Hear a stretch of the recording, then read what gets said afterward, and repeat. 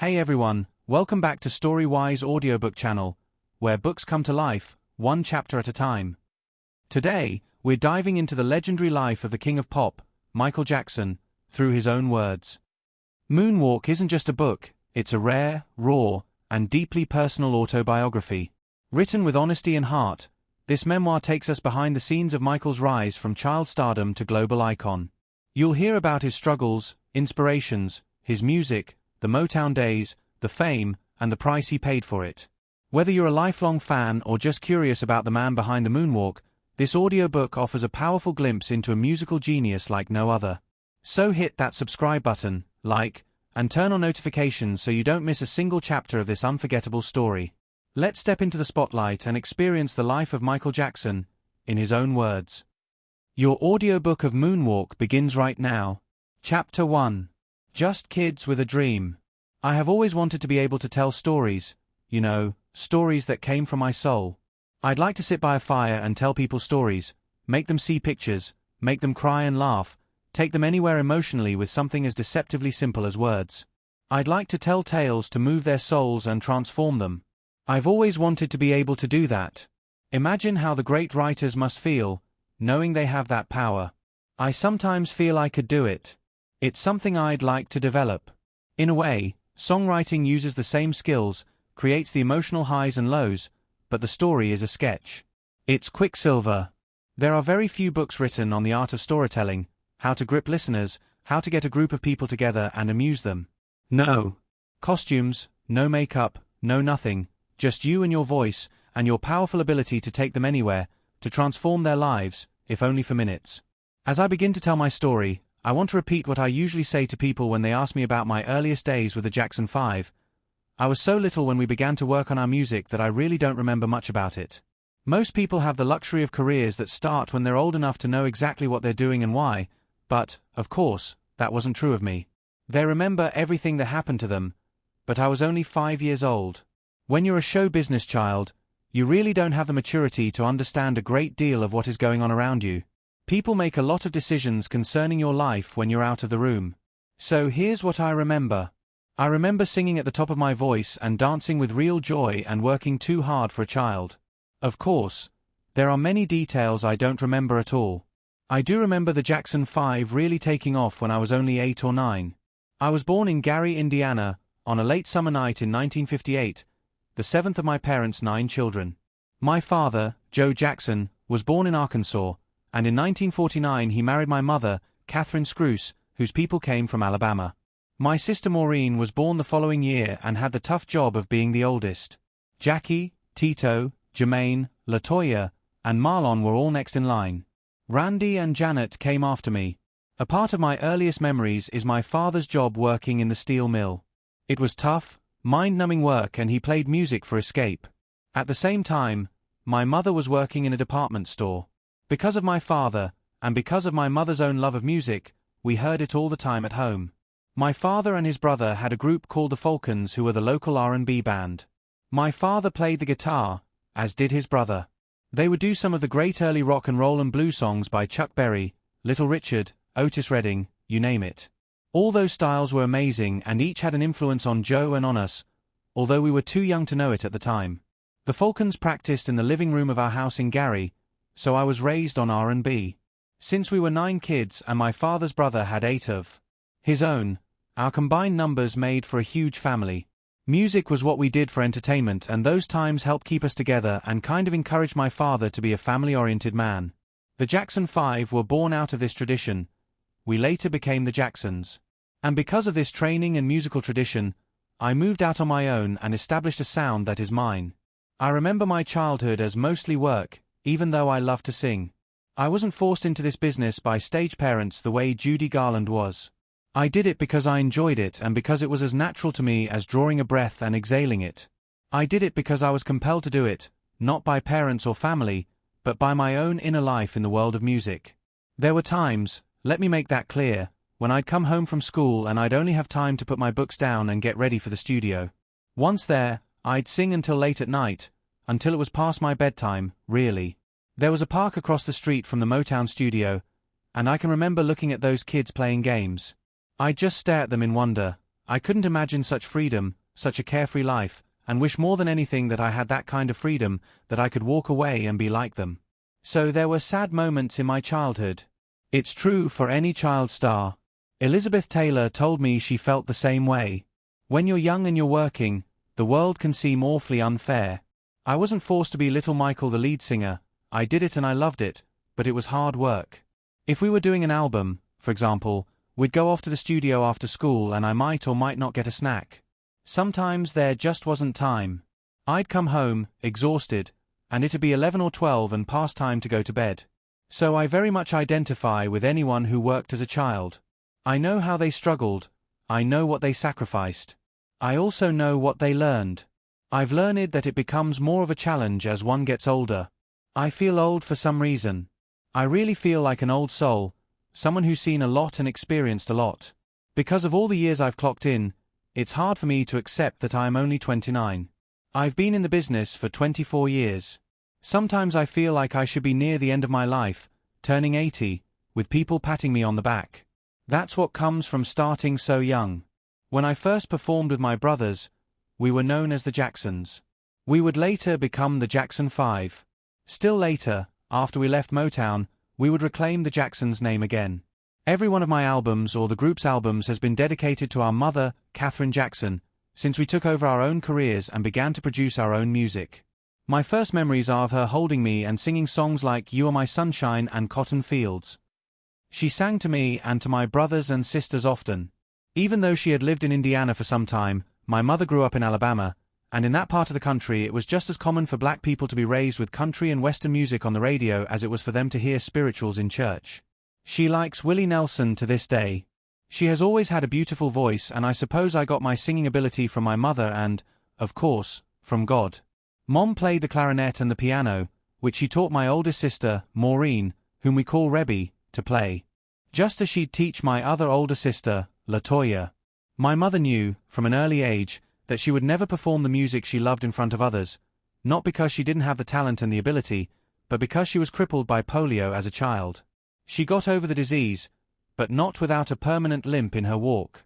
She had to miss a great deal of school as a child, but she told us that she was lucky to recover at a time when many died from the disease.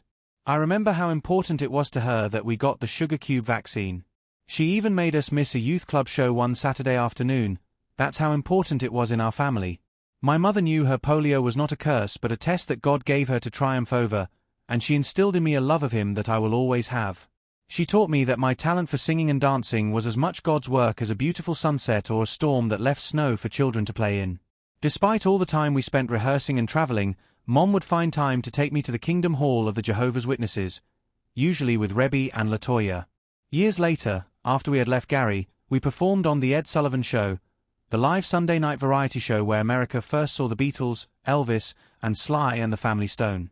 After the show, Mr. Sullivan complimented and thanked each of us, but I was thinking about what he had said to me before the show.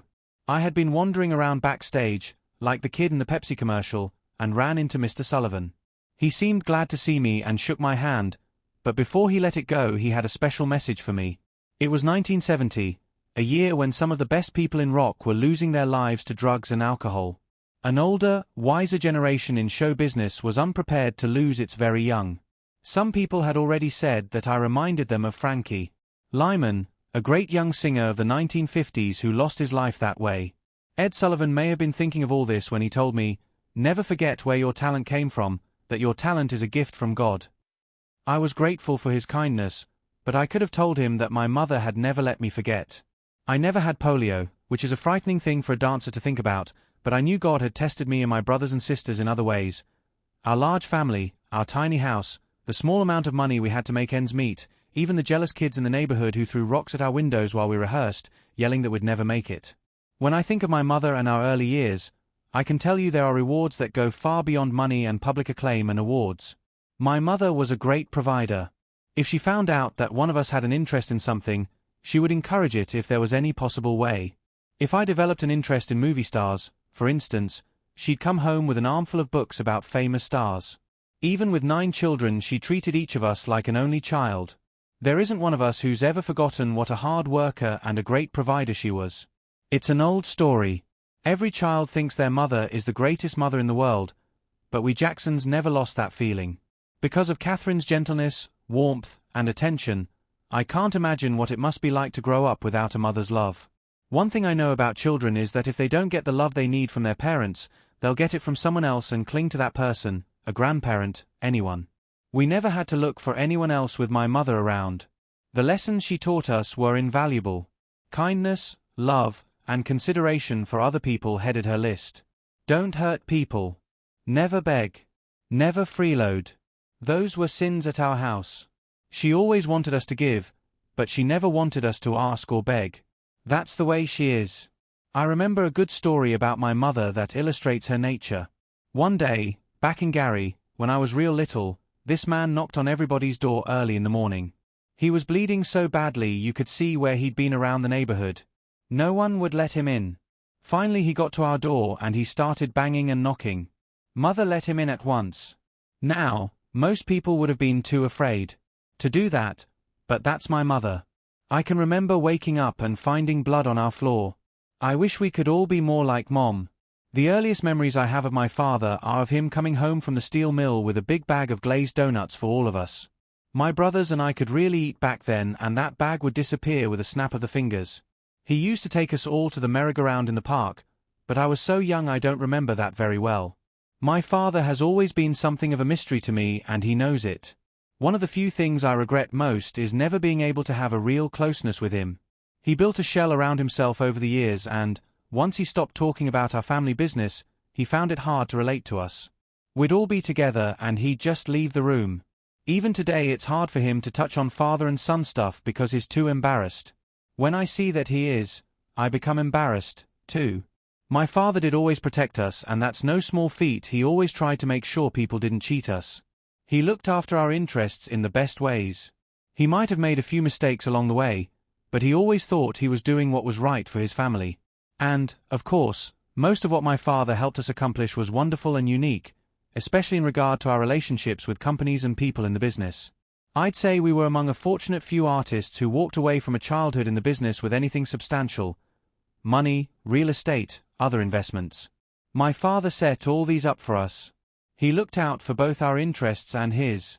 To this day, I'm so thankful he didn't try to take all our money for himself the way so many parents of child stars have.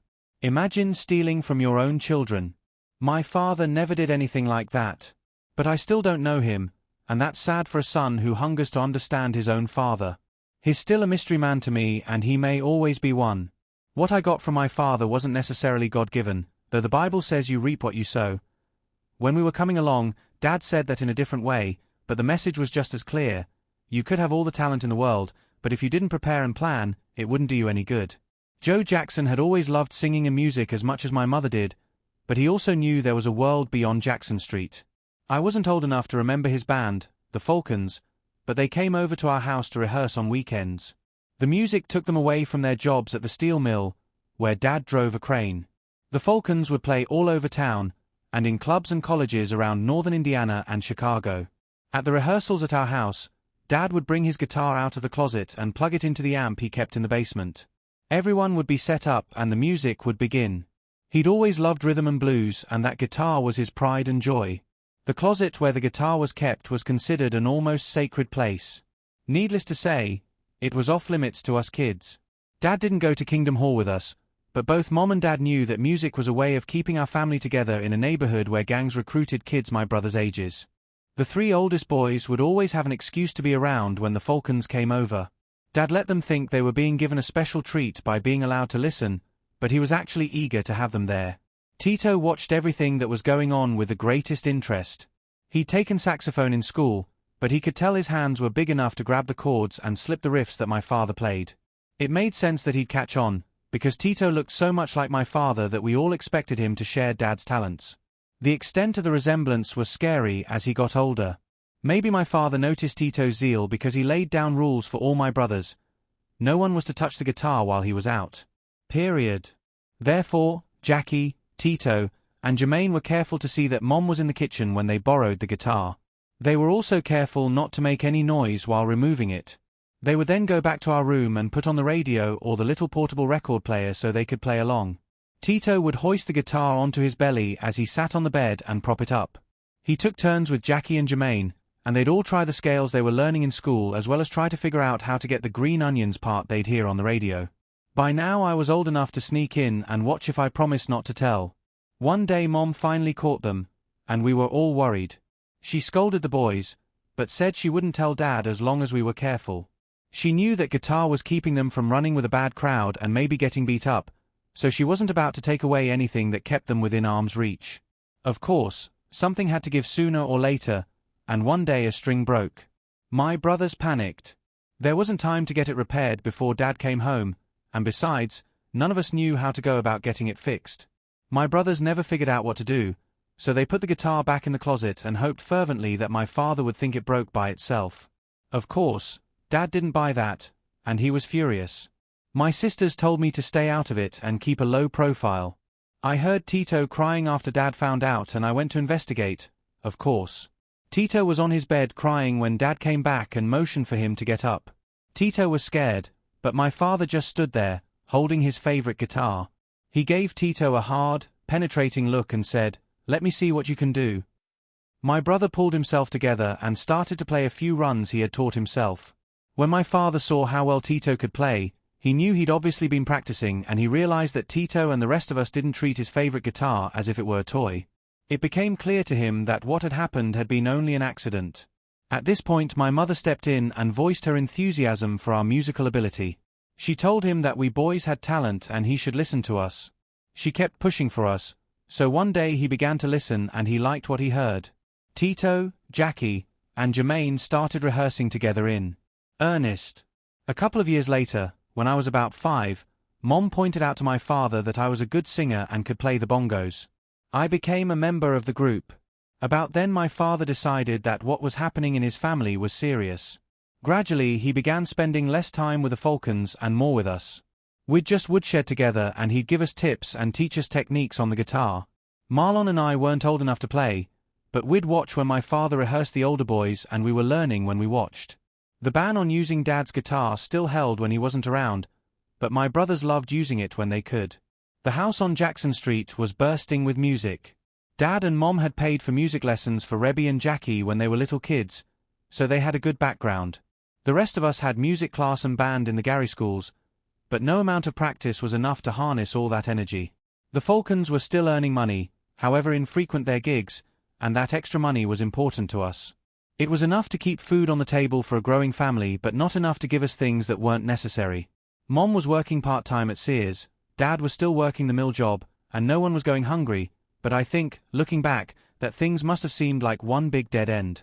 One day Dad was late coming home and Mom began to get worried. By the time he arrived, she was ready to give him a piece of her mind, something we boys didn't mind witnessing once in a while just to see if he could take it like he dished it out.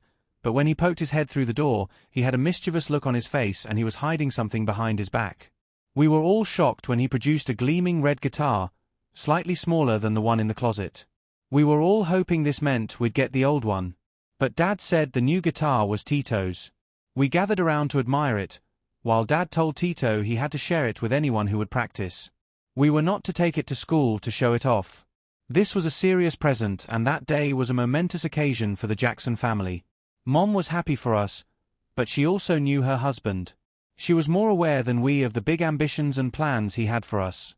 He'd begun talking to her at night after we kids were asleep. He had dreams and those dreams didn't stop with one guitar. Pretty soon we were dealing with equipment, not just gifts. Jermaine got a bass and an amp. There were shakers for Jackie. Our bedroom and living room began to look like a music store. Sometimes I'd hear Mom and Dad fight when the subject of money was brought up, because all those instruments and accessories meant having to go without a little something we needed each week. Dad was persuasive, though, and he didn't miss a trick. We even had microphones in the house. They seemed like a real luxury at the time, especially to a woman who was trying to stretch a very small budget, but I've come to realize that having those microphones in our house wasn't just an attempt to keep up with the Joneses or anyone else in amateur night competitions. They were there to help us prepare. I saw people at talent shows, who probably sounded great at home, clam up the moment they got in front of a microphone. Others started screaming their songs like they wanted to prove they didn't need the mics. They didn't have the advantage that we did, an advantage that only experience can give you.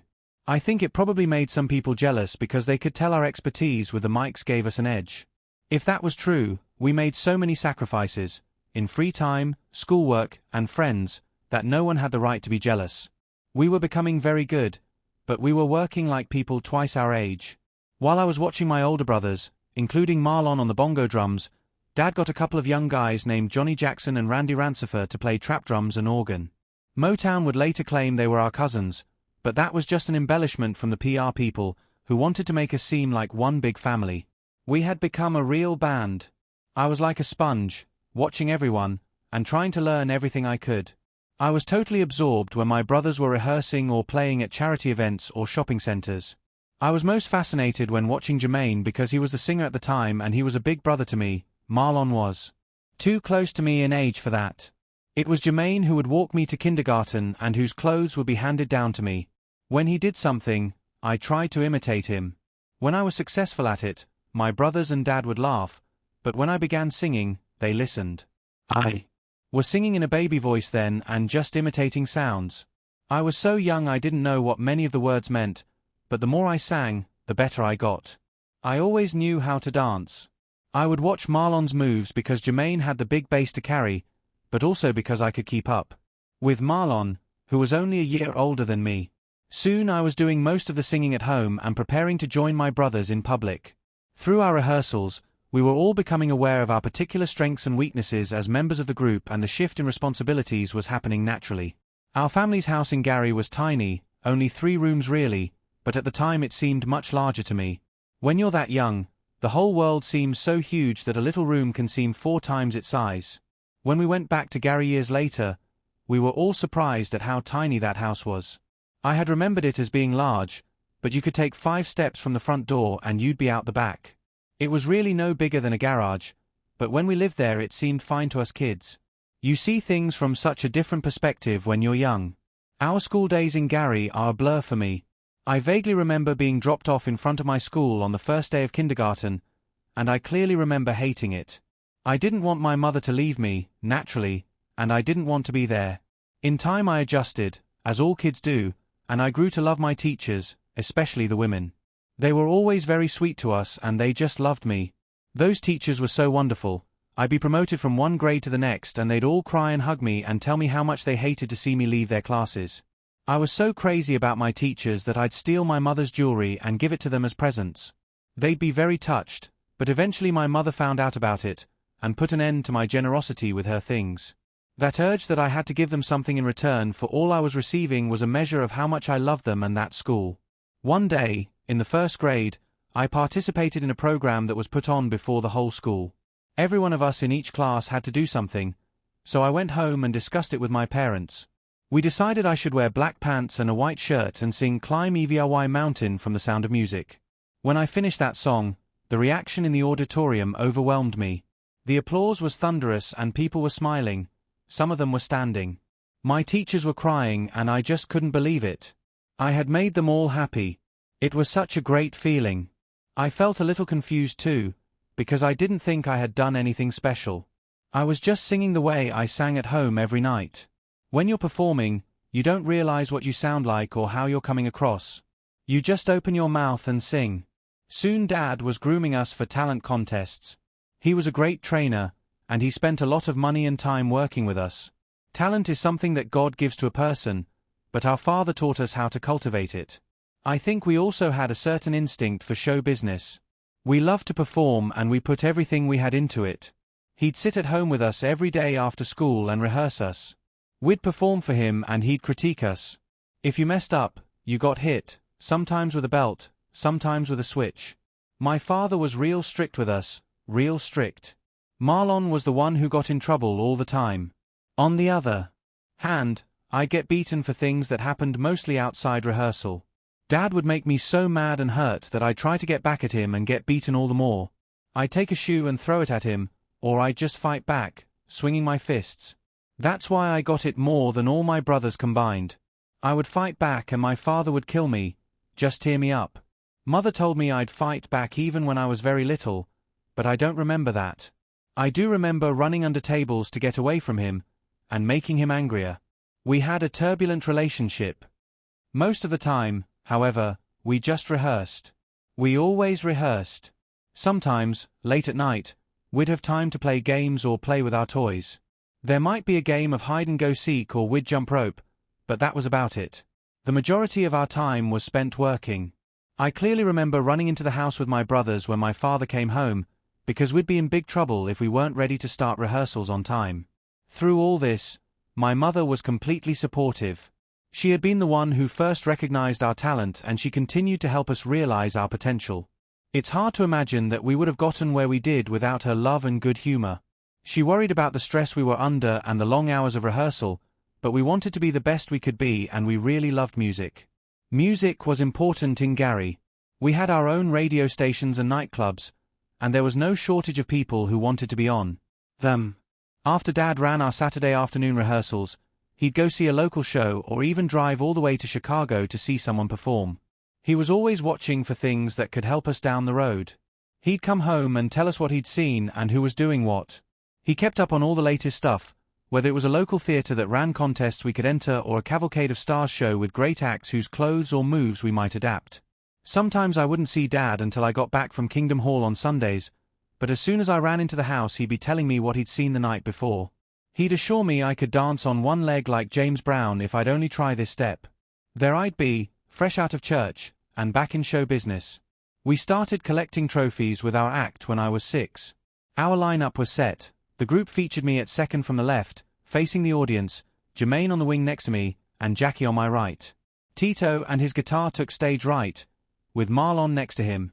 Jackie was getting tall and he towered over Marlon and me. We kept that set up for contest after contest and it worked well. While other groups would fight among themselves and quit, we were becoming more polished and experienced. The people in Gary who came regularly to see the talent shows got to know us, so we would try to top ourselves and surprise them. We didn't want them to begin to feel bored by our act. We knew change was always good, that it helped us grow, so we were never afraid of it. Winning an amateur night or talent show in a 10-minute, 2-song set took as much energy as a 90-minute concert. I'm convinced that because there's no room for mistakes, your concentration burns you up inside more on 1 or 2 songs than it does when you have the luxury of 12 or 15 in a set. These talent shows were our professional education. Sometimes we'd drive hundreds of miles to do 1 song or 2 and hope the crowd wouldn't be against us because we weren't local talent. We were competing against people of all ages and skills, from drill teams to comedians to other singers and dancers like us. We had to grab that audience and keep it. Nothing was left to chance. So clothes, shoes, hair, everything had to be the way Dad planned it. We really looked amazingly professional. After all this planning, if we performed the songs the way we rehearsed them, the awards would take care of themselves. This was true even when we were in the Wallace High part of town where the neighborhood had its own performers and cheering sections and we were challenging them right in their own backyards. Naturally, local performers always had their own very loyal fans, so whenever we went off our turf and onto someone else's, it was very hard. When the master of ceremonies held his hand over our heads for the applause meter, we wanted to make sure that the crowd knew we had given more than anyone else. As players, Jermaine, Tito, and the rest of us were under tremendous pressure. Our manager was the kind who reminded us that James Brown would fine his famous flames if they missed a cue or bent a note during a performance. As lead singer, I felt I, more than the others, couldn't afford an off night. I can remember being on stage at night after being sick in bed all day. It was hard to concentrate at those times, yet I knew all the things my brothers and I had to do so well that I could have performed the routines in my sleep. At times like that, I had to remind myself not to look in the crowd for someone I knew, or at the MC, both of which can distract a young performer. We did songs that people knew from the radio or songs my father knew were already classics. If you messed up, you heard about it because the fans knew those songs and they knew how they were supposed to sound. If you were going to change an arrangement, it needed to sound better than the original. We won the citywide talent show when I was 8 with our version of the Temptations song My Girl. The contest was held just a few blocks away at Roosevelt High. From Jermaine's opening bass notes and Tito's first guitar licks to all 5 of us singing the chorus, we had people on their feet for the whole song. Jermaine and I traded verses while Marlon and Jackie spun like tops. It was a wonderful feeling for all of us to pass that trophy, our biggest yet, back and forth between us. Eventually it was propped on the front seat like a baby and we drove home with Dad telling us, "When you do it like you did tonight, they can't not give it to you." We were now Gary City champions, and Chicago was our next target because it was the area that offered the steadiest work and the best word of mouth for miles and miles. We began to plan our strategy in earnest. My father's group played the Chicago sound of Muddy Waters and Howlin' Wolf, but he was open-minded enough to see that the more upbeat, slicker sounds that appealed to us kids had a lot to offer. We were lucky because some people his age weren't that hip. In fact, we knew musicians who thought the 60s sound was beneath people their age, but not Dad. He recognized great singing when he heard it, even telling us that he saw the great doo-wop group from Gary, the Spaniels, when they were stars not that much older than we. When Smokey Robinson of the Miracles sang a song like Tracks of My Tears or Oh, Baby Baby, he'd be listening as hard as we were. The 60s didn't leave Chicago behind musically. Great singers like the Impressions with Curtis Mayfield, Jerry Butler, Major Lance, and Tyrone Davis were playing all over the city at the same places we were. At this point my father was managing us full-time, with only a part-time shift at the mill. Mom had some doubts about the soundness of this decision, not because she didn't think we were good but because she didn't know anyone else who was spending the majority of his time trying to break his children into the music business. She was even less thrilled when Dad told her he had booked us as a regular act at Mr. Lucky's, a Gary night spot. We were being forced to spend our weekends in Chicago and other places trying to win an ever-increasing number of amateur shows, and these trips were expensive, so the job at Mr. Lucky's was a way to make it all possible. Mom was surprised at the response we were getting and she was very pleased with the awards and the attention, but she worried about us a lot. She worried about me because of my age. "This is quite a life for a 9-year-old, she would say, staring intently at my father. I don't know what my brothers and I expected, but the nightclub crowds weren't the same as the Roosevelt High crowds. We were playing between bad comedians, cocktail organists, and strippers. With my witness upbringing, Mom was concerned that I was hanging out with the wrong people and getting introduced to things I'd be better off learning much later in life. She didn't have to worry. Just one look at some of those strippers wasn't going to get me that interested in trouble. Certainly not at 9 years old. That was an awful way to live, though, and it made us all the more determined to move on up the circuit and as far away from that life as we could go. Being at Mr. Lucky's meant that for the first time in our lives we had a whole show to do, 5 sets a night, 6 nights a week, and if Dad could get us something out of town for the 7th night, he was going to do it. We were working hard, but the bar crowds weren't bad to us. They liked James Brown and Sam and Dave just as much as we did and, besides, we were something extra that came free with the drinking and the carrying on, so they were surprised and cheerful. We even had some fun with them on one number, the Joe Tex song Skinny Legs and All. We'd start the song and somewhere in the middle I'd go out into the audience, crawl under the tables, and pull up the ladies' skirts to look under. People would throw money as I scurried by, and when I began to dance, I'd scoop up all the dollars and coins that had hit the floor earlier and push them into the pockets of my jacket. I wasn't really nervous when we began playing in clubs because of all the experience I'd had with talent show audiences. I was always ready to go out and perform, you know, just do it, sing and dance and have some fun. We worked in more than one club that had strippers in those days. I used to stand in the wings of this one place in Chicago and watch a lady whose name was Mary Rose. I must have been 9 or 10. This girl would take off her clothes and her panties and throw them to the audience. The men would pick them up and sniff them and yell. My brothers and I would be watching all this, taking it in, and my father wouldn't mind. We were exposed to a lot doing that kind of circuit. In one place they had cut a little hole in the musician's dressing room wall that also happened to act as a wall in the ladies' bathroom. You could peek through this hole, and I saw stuff I've never forgotten.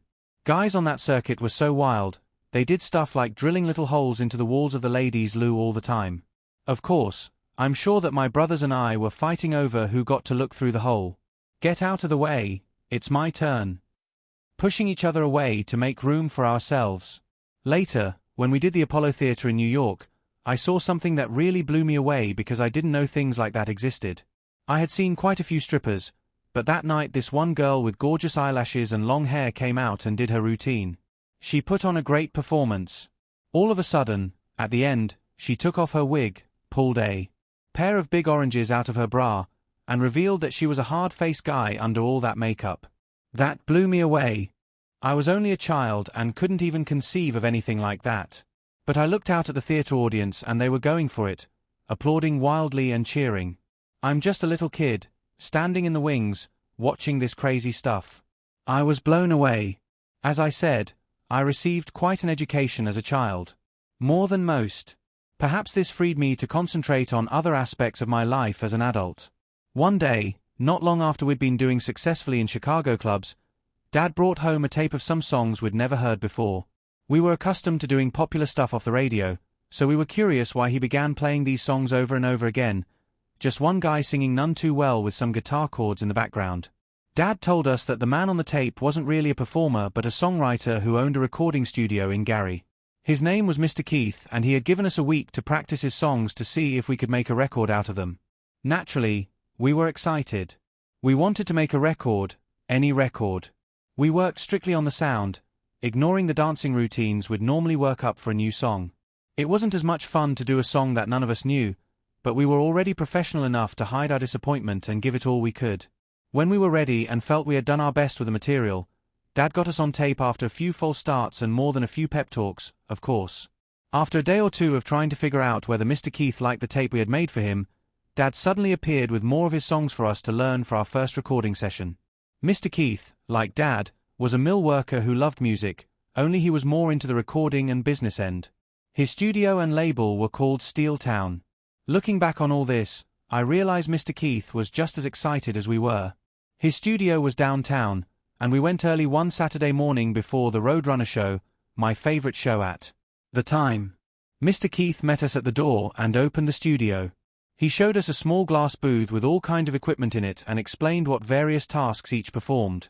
It didn't look like we'd have to lean over any more tape recorders, at least not in this studio. I put on some big metal headphones, which came halfway down my neck, and tried to make myself look ready for anything. As my brothers were figuring out where to plug in their instruments and stand, some backup singers and a horn section arrived. At first I assumed they were there to make a record after us. We were delighted and amazed when we found out they were there to record with us. We looked over at Dad, but he didn't change expression. He'd obviously known about it and approved. Even then people knew not to throw Dad surprises. We were told to listen to Mr. Keith, who would instruct us while we were in the booth. If we did as he said, the record would take care of itself. After a few hours, we finished Mr. Keith's first song. Some of the backup singers and horn players hadn't made records either and found it difficult, but they also didn't have a perfectionist for a manager, so they weren't used to doing things over and over the way we were. It was at times like these that we realized how hard Dad worked to make us consummate professionals. We came back the next few Saturdays, putting the songs we'd rehearsed during the week into the can and taking home a new tape of Mr. Keith's each time. One Saturday, Dad even brought his guitar in to perform with us. It was the one and only time he ever recorded with us. After the records were pressed, Mr. Keith gave us some copies so that we could sell them between sets and after shows. We knew that wasn't how the big groups did it, but everyone had to start someplace, and in those days, having a record with your group's name on it was quite something. We felt very fortunate. That first Steeltown single, Big Boy, had a mean bass line. It was a nice song about a kid who wanted to fall in love with some girl. Of course, in order to get the full picture, you have to imagine a skinny 9-year-old singing this song. The words said I didn't want to hear fairy tales anymore, but in truth I was far too young to grasp the real meanings of most of the words in these songs. I just sang what they gave me. When that record with its killer bass line began to get radio play in Gary, we became a big deal in our neighborhood. No one could believe we had our own record. We had a hard time believing it. After that first Steeltown record, we began to aim for all the big talent shows in Chicago. Usually the other acts would look me over carefully when they met me, because I was so little, particularly the ones who went on after us. One day Jackie was cracking up, like someone had told him the funniest joke in the world. This wasn't a good sign right before a show, and I could tell Dad was worried he was going to screw up on stage. Dad went over to say a word to him, but Jackie whispered something in his ear and soon Dad was holding his sides, laughing. I wanted to know the joke too. Dad said proudly that Jackie had overheard the headlining act talking among themselves. One guy said, "We'd better not let those Jackson 5 cut us tonight with that midget they've got." I was upset at first because my feelings were hurt. I thought they were being mean. I couldn't help it that I was the shortest, but soon all the other brothers were cracking up too. Dad explained that they weren't laughing at me. He told me that I should be proud. The group was talking trash because they thought I was a grown-up posing as a child like one of the Munchkins in The Wizard of Oz. Dad said that if I had those slick guys talking like the neighborhood kids who gave us grief back in Gary, then we had Chicago on the run. We still had some running of our own to do. After we played some pretty good clubs in Chicago, Dad signed us up for the Royal Theatre Amateur Night competition in town. He had gone to see B.B. King at the Regal the night he made his famous live album. When Dad gave Tito that sharp red guitar years earlier, we had teased him by thinking of girls he could name his guitar after, like B.B. King's Lucille. We won that show for 3 straight weeks, with a new song every week to keep the regular members of the audience guessing. Some of the other performers complained that it was greedy for us to keep coming back, but they were after the same thing we were. There was a policy that if you won the amateur night 3 straight times, you'd be invited back to do a paid show for thousands of people, not dozens like the audiences we were playing to in bars. We got that opportunity, and the show was headlined by Gladys Knight and the Pips, who were breaking in a new song no one knew called I Heard It Through the Grapevine. It was a heady night. After Chicago, we had one more big amateur show we really felt we needed to win, the Apollo Theater in New York City. A lot of Chicago people thought a win at the Apollo was just a good luck charm and nothing more, but Dad saw it as much more than that. He knew New York had a high caliber of talent just like Chicago, and he knew there were more record people and professional musicians in New York than Chicago. If we could make it in New York, we could make it anywhere. That's what a win at the Apollo meant to us. Chicago had sent a kind of scouting report on us to New York, and our reputation was such that the Apollo entered us in the Superdog finals, even though we hadn't been to any of the preliminary competitions. By this time, Gladys Knight had already talked to us about coming to Motown, as had Bobby Taylor, a member of the Vancouvers, with whom my father had become friendly. Dad had told them we'd be happy to audition for Motown, but that was in our future. We got to the Apollo at 125th Street early enough to get a guided tour. We walked through the theater and stared at all of the pictures of the stars who'd played there, white as well as black. The manager concluded by showing us to the dressing room, but by then I had found pictures of all my favorites. While my brothers and I were paying dues on the so-called Chitlin Circuit, opening for other acts, I carefully watched all the stars because I wanted to learn as much as I could. I'd stare at their feet, the way they held their arms, the way they gripped a microphone, trying to decipher what they were doing and why they were doing it. After studying James Brown from the Wings, I knew every step, every grunt, every spin and turn. I have to say he would give a performance that would exhaust you, just wear you out emotionally. His whole physical presence, the fire coming out of his pores, would be phenomenal. You'd feel every bead of sweat on his face and you'd know what he was going through. I've never seen anybody perform like him. Unbelievable, really. When I watched somebody I liked, I'd be there. James Brown, Jackie Wilson, Sam and Dave, the OJs, they all used to really work an audience. I might have learned more from watching Jackie Wilson than from anyone or anything else. All of this was a very important part of my education. We would stand off stage, behind the curtains, and watch everyone come off after performing, and they'd be all sweaty. I'd just stand aside in awe and watch them walk by. And they would all wear these beautiful patent leather shoes. My whole dream seemed to center on having a pair of patent leather shoes. I remember being so heartbroken because they didn't make them in little boys' sizes. I'd go from store to store looking for patent leather shoes and they'd say, "We don't make them that small." I was so sad because I wanted to have shoes that looked the way those stage shoes looked, polished and shining, turning red and orange when the lights hit them. Oh, how I wanted some patent leather shoes like the ones Jackie Wilson wore. Most of the time I'd be alone backstage. My brothers would be upstairs eating and talking and I'd be down in the wings, crouching real low, holding on to the dusty, smelly curtain and watching the show. I mean, I really did watch every step, every move, every twist, every turn, every grind, every emotion, every light move. That was my education and my recreation. I was always there when I had free time. My father, my brothers, other musicians, they all knew where to find me. They would tease me about it, but I was so absorbed in what I was seeing, or in remembering what I had just seen, that I didn't care. I remember all those theaters, the Regal, the Uptown, the Apollo, too many to name. The talent that came out of those places is of mythical proportions. The greatest education in the world is watching the masters at work. You couldn't teach a person what I've learned just standing and watching. Some musicians, Springsteen and U2, for example, may feel they got their education from the streets. I'm a performer at heart. I got mine from the stage. Jackie Wilson was on the wall at the Apollo. The photographer captured him with one leg up, twisted, but not out of position from catching the mic stand he just whipped back and forth.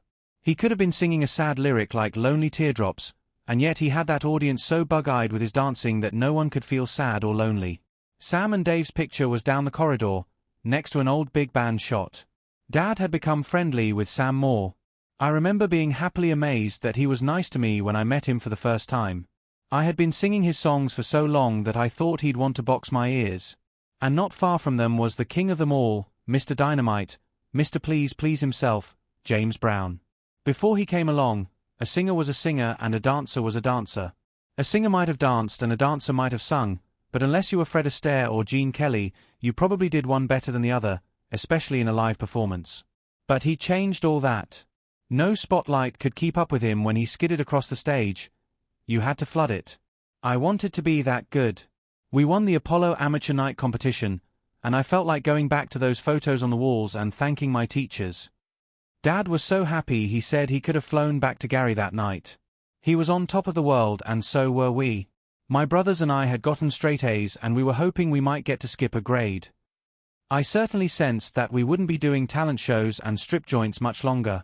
In the summer of 1968 we were introduced to the music of a family group that was going to change our sound and our lives. They didn't all have the same last name, they were black and white, men and women, and they were called Sly and the Family Stone. They had some amazing hits over the years, such as Dance to the Music, Stand, Hot Fun in the Summertime. My brothers would point at me when they heard the line about the midget standing tall and by now I'd laugh along. We heard these songs all over the dial, even on the rock stations. They were a tremendous influence on all of us Jacksons and we owe them a lot. After the Apollo, we kept playing with one eye on the map and one ear to the phone. Mom and Dad had a rule about no more than 5 minutes a call, but when we came back from the Apollo, even 5 minutes was too long. We had to keep the lines clear in case anyone from a record company wanted to get in touch with us. We lived in fear of having them get a busy signal. We wanted to hear from one record company in particular, and if they called, we wanted to answer. While we waited, we found out that someone who had seen us at the Apollo had recommended us to the David Frost Show in New York City. We were going to be on TV. That was the biggest thrill we'd ever had. I told everyone at school, and told the ones who didn't believe me twice. We were going to drive out there in a few days. I was counting the hours. I had imagined the whole trip, trying to figure out what the studio would be like and how it would be to look into a television camera. I came home with the traveling homework my teacher had made up in advance. We had one more dress rehearsal and then would make a final song selection. I wondered which songs we'd be doing. That afternoon, Dad said the trip to New York was cancelled. We all stopped in our tracks and just stared at him. We were shocked. I was ready to cry. We had been about to get our big break. How could they do this to us? What was going on? Why had Mr. Frost changed his mind? I was reeling and I think everyone else was, too. I cancelled it, my father announced calmly. Again we all stared at him, unable to speak. Motown called. A chill ran down my spine. I remember the days leading up to that trip with near-perfect clarity. I can see myself waiting outside Randy's first-grade classroom. It was Marlon's turn to walk him home, but we switched for today. Randy's teacher wished me luck in Detroit, because Randy had told her we were going to Motown to audition. He was so excited that I had to remind myself that he didn't really know what Detroit was. All the family had been talking about was Motown. And Randy didn't even know what a city was. The teacher told me he was looking for Motown on the globe in the classroom. She said that in her opinion we should do You Don't Know Like I Know the way she saw us do it at the Regal in Chicago when a bunch of teachers drove over to see us. I helped Randy put his coat on and politely agreed to keep it in mind, knowing that we couldn't do a Sam and Dave song at a Motown audition because they were on Stax, a rival label. Dad told us the companies were serious about that kind of stuff, so he wanted us to know there'd be no messing around when we got there. He looked at me and said he'd like to see his 10-year-old singer make it to 11. We left the Garrett Elementary School building for the short walk home, but we had to hurry. I remember getting anxious as a car swept by, then another. Randy took my hand, and we waved to the crossing guard. I knew LaToya would have to go out of her way tomorrow to take Randy to school because Marlon and I would be staying over in Detroit with the others. The last time we played at the Fox Theatre in Detroit, we left right after the show and got back to Gary at 5 o'clock in the morning. I slept in the car most of the way, so going to school that morning wasn't as bad as it might have been. But by the afternoon 3 o'clock rehearsal I was dragging around like someone with lead weights for feet. We could have left that night right after our set, since we were third on the bill, but that would have meant missing the headliner, Jackie Wilson. I'd seen him on other stages, but at the Fox he and his band were on a rising stage that moved up as he started his show. Tired as I was after school the next day, I remember trying some of those moves in rehearsal after practicing in front of a long mirror in the bathroom at school while the other kids looked on. My father was pleased, and we incorporated those steps into one of my routines. Just before Randy and I turned the corner onto Jackson Street, there was a big puddle.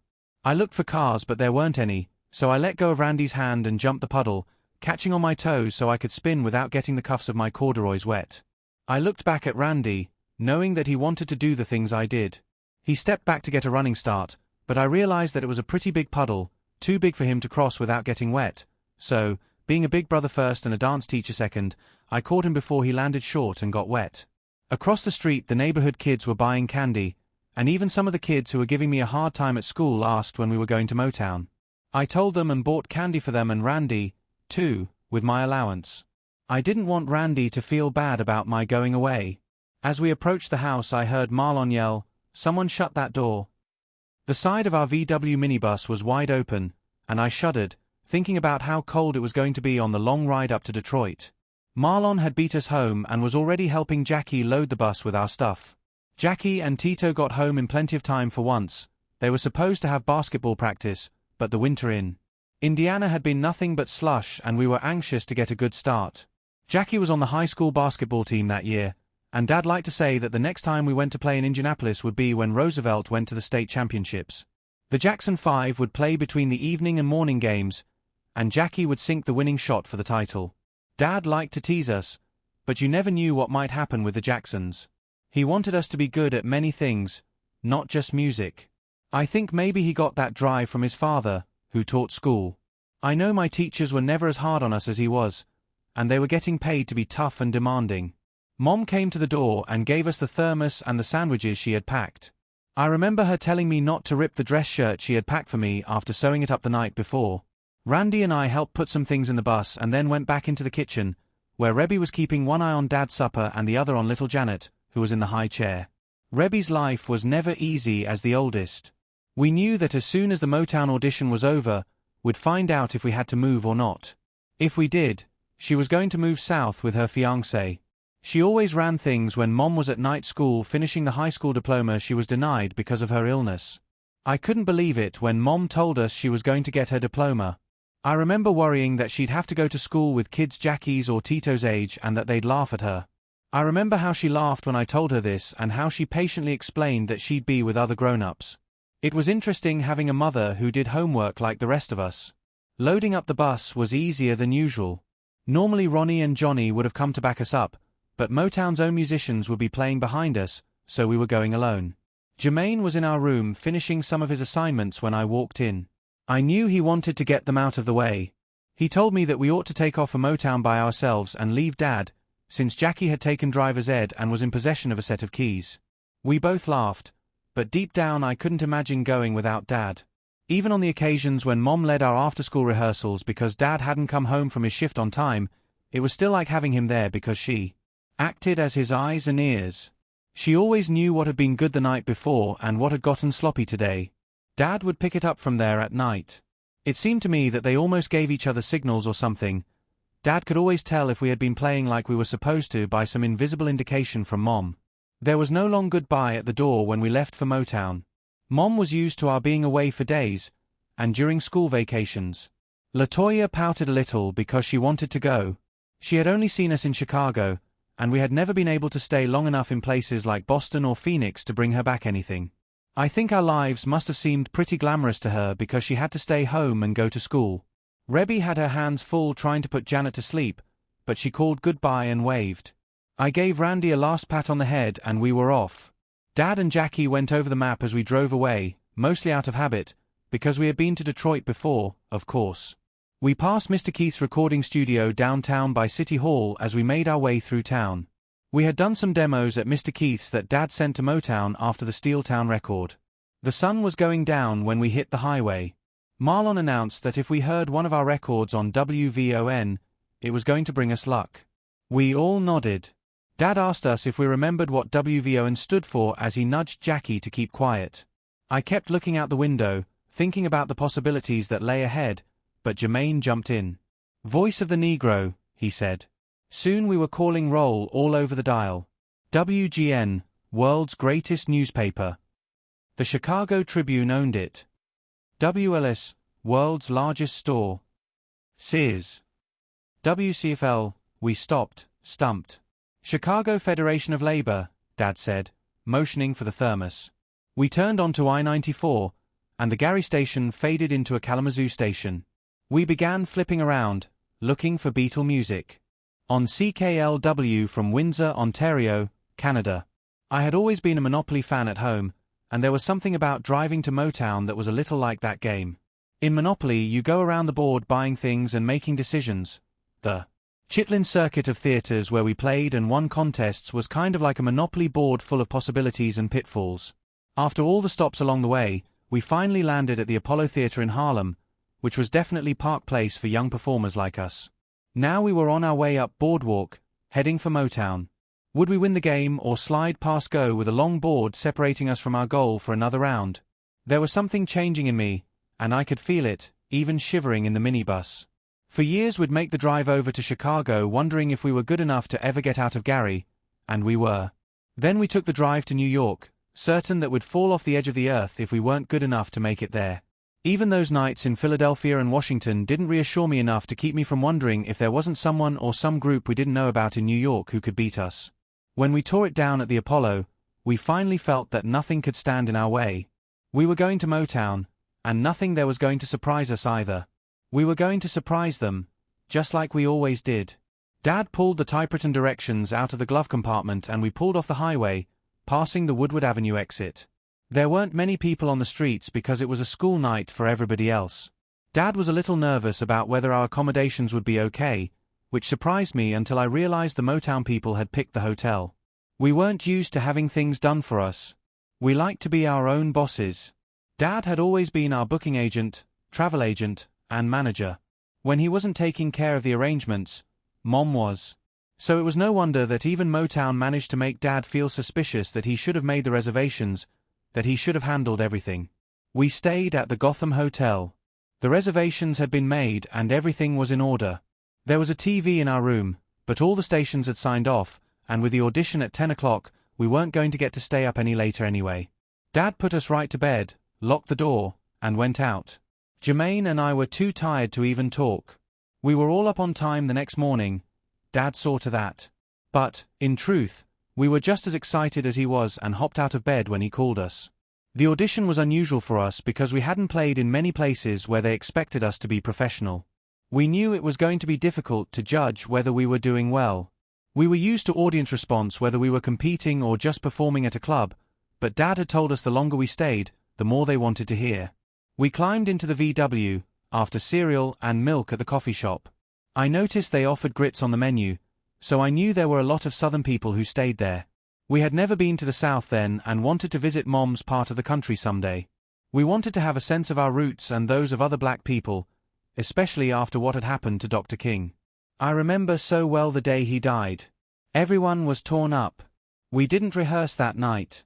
I went to Kingdom Hall with Mom and some of the others. People were crying like they had lost a member of their own family.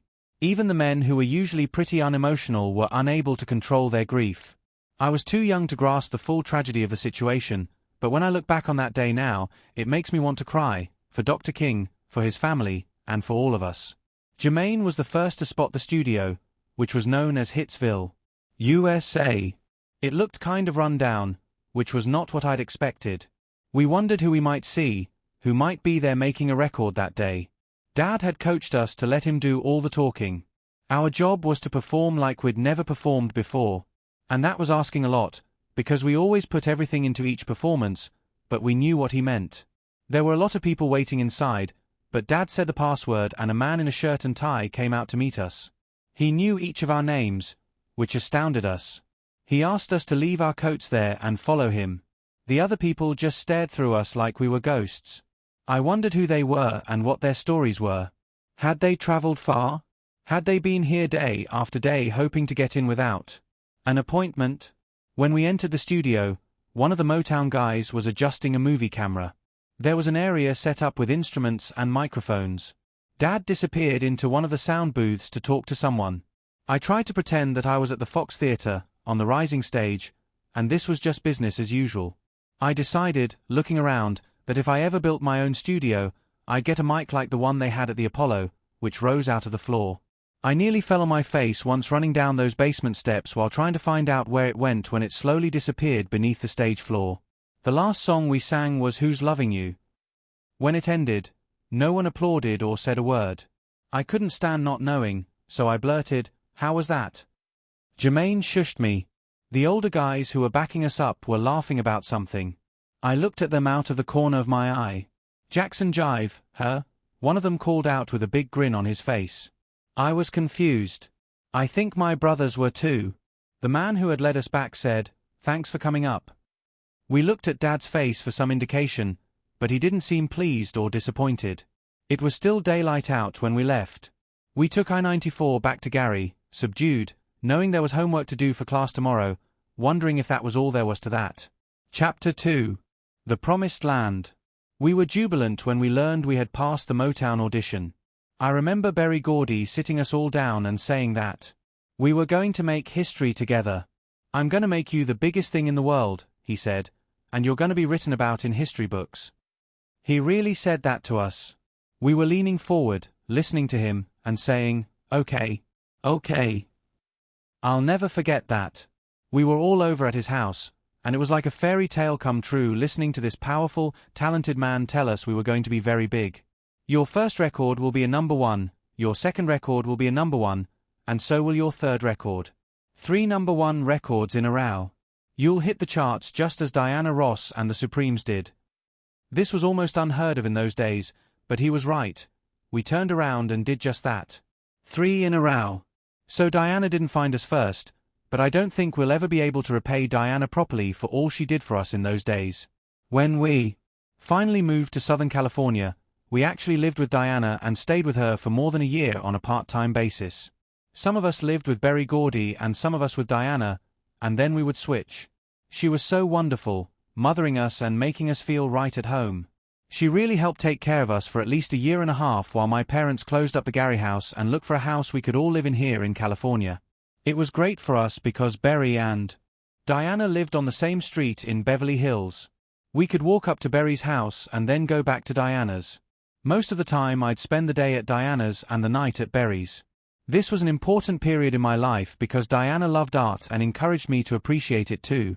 She took the time to educate me about it. We'd go out almost every day, just the two of us, and buy pencils and paint. When we weren't drawing or painting, we'd go to museums. She introduced me to the works of the great artists like Michelangelo and Degas, and that was the start of my lifelong interest in art. She really taught me a great deal. It was so new to me and so exciting. It was really different from what I was used to doing, which was living and breathing music, rehearsing day in and day out. You wouldn't think a big star like Diana would take the time to teach a kid to paint, to give him an education in art, but she did and I loved her for it. I still do. I'm crazy about her. She was my mother, my lover, and my sister all combined in one amazing person. Those were truly wild days for me and my brothers. When we flew to California from Chicago, it was like being in another country, another world. To come from our part of Indiana, which is so urban and often bleak, and to land in Southern California was like having the world transformed into a wonderful dream. I was uncontrollable back then. I was all over the place, Disneyland, Sunset Strip, the beach. My brothers loved it too, and we got into everything, like kids who had just visited a candy store for the first time. We were awestruck by California. Trees had oranges and leaves on them in the middle of winter. There were palm trees and beautiful sunsets, and the weather was so warm.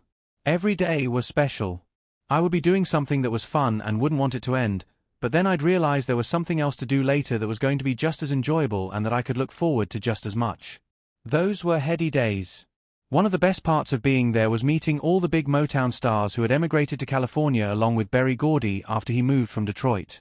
I remember when I first shook Smokey Robinson's hand. It was like shaking hands with a king. My eyes lit up with stars, and I remember telling my mother that his hand felt as if it was layered with soft pillows. You don't think about the little impressions people walk away with when you're a star yourself, but the fans do. At least, I know I did. I mean, I walked around saying, "His hand is so soft." When I think about it now, it sounds silly, but it made a big impression on me. I had shaken Smokey Robinson's hand. There are so many artists and musicians and writers I admire. When I was young, the people I watched were the real showmen: James Brown, Sammy Davis, Jr., Fred Astaire, Gene Kelly. A great showman touches everybody. That's the real test of greatness, and these men have it. Like Michelangelo's work, it touches you. I don't care who you are, I'm always excited when I get a chance to meet someone whose work has affected me in some way. Maybe I've read a book that has touched me deeply or made me think about things that I haven't focused on before. A certain song or style of singing can excite me or move me and become a favorite that I'll never tire of hearing. A picture or a painting can reveal a universe. In the same vein, an actor's performance or a collective performance can transform me. In those days, Motown had never recorded a kids group. In fact, the only child singer they had ever produced was Stevie Wonder. So Motown was determined that if they were going to promote kids, they'd promote the kind of kids who were good at more than just singing and dancing. They wanted people to like us because of who we were, not just because of our records. They wanted us to set an example by sticking to our schoolwork and being friendly to our fans, reporters, and everyone who came into contact with us. This wasn't hard for us because our mother had raised us to be polite and considerate. It was second nature. Our only problem with schoolwork was that once we became well known, we couldn't go to school because people would come into our classrooms through the windows, looking for an autograph or a picture. I was trying to keep up with my classes and not be the cause of disruptions, but it finally became impossible and we were given tutors to teach us at home. During this period, a lady named Suzanne DePass was having a great effect on our lives. She worked for Motown, and it was she who trained us religiously once we moved to LA. She also became a manager for the Jackson 5. We lived with her occasionally, ate with her, and even played with her. We were a rowdy, high-spirited bunch, and she was young herself and full of fun. She really contributed a lot toward the shaping of the Jackson 5, and I'll never be able to thank her enough for all she did. I remember Suzanne showing us these charcoal sketches of the five of us. In each sketch we had a different hairstyle. In another set of color drawings we were all pictured in different clothes that could be switched around like color forms. After we all decided on the hairstyles, they took us to a barber so he could make us match up with our pictures. Then, after she showed us the clothes, we went down to a wardrobe department where they gave us outfits to try on. They'd see us in one set of clothes, decide the clothes weren't right, and we'd all go back to the color forms to try on some more. We had classes in manners and grammar. They gave us a list of questions, and they said they were the kinds of questions that we could expect people to ask us. We were always being asked about our interests and our hometown and how we liked singing together. Fans and reporters alike wanted to know how old we each were when we started performing. It was hard to have your life turn into public property, even if you appreciated that people were interested in you because of your music. The Motown people tested us on the answers to questions we hadn't heard from anyone yet. They tested us on grammar and table manners. When we were ready, they brought us in for the last alterations on our sleeves and the trimming of our new afros. After all that, there was a new song to learn called I Want You Back. The song had a story behind it that we found out about little by little. It was written by someone from Chicago named Freddie Perren. He had been Jerry Butler's pianist when we opened for Jerry in a Chicago nightclub. He had felt sorry for these little kids the club owner had hired, figuring the club couldn't afford to get anyone else. His opinion changed dramatically when he saw us perform. As it turned out, I Want You Back was originally called I Want to Be Free and was written for Gladys Knight. Freddie had even thought that Berry might go over Gladys's head and give the song to the Supremes. Instead, he mentioned to Jerry that he'd just signed this group of kids from Gary, Indiana. Freddie put two and two together, realized it was us, and decided to trust fate. When we were learning the Steeltown songs back in Gary, Tito and Jermaine had to pay special attention because they were responsible for playing on those records. When they heard the demo for I Want You Back, they listened to the guitar and bass parts, but Dad explained that Motown didn't expect them to play on our records. The rhythm track would be taken care of before we put our vocals down. But he reminded them that this would put more pressure on them to keep up their practice independently, because we'd have to duplicate those songs in front of our fans. In the meantime, all of us had lyrics and cues to learn. The guys looking after us in the singing department were Freddie Perren and Bobby Taylor and Deke Richards, who, along with Hal Davis and another Motown guy named Phonce Mizell, were part of the team that wrote and produced our first singles. Together these guys were called the Corporation. We went over to Richards's apartment to rehearse, and he was impressed that we had prepared so well. He didn't have to do much tinkering with the vocal arrangement he'd worked out, and he thought that while we were still hot, we should go right to the studio and cut our parts. The following afternoon we went to the studio. We were all so happy with what we got that we took our rough mix over to Berry Gordy. It was still mid-afternoon when we arrived at his studio. We figured that once Berry heard it, we'd be home in time for supper.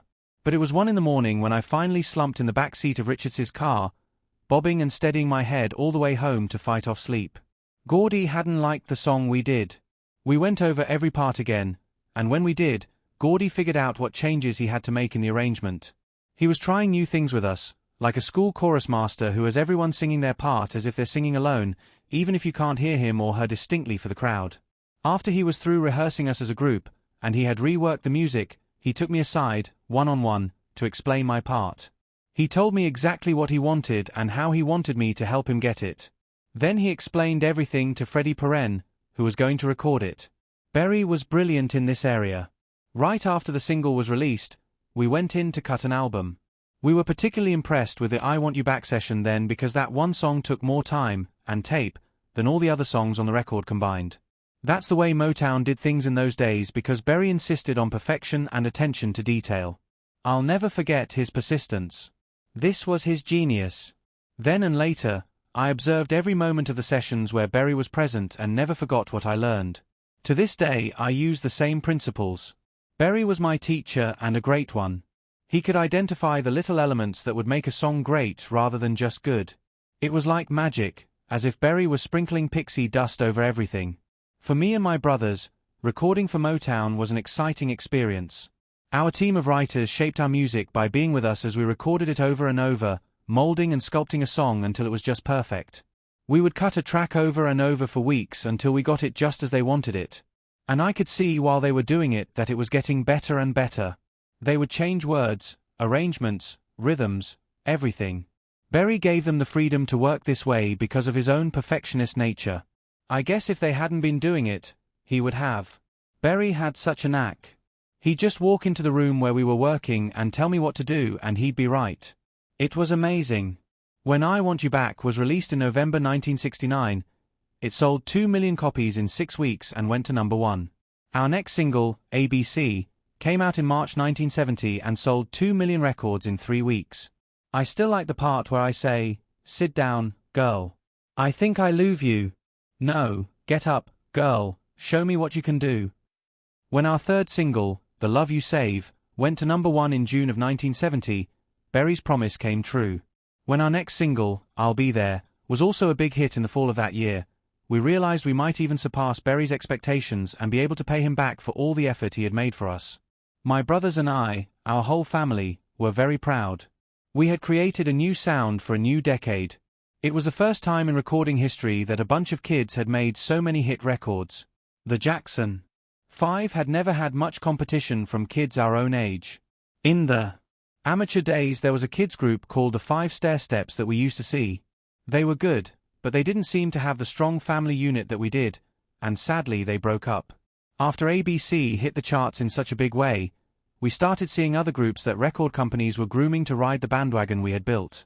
I enjoyed all these groups, the Partridge Family, the Osmonds, the DeFranco Family. The Osmonds were already around, but they were doing a much different style of music, like barbershop harmony and crooning. As soon as we hit, they and the other groups got into soul real fast. We didn't mind. Competition, as we knew, was healthy. Our own relatives thought one bad apple was us. I remember being so little that they had a special apple crate for me to stand on with my name on it so I could reach the microphone. Microphones didn't go down far enough for kids my age. So many of my childhood years went by that way, with me standing on that apple box singing my heart out while other kids were outside playing. As I said before, in those early days the corporation at Motown produced and shaped all our music. I remember lots of times when I felt the song should be sung one way and the producers felt it should be sung another way.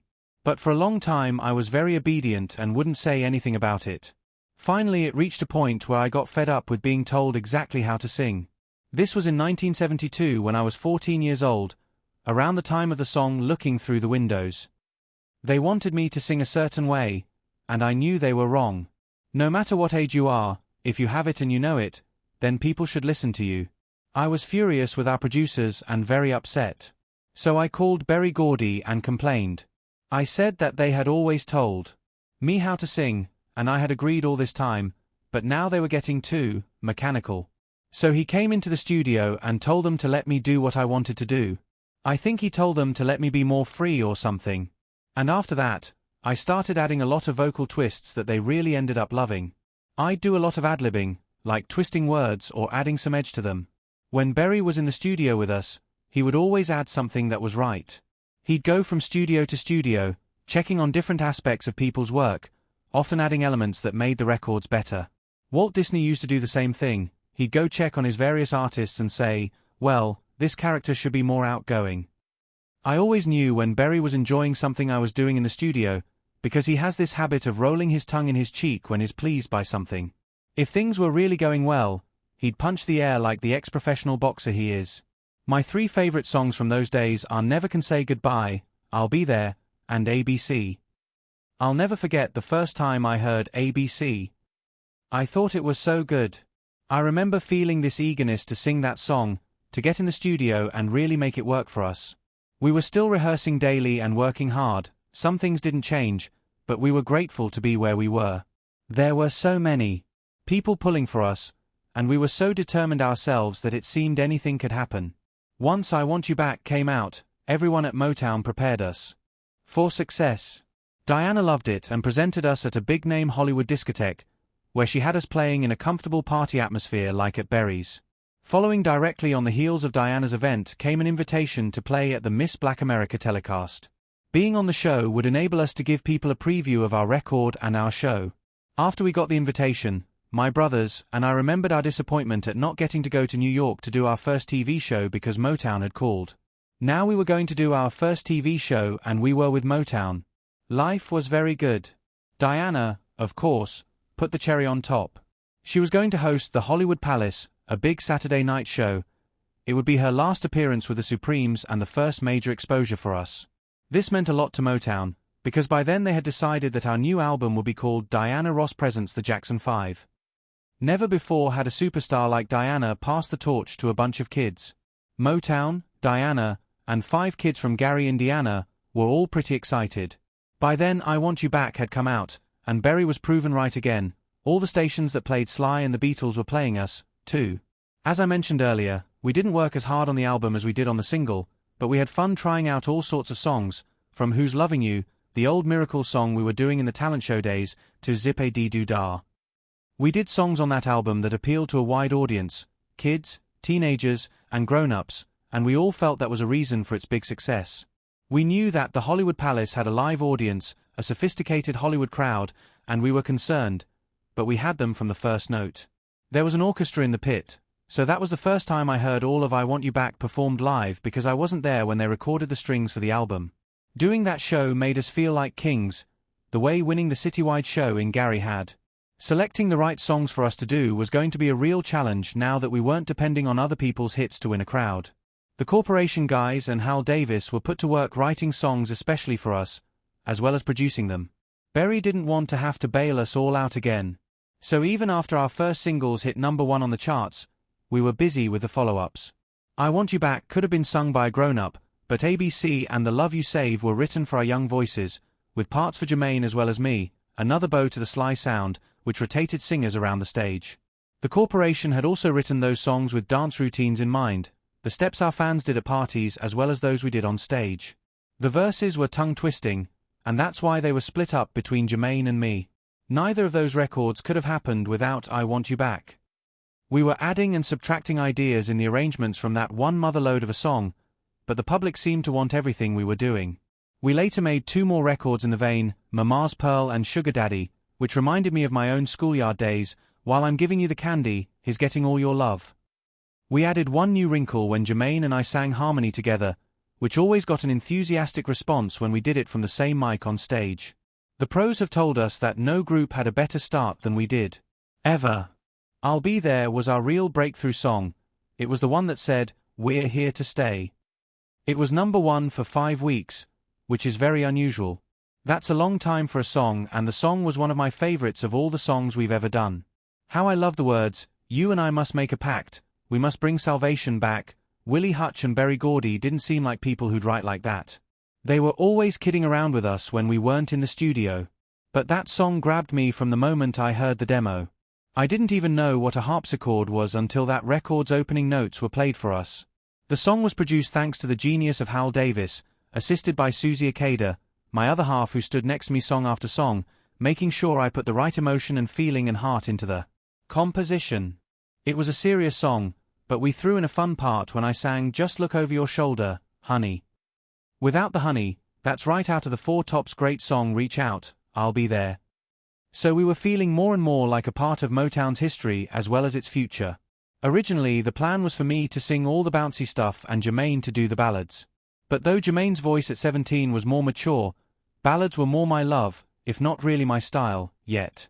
That was our fourth straight #1 as a group, and a lot of people liked Jermaine's song "I Found That Girl," the B-side of "The Love You Save," just as much as the hits. We worked those songs into one big medley, with plenty of room for dancing, and we went back to that medley when we performed on all kinds of TV shows. For instance, we played on The Ed Sullivan Show 3 different times. Motown always told us what to say in interviews back then, but Mr. Sullivan was one of the people who drew us out and made us feel comfortable. Looking back, I wouldn't say Motown was putting us in any kind of straitjacket or turning us into robots, even though I wouldn't have done it that way myself, and if I had children, I wouldn't tell them what to say. The Motown people were doing something with us that hadn't been done before, and who was to say what was the right way to handle that sort of stuff? Reporters would ask us all kinds of questions, and the Motown people would be standing by to help us out or monitor the questions if need be. We wouldn't have dreamed of trying anything that would embarrass them. I guess they were worried about the possibility of our sounding militant the way people were often doing in those days. Maybe they were worried after they gave us those afros that they had created little Frankensteins. Once a reporter asked a Black Power question and the Motown person told him we didn't think about that stuff because we were a commercial product. It sounded weird, but we winked and gave the power salute when we left, which seemed to thrill the guy. We even had a reunion with Don Cornelius on his Soul Train show. He had been a local disc jockey during our Chicago days, so we all knew one another from that time. We enjoyed watching his show and picked up ideas from those dancers who were from our part of the country. The crazy days of the big Jackson 5 tours began right after the successes we had with our records. It started with a big arena tour in the fall of 1970. We played huge halls like Madison Square Garden and the Los Angeles Forum. When Never Can Say Goodbye was a big hit in 1971, we played 45 cities that summer, followed by 50 more cities later that year. I recall most of that time as a period of extreme closeness with my brothers. We have always been a very loyal and affectionate group. We clowned around, goofed off a lot together, and played outrageous pranks on each other and the people who worked with us. We never got too rowdy, no TVs sailed out of our hotel windows, but a lot of water was spilled on various heads. We were mostly trying to conquer the boredom we felt from being so long on the road. When you're bored on tour, you tend to do anything to cheer yourself up. Here we were, cramped up in these hotel rooms, unable to go anywhere because of the mobs of screaming girls outside, and we wanted to have some fun. I wish we could have captured some of the stuff we did on film, especially some of the wild pranks. We'd all wait until our security manager, Bill Bray, was asleep. Then we'd stage insane fast walk races in the hallways, pillow fights, tag team wrestling matches, shaving cream wars, you name it. We were nuts. We'd drop balloons and paper bags full of water off hotel balconies and watch them explode. Then we'd die laughing.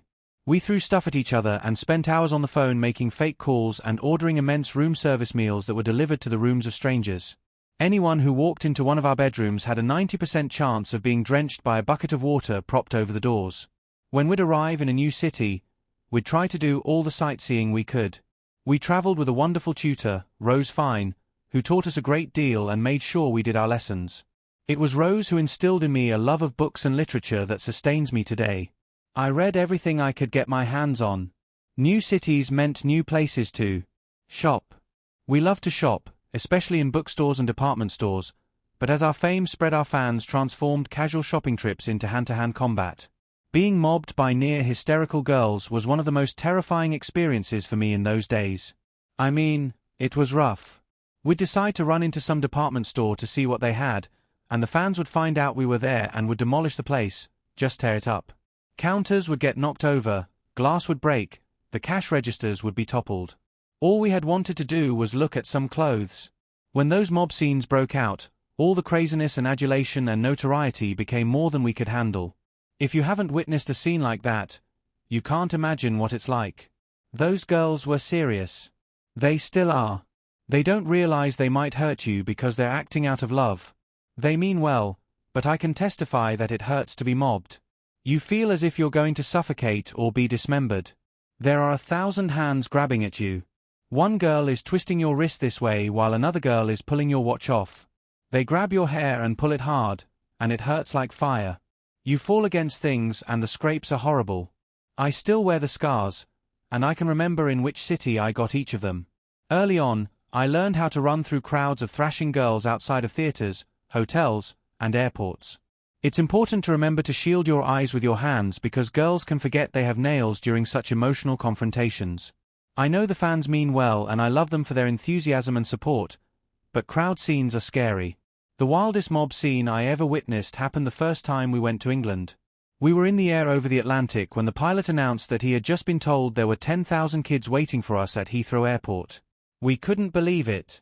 We were excited, but if we could have turned around and flown home, we might have. We knew this was going to be something, but since there wasn't enough fuel to go back, we flew on. When we landed, we could see that the fans had literally taken over the whole airport. It was wild to be mobbed like that. My brothers and I felt fortunate to make it out of the airport alive that day.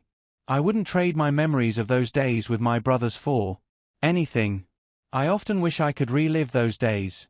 We were like the 7 dwarfs, each of us was different, each had his own personality. Jackie was the athlete and the worrier. Tito was the strong, compassionate father figure. He was totally into cars and loved putting them together and tearing them apart. Jermaine was the one I was closest to when we were growing up. He was funny and easygoing, and was constantly fooling around.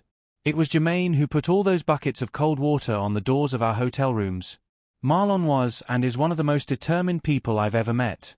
He, too, was a real joker and prankster. He used to be the one who'd always get in trouble in the early days because he'd be out of step or miss a note, but that was far from true later. The diversity of my brothers' personalities and the closeness we felt were what kept me going during those grueling days of constant touring. Everybody helped everybody.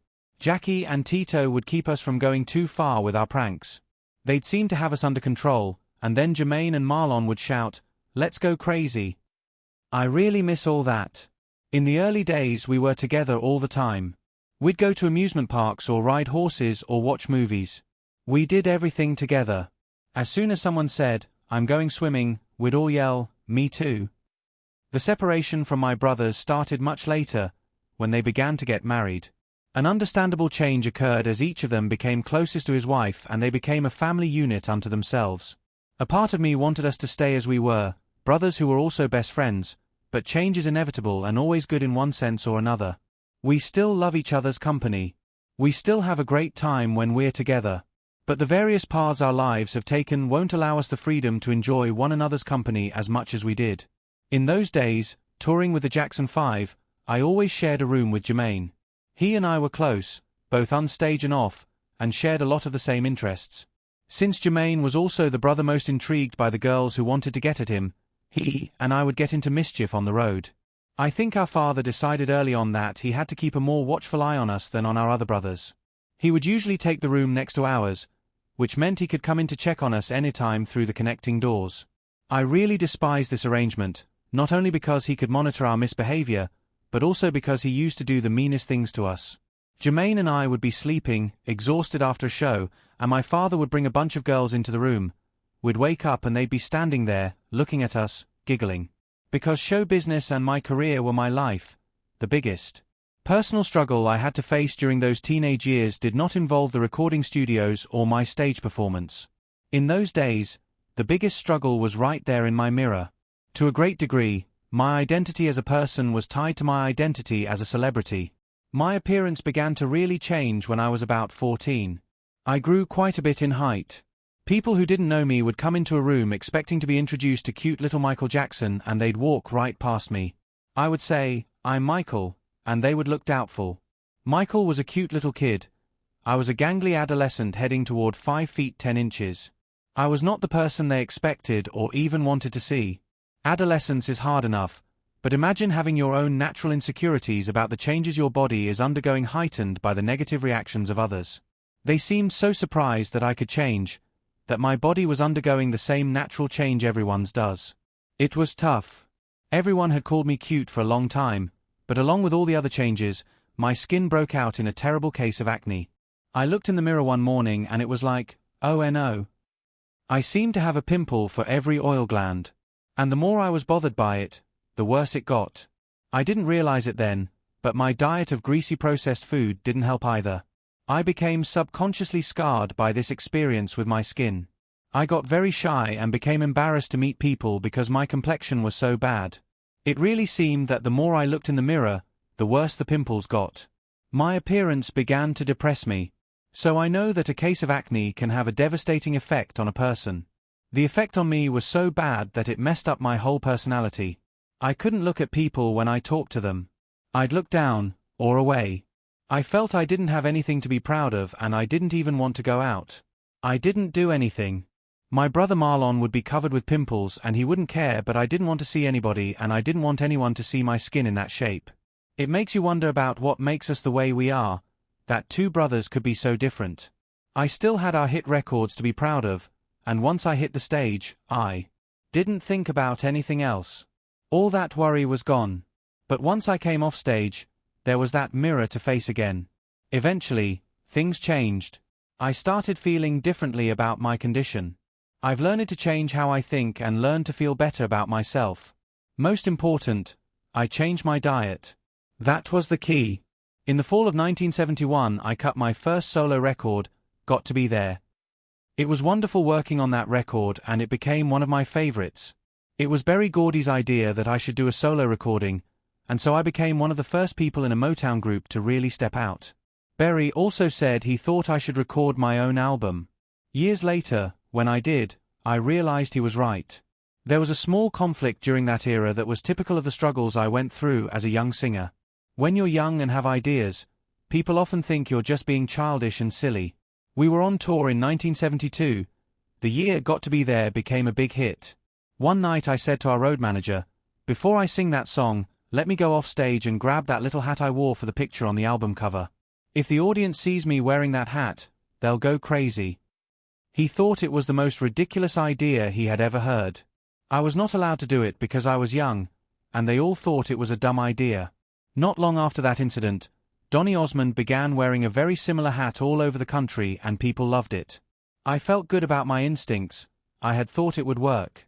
I had seen Marvin Gaye wear a hat when he sang Let's Get It On, and people went bananas. They knew what was coming when Marvin put that hat on. It added excitement and communicated something to the audience that allowed them to become more involved with the show.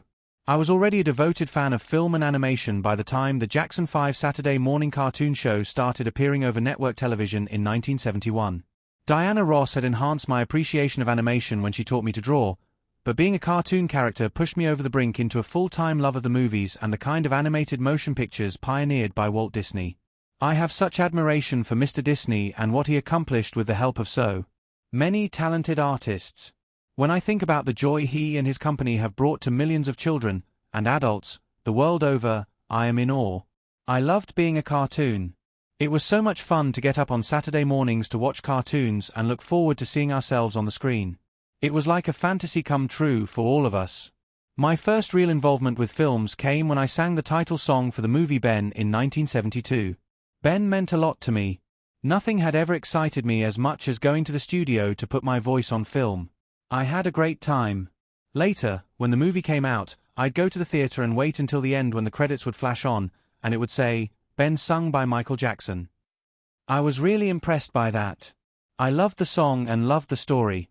Actually, the story was a lot like E.T. It was about a boy who befriended a rat. People didn't understand the boy's love for this little creature. He was dying of some disease and his only true friend was Ben, the leader of the rats in the city where they lived. A lot of people thought the movie was a bit odd, but I was not one of them. The song went to #1 and is still a favorite of mine. I have always loved animals and I enjoy reading about them and seeing movies in which they're featured. Chapter 3. Dancing Machine. The media write weird stuff about me all the time. The distortion of the truth bothers me.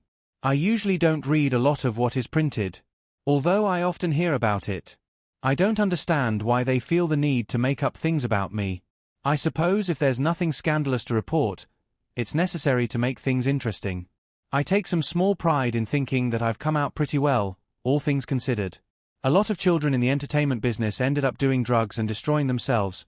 Frankie Lyman, Bobby Driscoll, any of a number of child stars. And I can understand their turning to drugs, considering the enormous stresses put upon them at a young age. It's a difficult life. Very few manage to maintain any semblance of a normal childhood. I myself have never even tried drugs. No marijuana, no cocaine, nothing. I mean, I haven't even tried these things. Forget it. This isn't to say we were never tempted.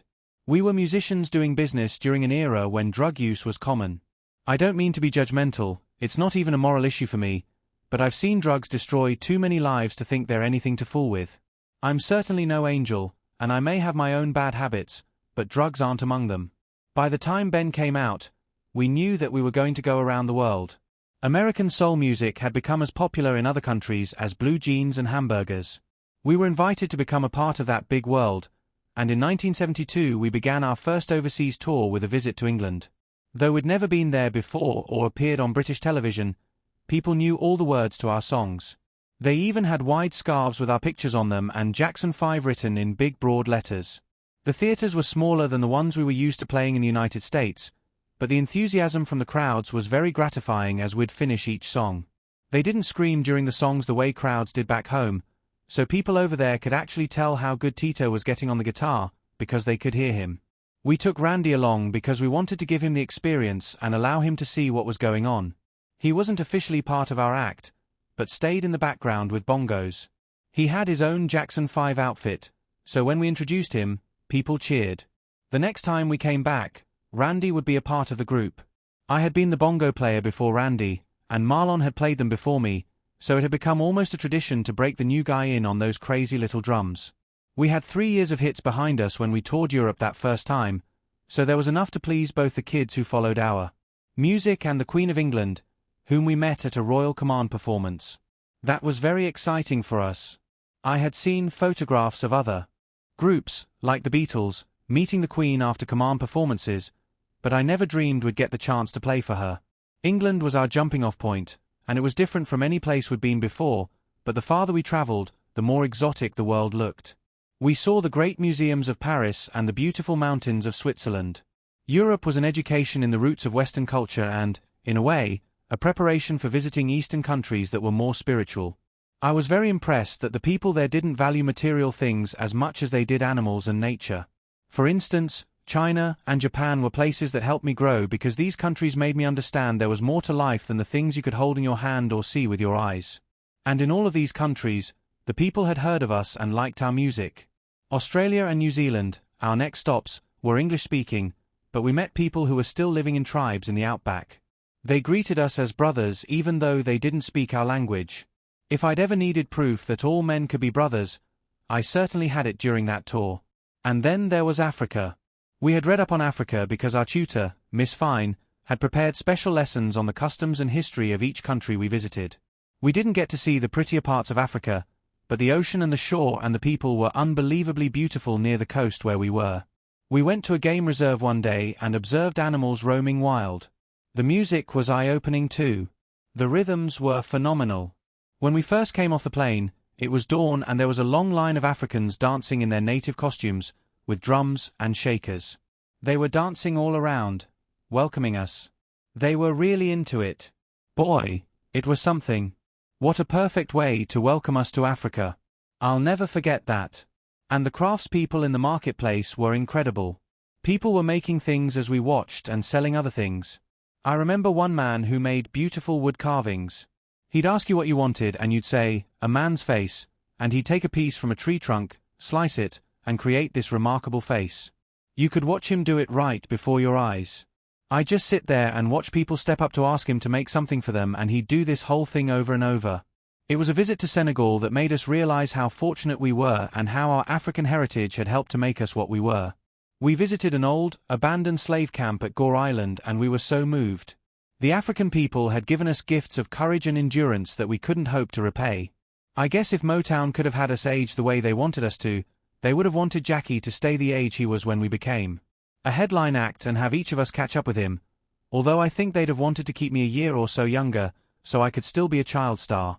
That may sound nonsensical, but it really wasn't much more far-fetched than the way they were continuing to mold us, keeping us from being a real group with its own internal direction and ideas. We were growing up and we were expanding creatively. We had so many ideas we wanted to try out, but they were convinced that we shouldn't fool with a successful formula. At least they didn't drop us as soon as my voice changed, as some said they might. It got to the point that it seemed there were more guys in the booth than there were on the studio floor at any given time.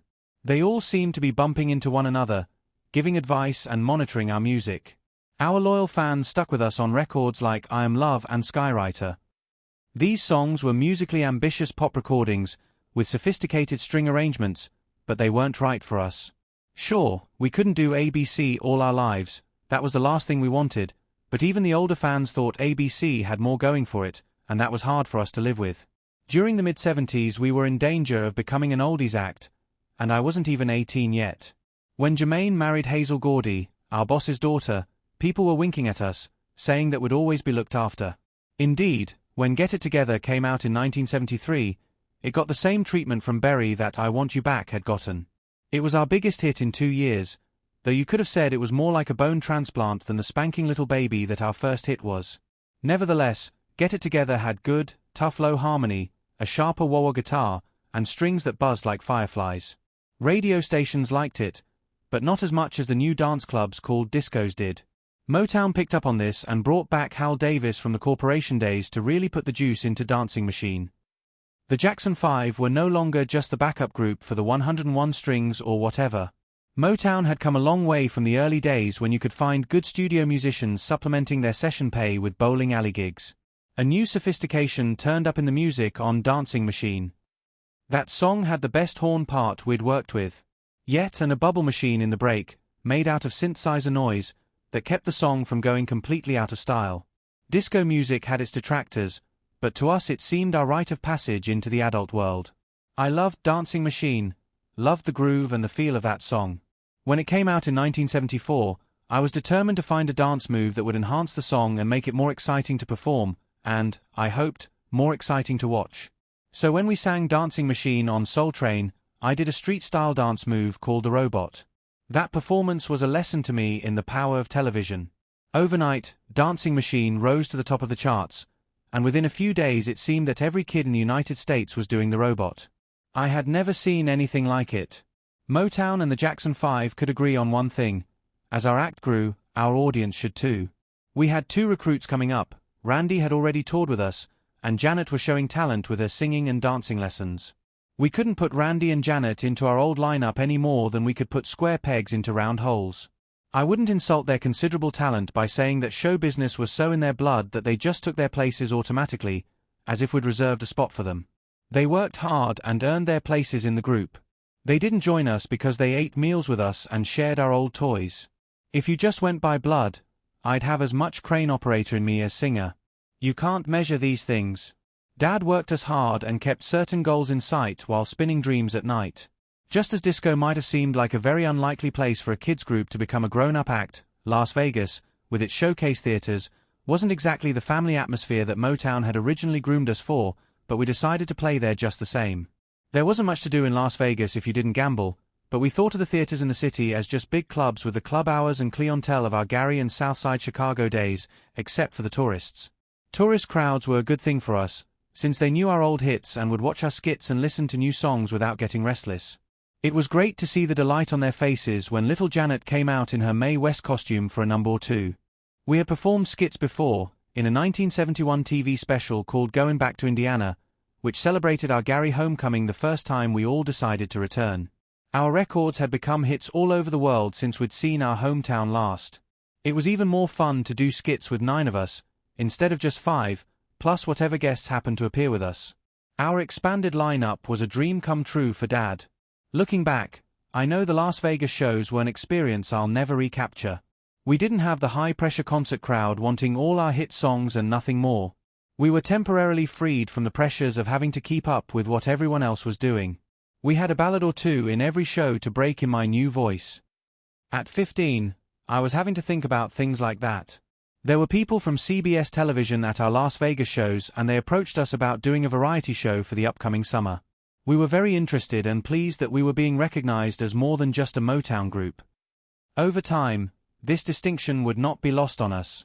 Because we had creative control over our Las Vegas review, it was harder for us to return to our lack of freedom in recording and writing music once we got back to Los Angeles. We'd always intended to grow and develop in the musical field. That was our bread and butter, and we felt we were being held back. Sometimes I felt we were being treated as if we still lived in Berry Gordy's house, and with Jermaine now a son-in-law, our frustration was only heightened. By the time we began putting our own act together, there were signs that other Motown institutions were changing. Marvin Gaye took charge of his own music and produced his masterpiece album, What's Going On. Stevie Wonder was learning more about electronic keyboards than the experienced studio-hired guns. They were coming to him for advice. One of our last great memories from our Motown days is of Stevie leading us in chanting to back up his tough, controversial song You Haven't Done Nothing. Though Stevie and Marvin were still in the Motown camp, they had fought for, and won, the right to make their own records, and even to publish their own songs. Motown hadn't even budged with us. To them we were still kids, even if they weren't dressing us and protecting us any longer. Our problems with Motown began around 1974, when we told them in no uncertain terms that we wanted to write and produce our own songs. Basically, we didn't like the way our music sounded at the time. We had a strong competitive urge and we felt we were in danger of being eclipsed by other groups who were creating a more contemporary sound. Motown said, "No, you can't write your own songs. You've got to have songwriters and producers." They not only refused to grant our requests, they told us it was taboo to even mention that we wanted to do our own music. I really got discouraged and began to seriously dislike all the material Motown was feeding us. Eventually I became so disappointed and upset that I wanted to leave Motown behind. When I feel that something is not right, I have to speak up. I know most people don't think of me as tough or strong-willed, but that's just because they don't know me. Eventually my brothers and I reached a point with Motown where we were miserable but no one was saying anything. My brothers didn't say anything. My father didn't say anything. So it was up to me to arrange a meeting with Berry Gordy and talk to him. I was the one who had to say that we, the Jackson 5, were going to leave Motown. I went over to see him, face to face, and it was one of the most difficult things I've ever done. If I had been the only one of us who was unhappy, I might have kept my mouth shut, but there had been so much talk at home about how unhappy we all were that I went in and talked to him and told him how we felt. I told him I was unhappy. Remember, I love Berry Gordy. I think he's a genius, a brilliant man who's one of the giants of the music business. I have nothing but respect for him, but that day I was a lion. I complained that we weren't allowed any freedom to write songs and produce. He told me that he still thought we needed outside producers to make hit records. But I knew better. Berry was talking out of anger. That was a difficult meeting, but we're friends again, and he's still like a father to me, very proud of me and happy about my success. No matter what, I will always love Berry because he taught me some of the most valuable things I've learned in my life. He's the man who told the Jackson 5 they would become a part of history, and that is exactly what happened. Motown has done so much for so many people over the years. I feel we're fortunate to have been one of the groups Berry personally introduced to the public, and I owe enormous thanks to this man. My life would have been very different without him. We all felt that Motown started us, supporting our professional careers. We all felt our roots were there, and we all wished we could stay. We were grateful for everything they had done for us, but change is inevitable. I'm a person of the present, and I have to ask, how are things going now? What's happening now? What's going to happen in the future that could affect what has happened in the past? It's important for artists always to maintain control of their lives and work. There's been a big problem in the past with artists being taken advantage of. I've learned that a person can prevent that from happening by standing up for what he or she believes is right, without concern for the consequences. We could have stayed with Motown, but if we had, we'd probably be an oldies act. I knew it was time for change, so we followed our instincts, and we won when we decided to try for a fresh start with another label, Epic. We were relieved that we had finally made our feelings clear and cut the ties that were binding us, but we were also really devastated when Jermaine decided to stay with Motown. He was Berry's son-in-law and his situation was more complicated than ours. He thought it was more important for him to stay than to leave, and Jermaine always did as his conscience told him, so he left the group. I clearly remember the first show we did without him, because it was so painful for me. Since my earliest days on the stage, and even in our rehearsals in our Gary living room, Jermaine stood at my left with his bass. I depended on being next to Jermaine. And when I did that first show without him there, with no one next to me, I felt totally naked on stage for the first time in my life. So we worked harder to compensate for the loss of one of our shining stars, Jermaine. I remember that show well because we got 3 standing ovations. We worked hard. When Jermaine left the group, Marlon had a chance to take his place and he really shone on stage. My brother Randy officially took my place as bongo player and the baby of the band. Around the time that Jermaine left, things were further complicated for us because of the fact that we were doing a stupid summer replacement TV series. It was a dumb move to agree to do that show and I hated every minute of it. I had loved the old Jackson 5 cartoon show. I used to wake up early on Saturday mornings and say, "I'm a cartoon." But I hated doing this television show because I felt it would hurt our recording career rather than help it. I think a TV series is the worst thing an artist who has a recording career can do. I kept saying, "But this is gonna hurt our record sales." And others said, "No, it's gonna help them." They were totally wrong. We had to dress in ridiculous outfits and perform stupid comedy routines to canned laughter. It was all so fake. We didn't have time to learn or master anything about television. We had to create 3 dance numbers a day, trying to meet a deadline. The Nielsen ratings controlled our lives from week to week. I'd never do it again. It's a dead-end road. What happens is partly psychological. You are in people's homes every week and they begin to feel they know you too well. You're doing all this silly comedy to canned laughter and your music begins to recede into the background. When you try to get serious again and pick up your career where you left off, you can't because you're overexposed. People are thinking of you as the guys who do the silly, crazy routines. One week you're Santa Claus, the next week you're Prince Charming, another week you're a rabbit. It's crazy, because you lose your identity in the business, the rocker image you had is gone. I'm not a comedian. I'm not a show host. I'm a musician. That's why I've turned down offers to host the Grammy Awards and the American Music Awards. Is it really entertaining for me to get up there and crack a few weak jokes and force people to laugh because I'm Michael Jackson, when I know in my heart that I'm not funny? After our TV show, I can remember doing theaters in the round where the stage didn't revolve because if they had turned it, we would have been singing to some empty seats.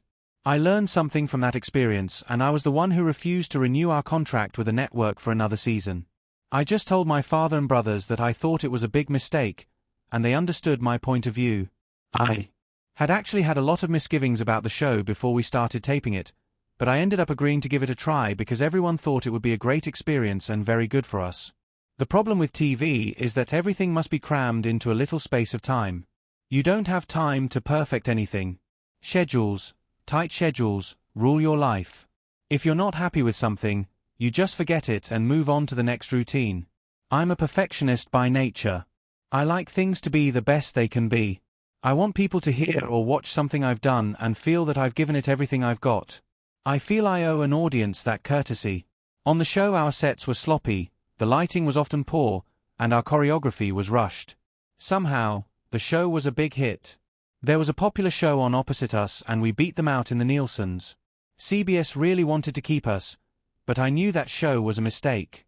As it turned out, it did hurt our record sales and it took us a while to recover from the damage. When you know something's wrong for you, you have to make difficult decisions and trust your instincts. I rarely did TV after that. The Motown 25 special is the only show that comes to mind. Berry asked me to be on that show and I kept trying to say no, but he finally talked me into it. I told him I wanted to do Billie Jean even though it would be the only non-Motown song on the show, and he readily agreed. Billie Jean was #1 at the time. My brothers and I really rehearsed for the show. I choreographed our routines, so I was pretty wrapped up in those numbers, but I had a good notion of what I wanted to do with Billie Jean. I had a sense that the routine had worked itself out in my mind while I was busy with other things. I asked someone to rent or buy me a black fedora, a spy hat, and the day of the show I began putting the routine together. I'll never forget that night, because when I opened my eyes at the end, people were on their feet applauding. I was overwhelmed by the reaction. It felt so good. Our only break during the Motown to Epic switch was the TV show. While that was all going on, we heard that Epic had Kenny Gamble and Leon Huff working on demos for us. We were told we'd be recording in Philadelphia after our shows were all done. If there was anyone who stood to gain the most from switching labels, it was Randy, who was now part of the Five. But now that he finally was one of us, we were no longer known as the Jackson Five.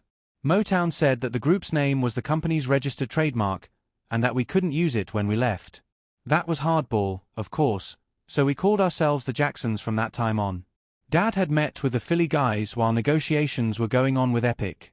We'd always had great respect for the records that Gamble and Huff had overseen, records like Backstabbers by the OJs, If You Don't Know Me By Now, by Harold Melvin and the Blue Notes, featuring Teddy Pendergrass, and When Will I See You Again, by the 3 Degrees, along with many other hits. They told Dad they'd been watching us, and they said they wouldn't mess with our singing. Dad mentioned that we were hoping to have a song or two of our own included in the new album, and they promised to give them a fair hearing. We'd gotten to talk with Kenny and Leon and their team of people, which included Leon McFadden and John Whitehead. They showed what they could do for themselves when they made Ain't No Stoppin' Us Now in 1979. Dexter Wansel was also a part of this team. Kenny Gamble and Leon Huff are such pros.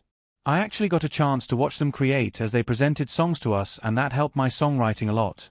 Just watching Huff play the piano while Gamble sang taught me more about the anatomy of a song than anything else. Kenny Gamble is a master melody man. He made me pay closer attention to the melody because of watching him create. And I would watch, too. I'd sit there like a hawk, observing every decision, listening to every note. They'd come to us in our hotel and play a whole album's worth of music for us. That's the way we'd be introduced to the songs they had chosen for our album, aside from the 2 songs we were writing ourselves. It was an amazing thing to be present for. We had cut some demos of our songs at home during our breaks from shooting, but we decided to wait on those. We felt there was no sense putting a gun to anyone's head. We knew that Philly had a lot to offer us, so we'd save our surprise for them later. Our 2 songs, Blues Away and Style of Life, were 2 hard secrets to keep at the time because we were so proud of them. Style of Life was a jam that Tito directed, and it was in keeping with the nightclub groove that Dancing Machine got us into, but we kept it a little leaner and meaner than Motown would have cut it. Blues Away was one of my first songs, and though I don't sing it anymore, I'm not embarrassed to hear it. I couldn't have gone on in this business if I had ended up hating my own records after all that work. It's a light song about overcoming a deep depression. I was going for the Jackie Wilson Lonely Teardrops way of laughing on the outside to stop the churning inside. When we saw the cover art for the Jacksons album, the first we cut for Epic, we were surprised to see that we all looked alike. Even Tito looked skinny. I had my crown afro then, so I didn't stick out so much, I guess. Still, once we performed our new songs like Enjoy Yourself and Show You the Way to Go, people knew I was still second from the left, right out front. Randy took Tito's old spot on my far right, and Tito moved into the old place Jermaine had. It took a long time for me to feel comfortable with that, as I've mentioned, though it was through no fault of Tito's. Those 2 singles were fun records. Enjoy Yourself was great for dancing. It had rhythm guitar and horns that I really liked. It was also a #1 record. For my taste, I leaned a little more towards Show You the Way to Go because it showed what good regard the Epic people had for our singing. We were all over that record and it was the best one we did. I loved the hi-hat and strings fluttering alongside us like birds' wings. I'm surprised that song in particular wasn't a bigger hit. Though we couldn't spell it out, we kind of hinted about our situation in a song called Living Together, which Kenny and Leon chose with us in mind. If we're going to stick together, we've got to be a family. Have yourself a real good time, but don't you know it's getting late? The strings pointed and thrust like they did in Backstabbers, but that was a Jackson's message, even if it wasn't in the Jackson style, yet. Gamble and Huff had written enough songs for another album, but we knew from experience that while they were doing what they did best, we were losing some of our identity. We were honored to be a part of the Philly family, but that wasn't enough for us. We were determined to do all of the things we had wanted to do for so many years. That's why we had to go back into our Encino studio and work together again as a family. Going Places, our second album for Epic, was different from our first. There were more songs with messages and not as many dance songs. We knew that the message to promote peace and let music take over was a good one, but again it was more like the old OJ's Love Train and not really our style. Still, maybe it wasn't a bad thing that there was no big pop hit on Going Places because it made Different Kind of Lady an obvious choice for club play. It was positioned in the middle of side one, so there were 2 Gamble and Huff songs sandwiching it, and our song stood out like a ball of fire. That was a real band cooking, with the Philly horns giving it one exclamation point after another, just as we'd hoped. That's the feel we were trying for when we were making demos with our old friend Bobby Taylor before going to Epic.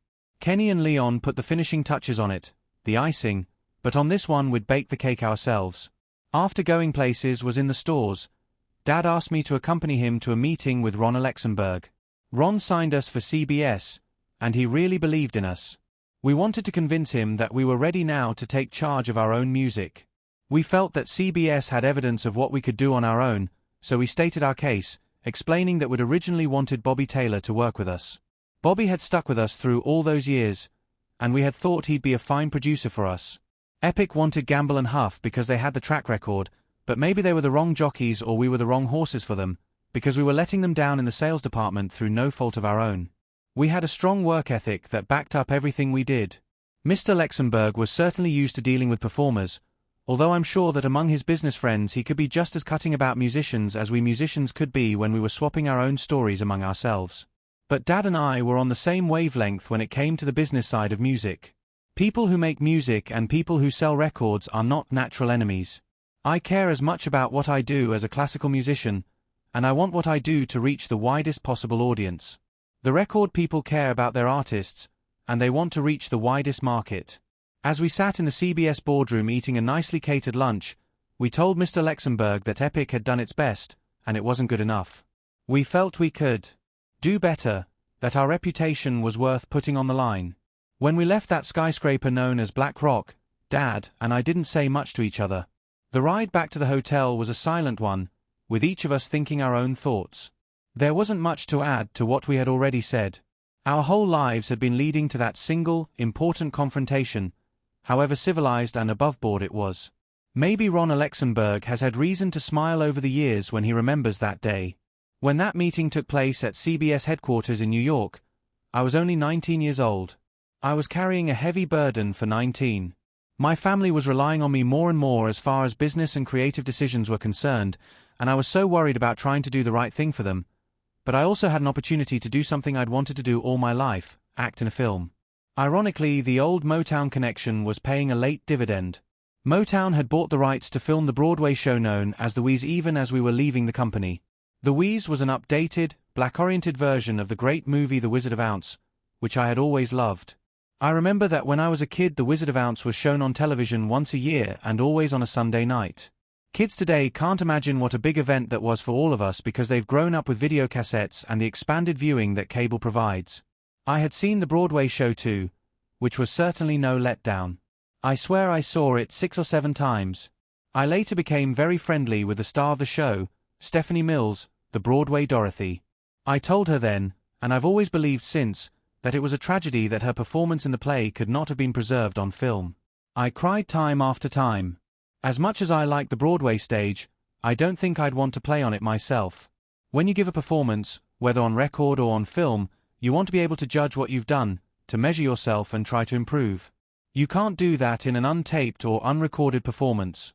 It makes me sad to think of all the great actors who have played roles we would give anything to see, but they're lost to us because they couldn't be, or simply weren't, recorded. If I had been tempted to go on stage, it would probably have been to work with Stephanie, although her performances were so moving that I might have cried right there in front of the audience. Motown bought The Wiz for one reason, and as far as I was concerned, it was the best reason possible: Diana Ross. Diana was close to Berry Gordy and had her loyalties to him and to Motown, but she did not forget us just because our records now had a different label on them. We had been in touch throughout the changes, and she had even met up with us in Las Vegas, where she gave us tips. During our run there, Diana was going to play Dorothy, and since it was the only part that was definitely cast, she encouraged me to audition. She also assured me that Motown would not keep me from getting a part just to spite me or my family. She would make sure of that if she had to, but she didn't think she'd have to. She didn't. It was Berry Gordy who said he hoped I'd audition for The Wiz. I was very fortunate he felt that way, because I was bitten by the acting bug during that experience. I said to myself, this is what I'm interested in doing when I have a chance, this is it. When you make a film, you're capturing something elusive and you're stopping time. The people, their performances, the story become a thing that can be shared by people all over the world for generations and generations.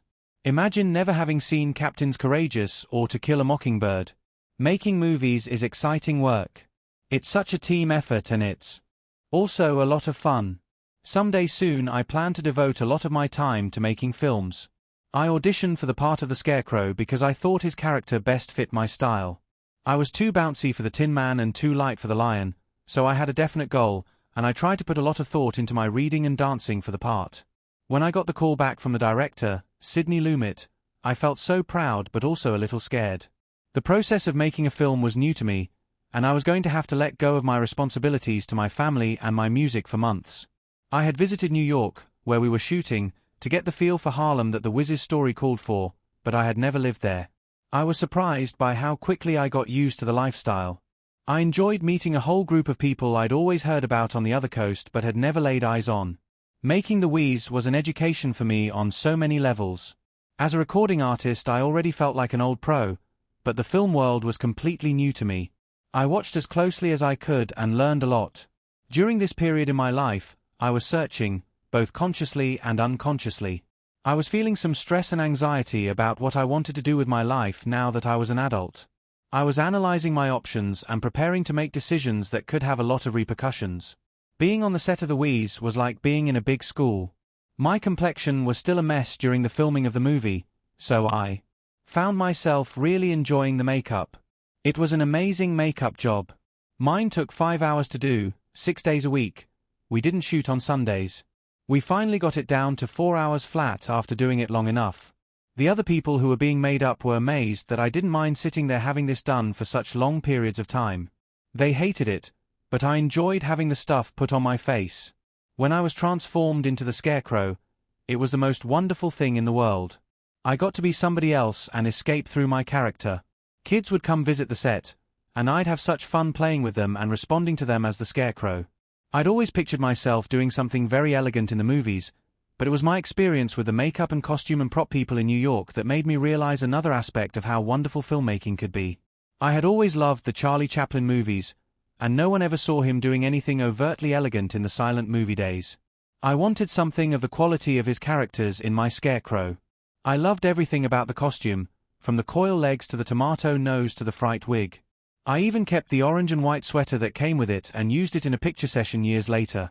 The film had marvelous, very complicated dance numbers, and learning them was no problem. But that in itself became an unexpected problem with my co-stars. Ever since I was a very little boy, I've been able to watch somebody do a dance step and then immediately know how to do it. Another person might have to be taken through the movement step by step and told to count and put this leg here and the hip to the right. When your hip goes to the left, put your neck over there, that sort of thing. But if I see it, I can do it. When we were doing The Wiz, I was being instructed in the choreography along with my co-stars, the Tin Man, the Lion, and Diana Ross, and they were getting mad at me.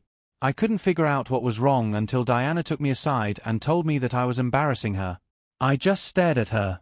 Embarrassing Diana Ross? Me? She said she knew I wasn't aware of it, but I was learning the dances much too quickly.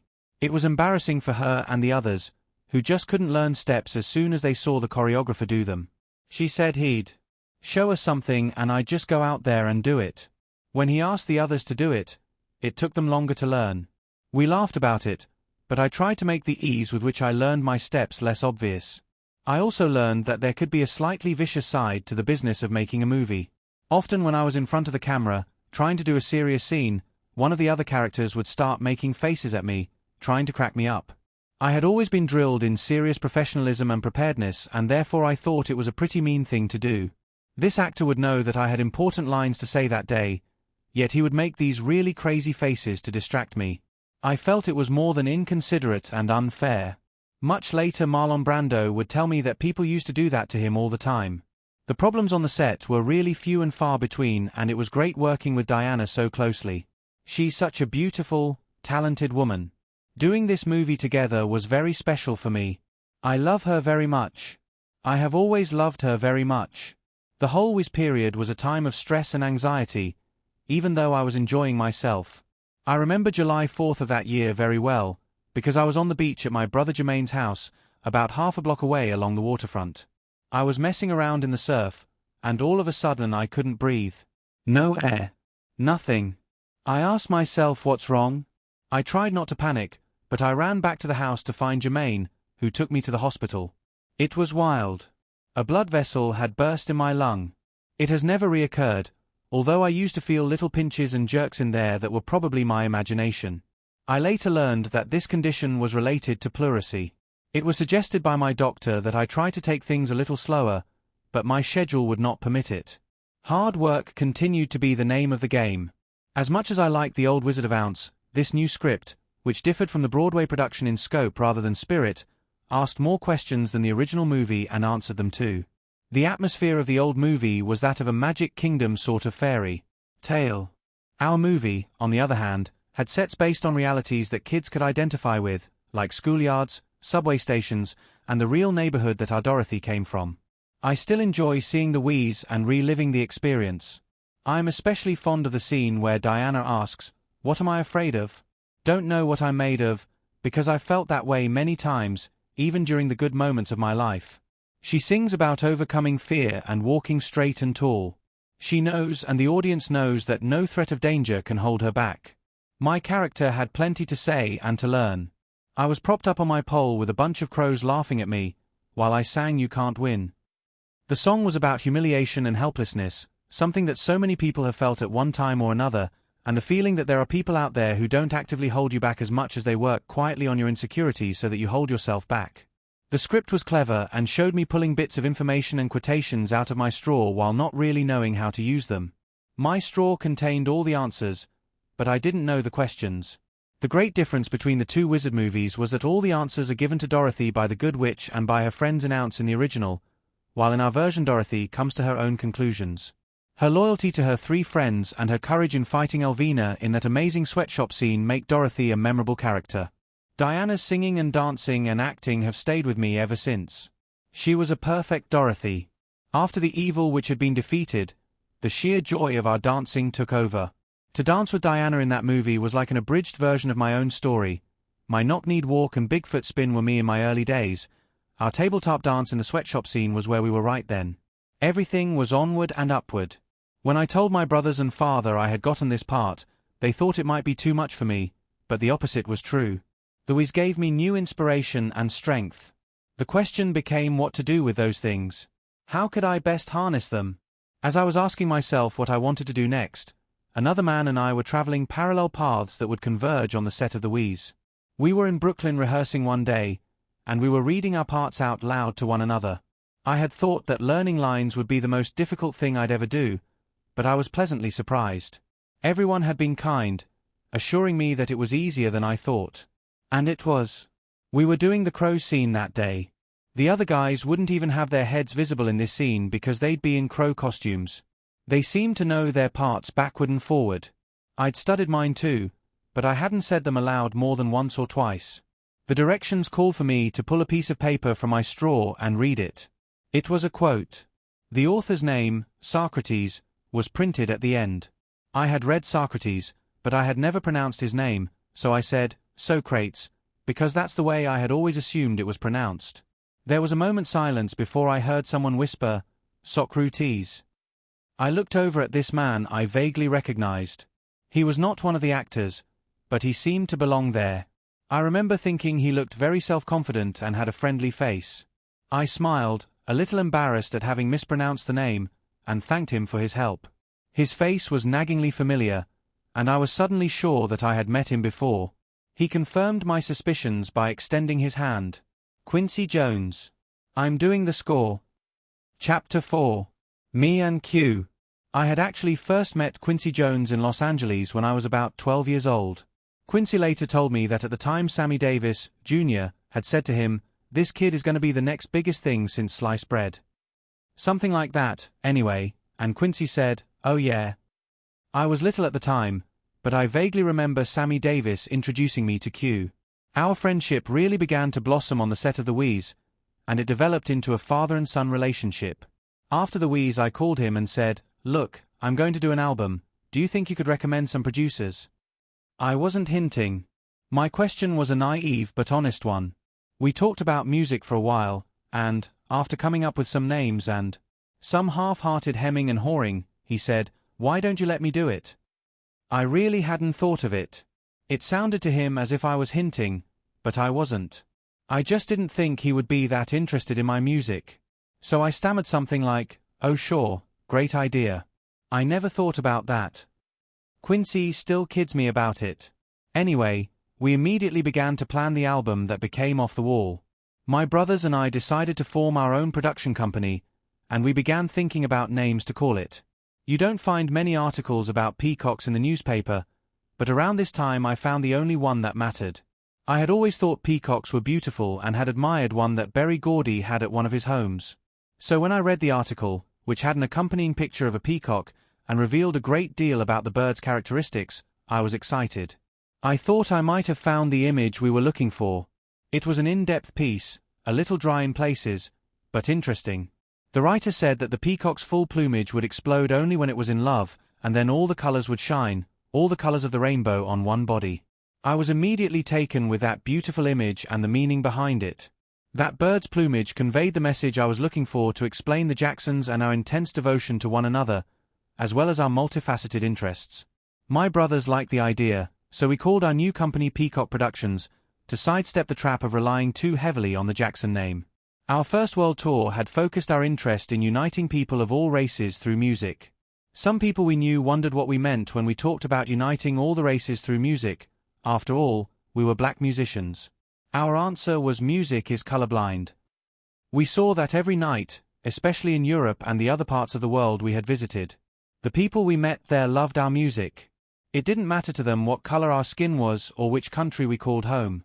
We wanted to form our own production company because we wanted to grow and establish ourselves as a new presence in the music world, not just as singers and dancers, but as writers, composers, arrangers, producers, and even publishers.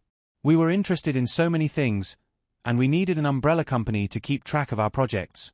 CBS had agreed to let us produce our own album. The last 2 albums had sold well, but Different Kind of Lady showed a potential that they agreed was worth letting us develop. They did have one condition for us. They assigned an A&R man, Bobby Colomby, who used to be with Blood, Sweat, and Tears, to check in with us from time to time to see how we were doing and to see if we needed any help. We knew that the 5 of us needed some outside musicians to get the best possible sound, and we were weak in 2 areas, the keyboard and arranging sides of things. We had been faithfully adding all the new technology to our Encino studio without really having a mastery of it. Greg Fillinganes was young for a studio pro, but that was a plus as far as we were concerned because we wanted someone who would be more open to newer ways of doing things than the seasoned veterans we had encountered over the years. He came to Encino to do pre-production work, and we all took turns surprising each other. Our mutual preconceptions just dissolved. It was a great thing to watch. As we sketched out our new songs for him, we told him that we liked the vocal tracks that Philly International always put a premium on, but when the mix came out, we always seemed to be fighting someone else's wall of sound, all those strings and cymbals. We wanted to sound cleaner and more funky, with a flintier bass and sharper horn parts. With his beautiful rhythm arrangements, Greg put into musical form what we were sketching for him and then some. We felt he was reading our minds. A Bobby Colomby recruit who came to work with us then was Paulinho da Costa, whom we worried about because it seemed to us that Randy was being told he couldn't handle all the percussion by himself. But Paulinho brought with him the Brazilian samba tradition of adapting and improvising on primitive and often homemade instruments. When da Costa's sound joined forces with Randy's more conventional approach, we seemed to have the whole world covered. Artistically speaking, we were caught between a rock and a hard place. We had worked with the smartest, hippest pop people in the world at Motown and Philly International, and we would have been fools to discount the things we'd absorbed from them. Yet we couldn't be imitators. Fortunately, we got a running start with a song that Bobby Colomby brought us called Blame It on the Boogie. It was an up-tempo, finger-popping time song that was a good vehicle for the band approach we wanted to cultivate. I had fun slurring the chorus. Blame It on the Boogie could be sung in one breath without putting my lips together. We had a little fun with the credits on the inner sleeve of the record. Blame It on the Boogie was written by 3 guys from England, including one named Michael Jackson. It was a startling coincidence. As it turned out, writing disco songs was a natural for me because I was used to having dance breaks incorporated into all the major songs I was asked to sing. There was a lot of uncertainty and excitement about our future.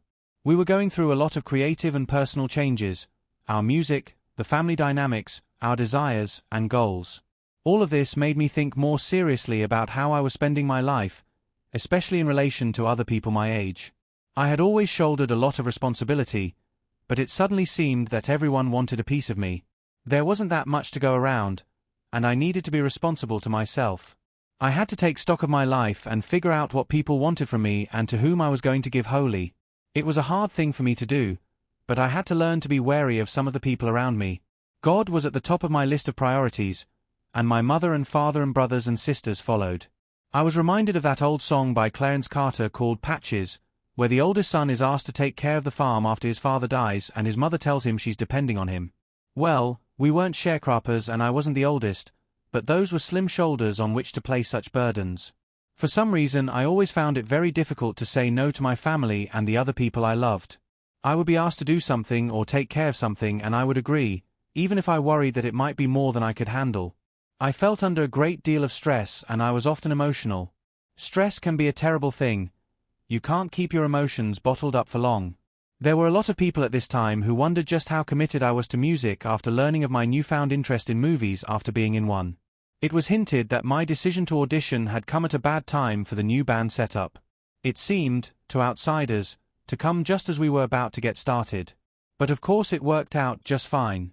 That's what you get for being polite, was my way of letting on that I knew I wasn't living in an ivory tower and that I had insecurities and doubts just as all older teenagers do.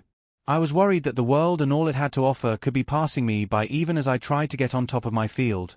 There was a Gamble and Huff song called Dreamer on the first Epic album which had this theme, and as I was learning it, I felt they could have written it with me in mind. I have always been a dreamer. I set goals for myself. I look at things and try to imagine what is possible and then hope to surpass those boundaries. In 1979 I turned 21 years old and began to take full control of my career.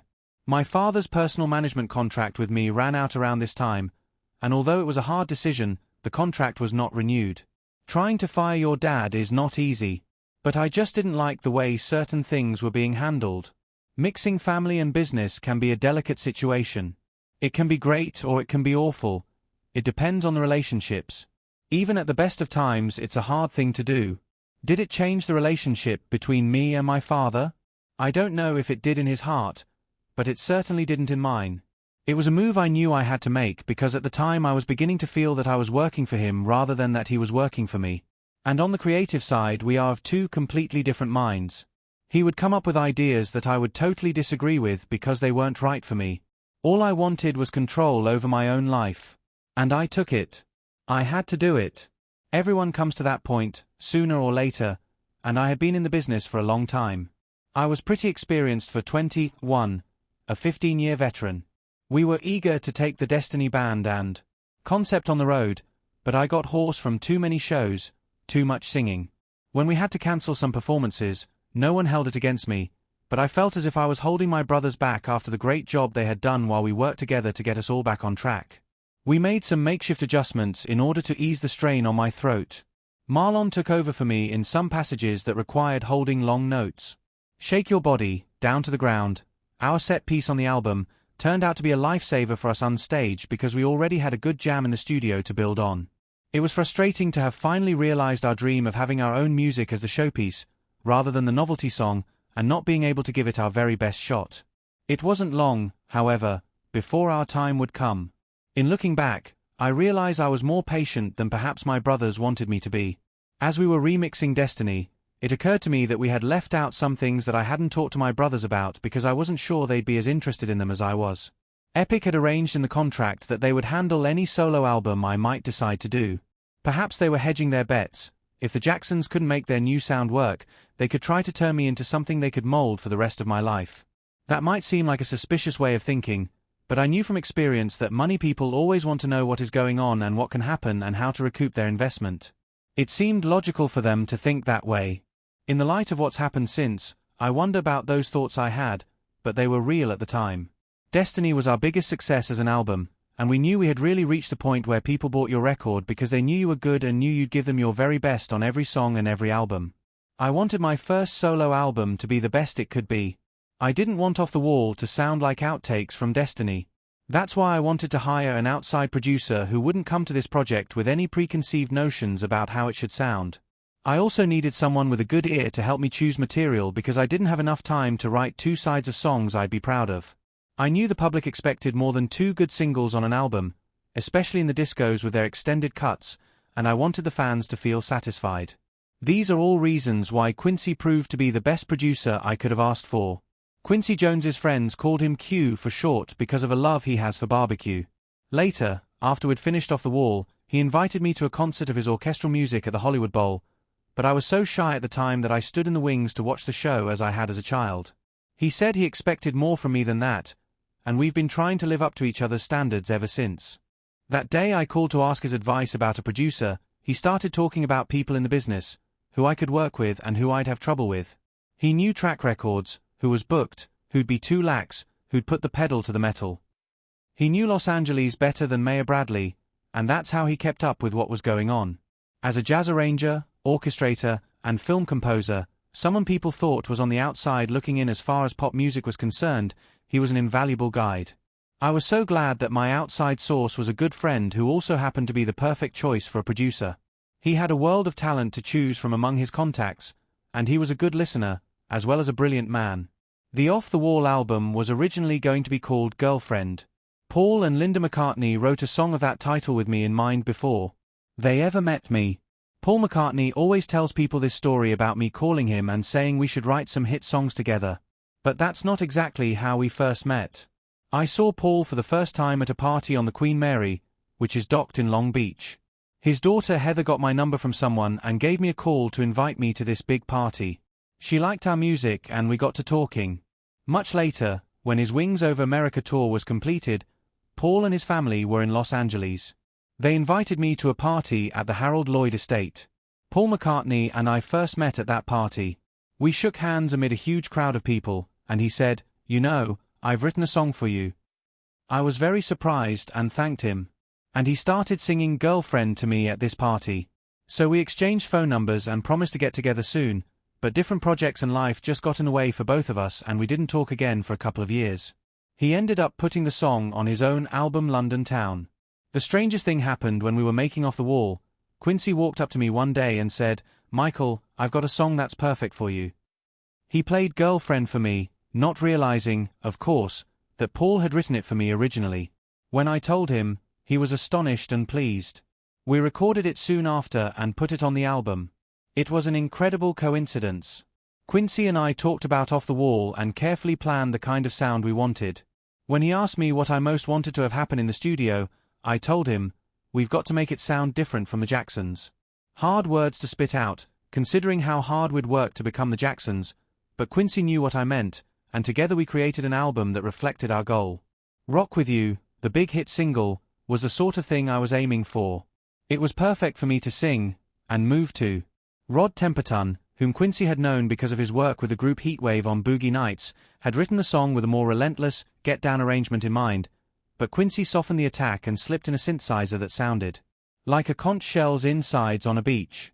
Q and I were both very fond of Rod's work, and we eventually asked him to work on stylizing 3 of his songs for me, including the title cut. Rod was a kindred spirit in many ways. Like me, he felt more at home singing and writing about the nightlife than actually going out and living it.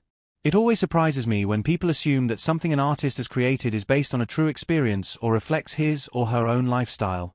Often nothing could be farther from the truth. I know I draw on my experiences at times, but I also hear and read things that trigger an idea for a song. An artist's imagination is his greatest tool. It can create a mood or feeling that people want to have, as well as transport you to a different place altogether. In the studio, Quincy allowed the arrangers and musicians quite a bit of freedom to express themselves, perhaps with the exception of the orchestral arrangements, which are his forte. I brought Greg Fillinganes, a member of the Destiny team, over to run the floor on numbers that he and I had worked on together in Encino, while the studio people were being lined up for the date. In addition to Greg, Paulinho da Costa was back on percussion and Randy made a cameo appearance on Don't Stop Till You Get Enough. Quincy is amazing and doesn't just pick yes men to do his bidding. I have been around professionals all my life, and I can tell who is trying to keep up, who can create, and who is capable of crossing swords once in a while in a constructive way without losing sight of the shared goal. We had Louis Thunder Thumbs Johnson, who had worked with Quincy on the Brothers Johnson albums. We also had an all-star team of Wah Watson, Mario Henderson, David Williams, and Larry Carlton from the Crusaders playing guitar on the album. George Duke, Phil Upchurch, and Richard Heath were picked from the cream of the jazz funk crop, and yet they never let on that maybe this music was a little different from what they were used to. Quincy and I had a good working relationship, so we shared responsibilities and consulted with one another constantly. The Brothers Johnson notwithstanding, Quincy hadn't done much dance music before Off the Wall, so on Don't Stop Till You Get Enough, Working Day and Night, and Get on the Floor, Greg and I worked together to build a thicker wall of sound in Quincy's studio. Get on the Floor, though it wasn't a single, was particularly satisfying because Louis Johnson gave me a smooth enough bottom to ride in the verses and let me come back stronger and stronger with each chorus. Bruce Swedian, Quincy's engineer, put the final touches on that mix, and I still get pleasure out of hearing it. Working Day and Night was Paulinho's showcase, with my background vocals hurrying to keep up with his grab bag of toys. Greg set up a prepared electric piano with the timbre of a perfect acoustic one to knock out any lingering echo. The lyrical theme was similar to The Things I Do For You from Destiny, but since this was a refinement of something I'd said earlier, I wanted to keep it simple and let the music put the song over the top. Don't Stop Till You Get Enough had a spoken intro over bass, partly to build up tension and surprise people with the swirling strings and percussion. It was also unusual because of my vocal arrangement. On that cut I sing in overdubs as a kind of group. I wrote myself a high part, one that my solo voice couldn't carry on its own, to fit in with the music I was hearing in my head, so I let the arrangement take over from the singing. QS fade at the end was amazing, with guitars chopping like kalimbas, the African thumb pianos. That song means a lot to me because it was the first song I wrote as a whole. Don't Stop Till You Get Enough was my first big chance, and it went straight to #1. It was a song that won me my first Grammy. Quincy had the confidence in me to encourage me to go into the studio by myself, which I appreciated. Then he added strings, which put icing on the cake. The ballads were what made Off the Wall a Michael Jackson album. I'd done ballads with the brothers, but they had never been too enthusiastic about them and did them more as a concession to me than anything else. Off the Wall had, in addition to Girlfriend, a slippery, engaging melody called I Can't Help It, which was memorable and great fun to sing but a little quirkier than a gentle song like, say, Rock With You. Two of the biggest hits were Off the Wall and Rock With You. You know, so much up-tempo dance music is threatening, but I like the coaxing, the gentleness, taking a shy girl and letting her shed her fears, rather than forcing them out of her. On Off the Wall I went back to a high-pitched voice, but Rock With You called for a more natural sound. I felt that if you were having a party, those two songs would get people in the door, and the harder boogie songs would send everyone home in a good mood. And then there was She's Out of My Life. Maybe that was too personal for a party. It was for me. Sometimes it's hard for me to look my dates in the eye even if I know them well. My dating and relationships with girls have not had the happy ending I've been looking for. Something always seems to get in the way. The things I share with millions of people aren't the sort of things you share with one. Many girls want to know what makes me tick, why I live the way I live or do the things I do, trying to get inside my head. They want to rescue me from loneliness, but they do it in such a way that they give me the impression they want to share my loneliness, which I wouldn't wish on anybody, because I believe I'm one of the loneliest people in the world. She's Out of My Life is about knowing that the barriers that have separated me from others are temptingly low and seemingly easy to jump over, and yet they remain standing while what I really desire disappears from my sight. Tom Boller composed a beautiful bridge, which seemed right out of an old Broadway musical. In reality, such problems are not so easily resolved, and the song presents this fact, that the problem is not overcome. We couldn't put this cut at the beginning or the end of the record, because it would have been such a downer. That's why when Stevie's song comes on afterward, so gently and tentatively, as if it was opening a door that had been bolted shut, I still go, phew. By the time Rod's Burn This Disco Out closes the record, the trance is broken. But I got too wrapped up in She's Out of My Life. In this case, the story's true. I cried at the end of a take, because the words suddenly had such a strong effect on me. I had been letting so much build up inside me. I was 21 years old, and I was so rich in some experiences while being poor in moments of true joy. Sometimes I imagine that my life experience is like an image in one of those trick mirrors in the circus, fat in one part and thin to the point of disappearing in another. I was worried that would show up on She's Out of My Life, but if it touched people's heartstrings, knowing that would make me feel less lonely. When I got emotional after that take, the only people with me were Q and Bruce Swedian. I remember burying my face in my hands and hearing only the hum of the machinery as my sobs echoed in the room. Later I apologized, but they said there was no need. Making Off the Wall was one of the most difficult periods of my life, despite the eventual success it enjoyed. I had very few close friends at the time and felt very isolated. I was so lonely that I used to walk through my neighborhood hoping I'd run into somebody I could talk to and perhaps become friends with. I wanted to meet people who didn't know who I was. I wanted to run into somebody who would be my friend because they liked me and needed a friend too, not because I was who I am. I wanted to meet anybody in the neighborhood kids, anybody. Success definitely brings on loneliness. It's true. People think you're lucky, that you have everything. They think you can go anywhere and do anything, but that's not the point.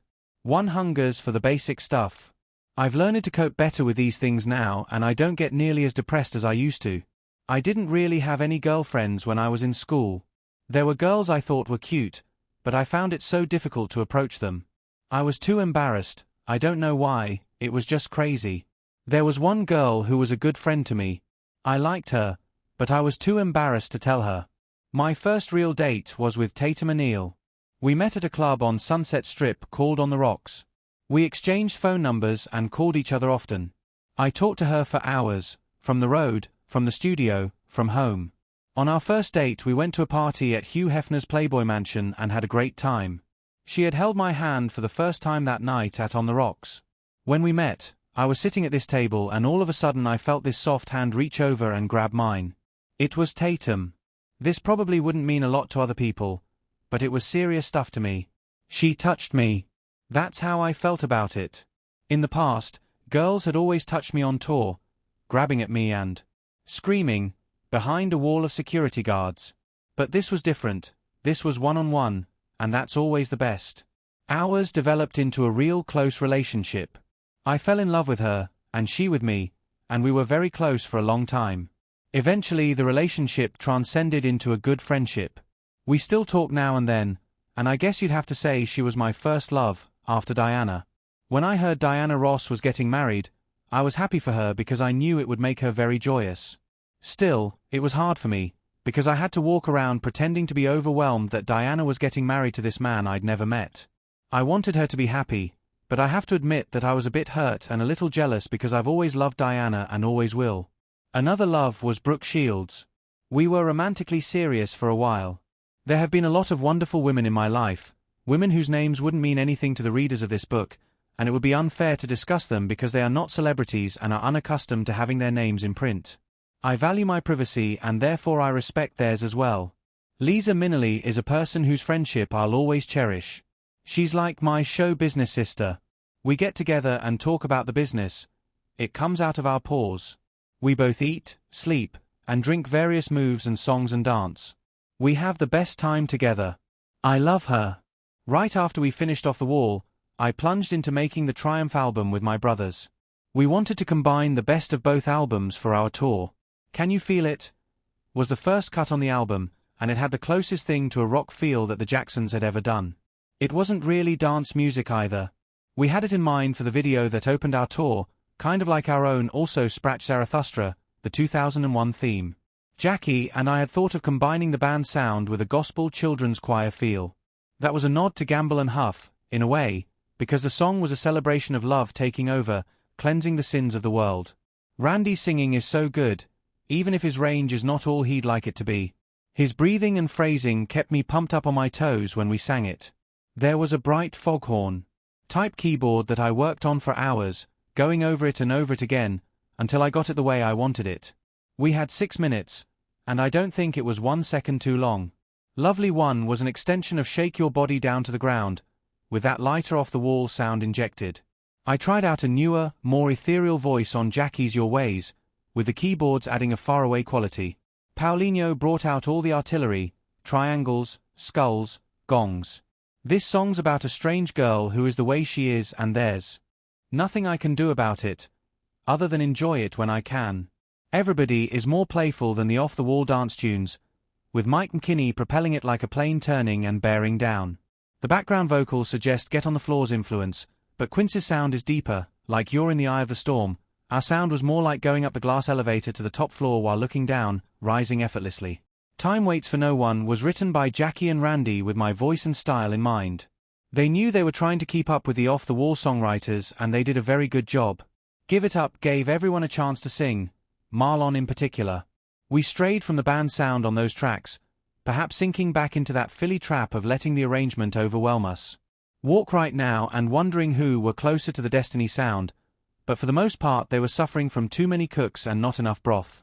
There was one exception, Heartbreak Hotel. I swear that was a phrase that came out of my head and I wasn't thinking of any other song when I wrote it.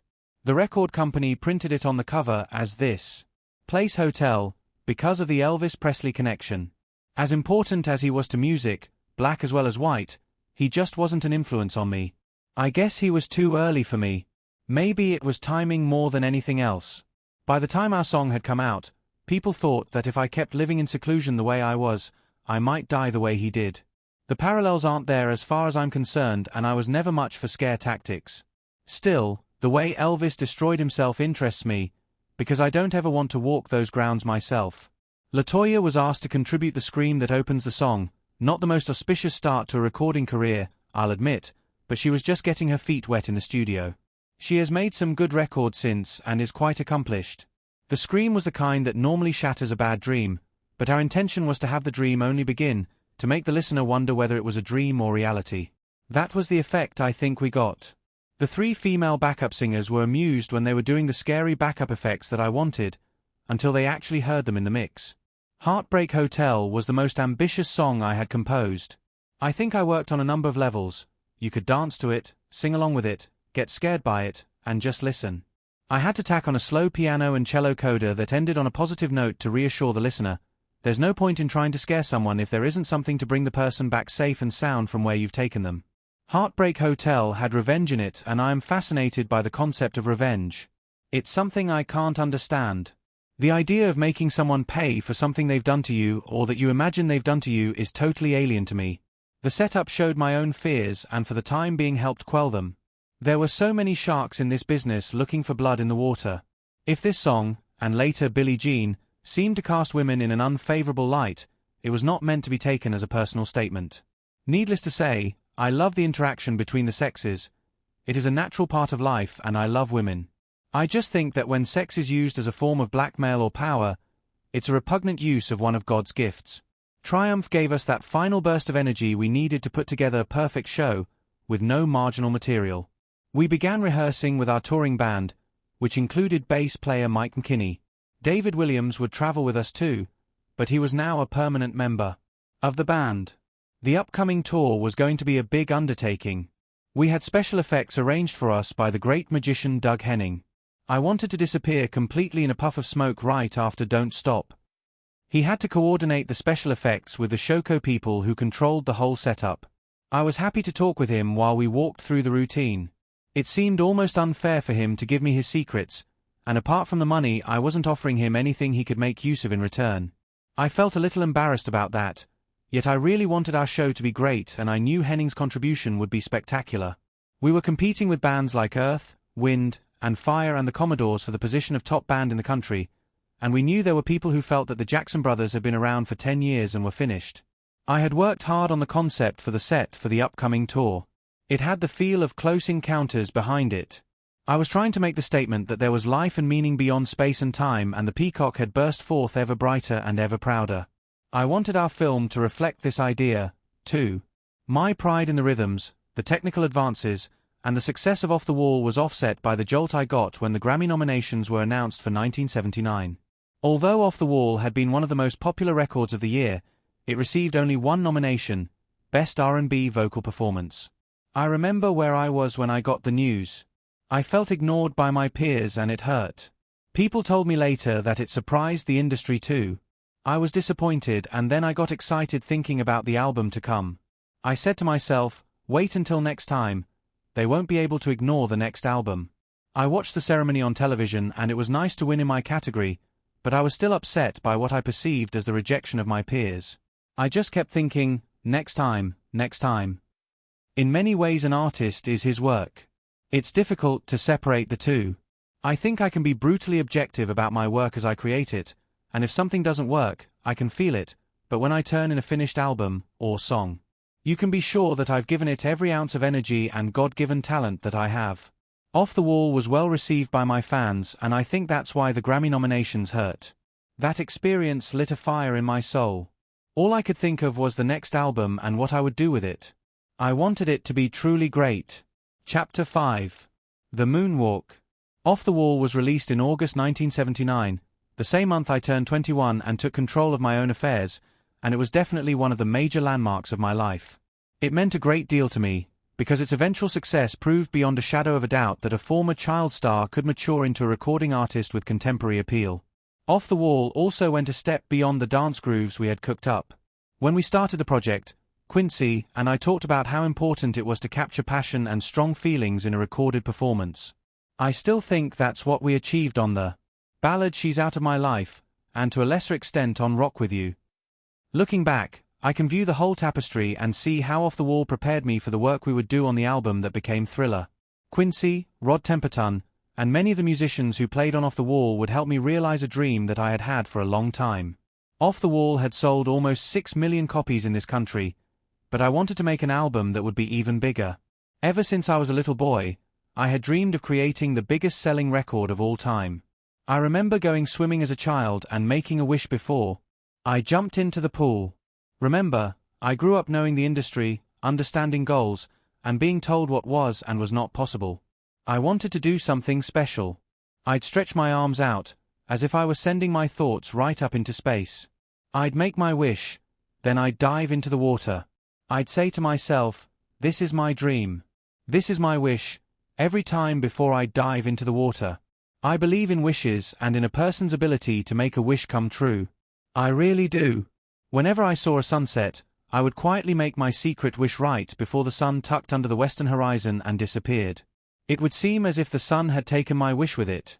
I'd make it right before that last speck of light vanished. And a wish is more than a wish, it's a goal. It's something your conscious and subconscious can help make reality. I remember being in the studio once with Quincy and Rod Temperton while we were working on Thriller. I was playing a pinball machine and one of them asked me, if this album doesn't do as well as Off the Wall, will you be disappointed? I remember feeling upset, hurt that the question was even raised. I told them Thriller had to do better than Off the Wall. I admitted that I wanted this album to be the biggest-selling album of all time. They started laughing. It was a seemingly unrealistic thing to want. There were times during the Thriller project when I would get emotional or upset because I couldn't get the people working with me to see what I saw. That still happens to me sometimes. Often people just don't see what I see. They have too much doubt. You can't do your best when you're doubting yourself. If you don't believe in yourself, who will? Just doing as well as you did last time is not good enough. I think of it as the try to get what you can mentality. It doesn't require you to stretch, to grow. I don't believe in that. I believe we are powerful, but we don't use our minds to full capacity. Your mind is powerful enough to help you attain whatever you want. I knew what we could do with that record. We had a great team there, a lot of talent and good ideas, and I knew we could do anything. The success of Thriller transformed many of my dreams into reality. It did become the biggest-selling album of all time, and that fact appeared on the cover of the Guinness Book of World Records. Making the Thriller album was very hard work, but it's true that you only get out of something what you put into it. I'm a perfectionist. I'll work until I drop. And I worked so hard on that album. It helped that Quincy showed great confidence in what we were doing during those sessions. I guess I had proved myself to him during our work on Off the Wall. He listened to what I had to say and helped me accomplish what I had hoped to on that album, but he showed even more faith in me during the making of Thriller. He realized I had the confidence and experience I needed to make that record, and at times he wasn't in the studio with us for that reason. I'm really very self-confident when it comes to my work. When I take on a project, I believe in it 100%. I really put my soul into it. I'd die for it. That's how I am. Quincy is brilliant at balancing out an album, creating the right mix of up-tempo numbers and slow ones. We started out working with Rod Temperton on songs for the Thriller album, which was originally called Starlight. I was writing songs myself while Quincy was listening to other people's songs, hoping to find just the right ones for the album. He's good at knowing what I like and what will work for me. We both share the same philosophy about making albums. We don't believe in B-sides or album songs. Every song should be able to stand on its own as a single, and we always push for this. I had finished some songs of my own, but I didn't give them to Quincy until I saw what had come in from other writers. The first song I had was Starting Something, which I had written when we were doing Off the Wall but had never given to Quincy for that album. Sometimes I have a song I've written that I really like and I just can't bring myself to present it. While we were making Thriller, I even held on to Beat It for a long time before I played it for Quincy. He kept telling me that we needed a great rock song for the album. He'd say, "Come on, where is it? I know you got it." I like my songs, but initially I'm shy about playing them for people, because I'm afraid they won't like them, and that's a painful experience. He finally convinced me to let him hear what I had. I brought out Beat It and played it for him, and he went crazy. I felt on top of the world. When we were about to start work on Thriller, I called Paul McCartney in London, and this time I did say, "Let's get together and write some hits." Our collaboration produced Say Say Say and The Girl Is Mine. Quincy and I eventually chose The Girl Is Mine as the obvious first single from Thriller. We really didn't have much choice. When you have two strong names like that together on a song, it has to come out first or it gets played to death and overexposed. We had to get it out of the way. When I approached Paul, I wanted to repay the favor he had done me in contributing Girlfriend to Off the Wall. I wrote The Girl Is Mine, which I knew would be right for his voice and mine working together, and we also did work on Say Say Say, which we would finish up later with George Martin, the great Beatles producer. Say Say Say was co-authored by Paul, a man who could play all the instruments in the studio and score every part, and a kid, me, who couldn't. Yet we worked together as equals and enjoyed ourselves. Paul never had to carry me in that studio. The collaboration was also a real step forward for me in terms of confidence, because there was no Quincy Jones watching over me to correct my mistakes. Paul and I shared the same idea of how a pop song should work, and it was a real treat to work with him. I feel that ever since John Lennon's death he has had to live up to expectations. People had no right to hang on him.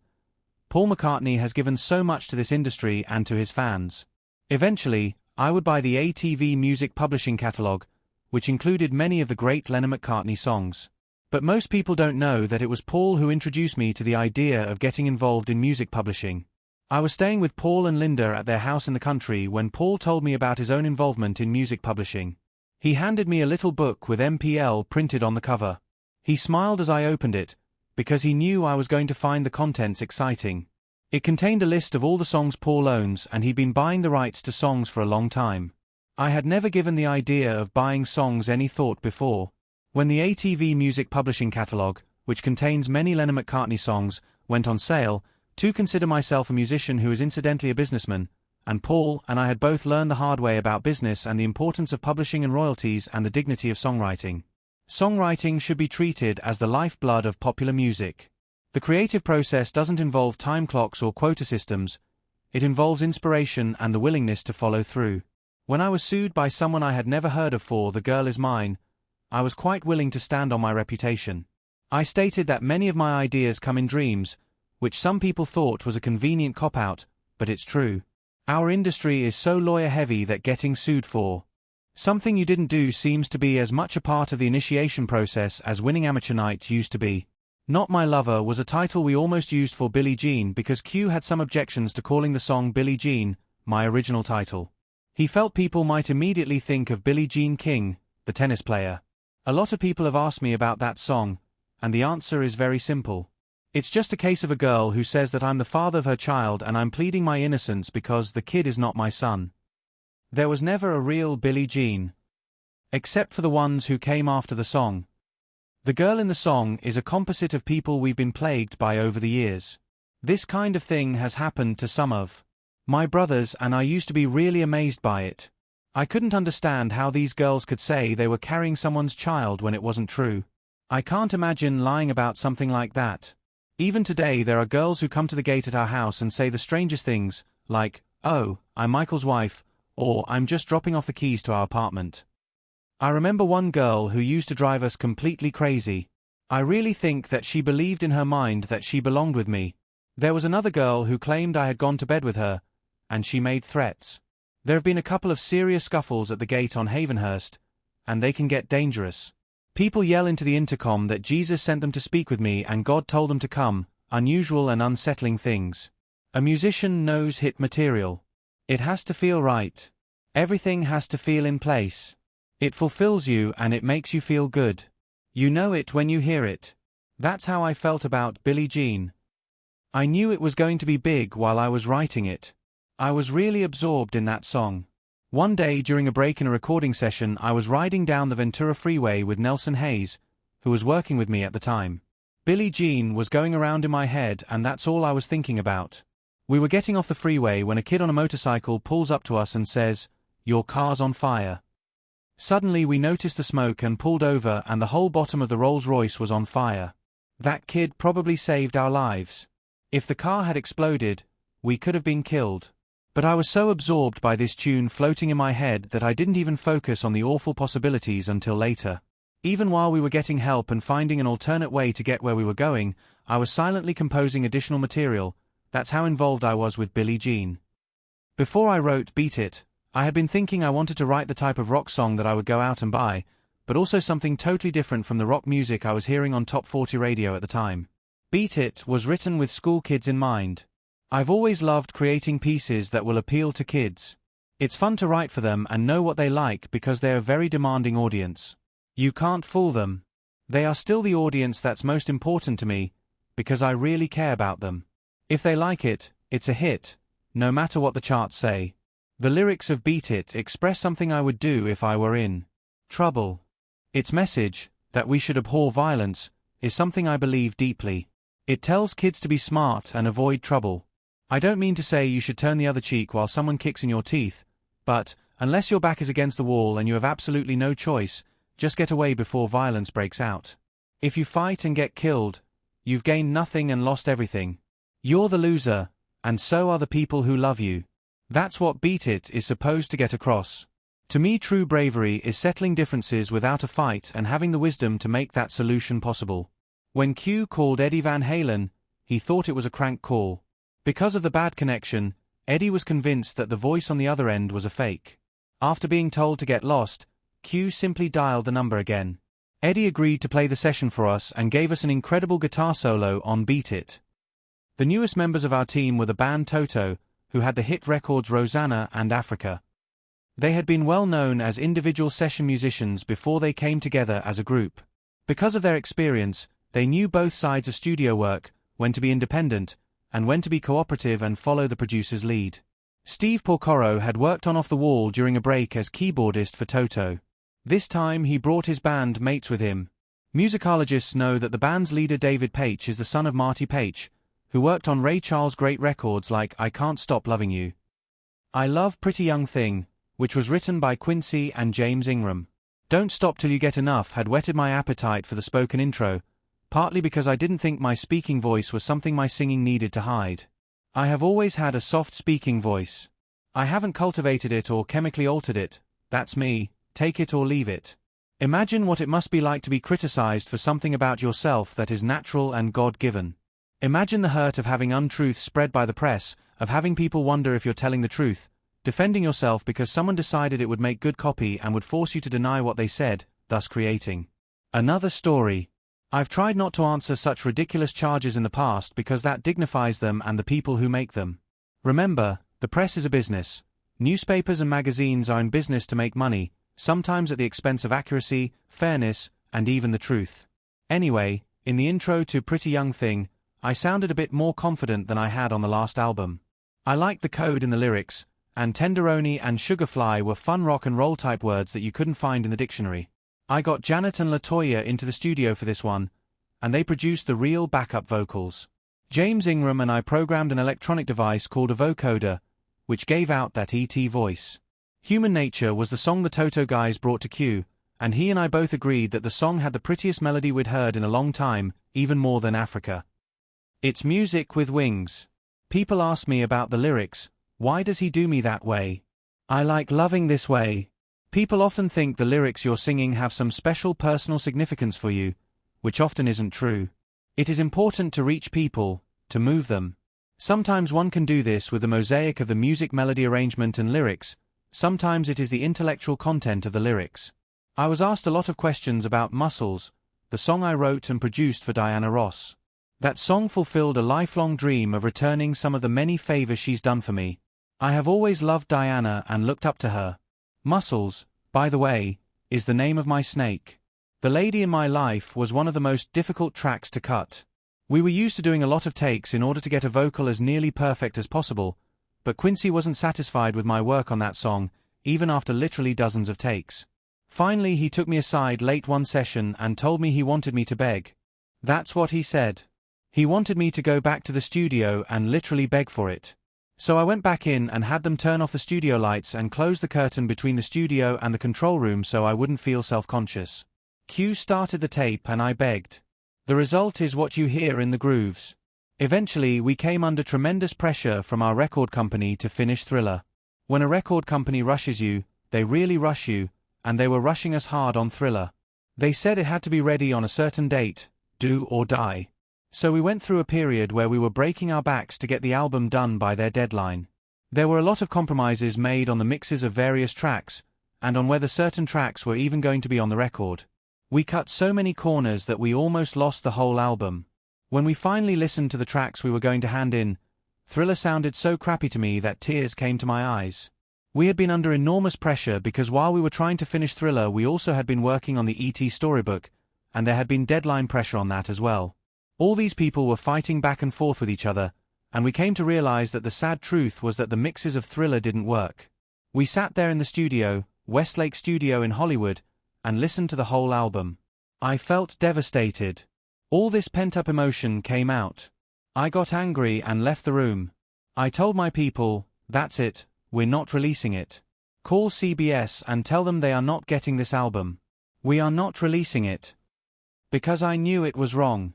If we hadn't stopped the process and examined what we were doing, the record would have been terrible. It never would have been reviewed the way it was because, as we learned, you can ruin a great album in the mix. It's like taking a great movie and ruining it in the editing. You simply have to take your time. Some things can't be rushed. There was a bit of yelling and screaming from the record people, but in the end they were smart and understood. They knew too. It was just that I was the first to say it. Finally I realized I had to do the whole thing. Mix the entire album, all over again. We took a couple of days off, drew a deep breath, and stepped back. Then we came to it fresh, cleaned our ears out, and began to mix 2 songs a week. When it was done, boom, it hit us hard. CBS could hear the difference too. Thriller was a tough project. It felt so good when we finished. I was so excited I couldn't wait for it to come out. When we finished, there wasn't any kind of celebration that I can recall. We didn't go out to a disco or anything. We just rested. I prefer just being with people I really like anyway. That's my way of celebrating. The 3 videos that came out of Thriller, Billie Jean, Beat It, and Thriller, were all part of my original concept for the album. I was determined to present this music as visually as possible. At the time I would look at what people were doing with video, and I couldn't understand why so much of it seemed so primitive and weak. I saw kids watching and accepting boring videos because they had no alternatives. My goal is to do the best I can in every area, so why work hard on an album and then produce a terrible video? I wanted something that would glue you to the set, something you'd want to watch over and over. The idea from the beginning was to give people quality. So I wanted to be a pioneer in this relatively new medium and make the best short music movies we could make. I don't even like to call them videos. On the set I explained that we were doing a film, and that was how I approached it. I wanted the most talented people in the business, the best cinematographer, the best director, the best lighting people we could get. We weren't shooting on videotape. It was 35mm film. We were serious.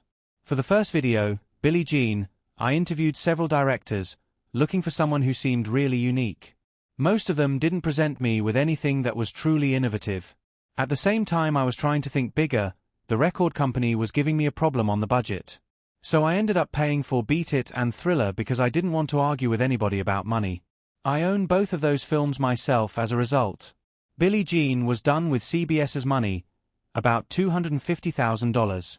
At the time that was a lot of money for a video, but it really pleased me that they believed in me that much. Steve Barron, who directed Billie Jean, had very imaginative ideas, although he didn't agree at first that there should be dancing in it. I felt that people wanted to see dancing. It was great to dance for the video. That freeze frame where I go on my toes was spontaneous, so were many of the other moves. Billie Jean's video made a big impression on the MTV audience and was a huge hit. Beat It was directed by Bob Giraldi, who had done a lot of commercials. I remember being in England when it was decided that Beat It would be the next single released from Thriller, and we had to choose a director for the video. I felt Beat It should be interpreted literally, the way it was written, one gang against another on tough urban streets. It had to be rough. That's what Beat It was about. When I got back to LA, I saw Bob Giraldi's demo reel and knew that he was the director I wanted for Beat It.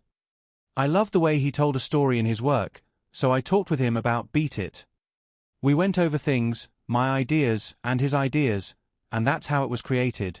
We played with the storyboard and molded it and sculpted it. I had street gangs on my mind when I wrote Beat It, so we rounded up some of the toughest gangs in Los Angeles and put them to work on the video. It turned out to be a good idea, and a great experience for me. We had some rough kids on that set, tough kids, and they hadn't been to wardrobe. Those guys in the pool room in the first scene were serious. They were not actors. That stuff was real. Now I hadn't been around really tough people all that much, and these guys were more than a little intimidating at first. But we had security around and were ready for anything that might happen. Of course we soon realized we didn't need any of this, that the gang members were mostly humble, sweet, and kind in their dealings with us. We fed them during breaks, and they all cleaned up and put their trays away. I came to realize that the whole thing about being bad and tough is that it's done for recognition. All along these guys had wanted to be seen and respected, and now we were going to put them on TV. They loved it. Hey, look at me, I'm somebody. And I think that's really why many of the gangs act the way they do. They're rebels, but rebels who want attention and respect. Like all of us, they just want to be seen. And I gave them that chance. For a few days at least they were stars. They were so wonderful to me, polite, quiet, supportive. After the dance numbers they'd compliment my work, and I could tell they really meant it. They wanted a lot of autographs and frequently stood around my trailer. Whatever they wanted, I gave them: photographs, autographs, tickets for the Victory Tour, anything. They were a nice bunch of guys. The truth of that experience came out on the screen.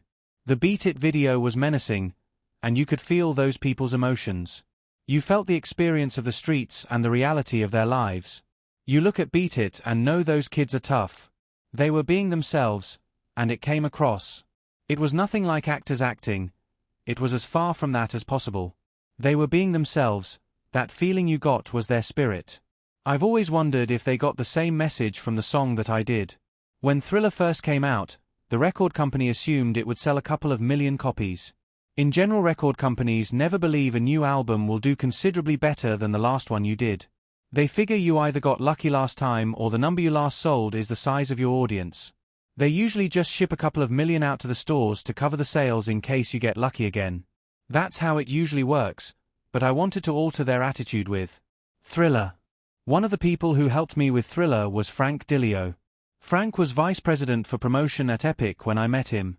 Along with Ron Weissner and Fred DeMann, Frank was responsible for turning my dream for Thriller into a reality. Frank heard parts of Thriller for the first time at Westlake Studio in Hollywood, where much of the album was recorded.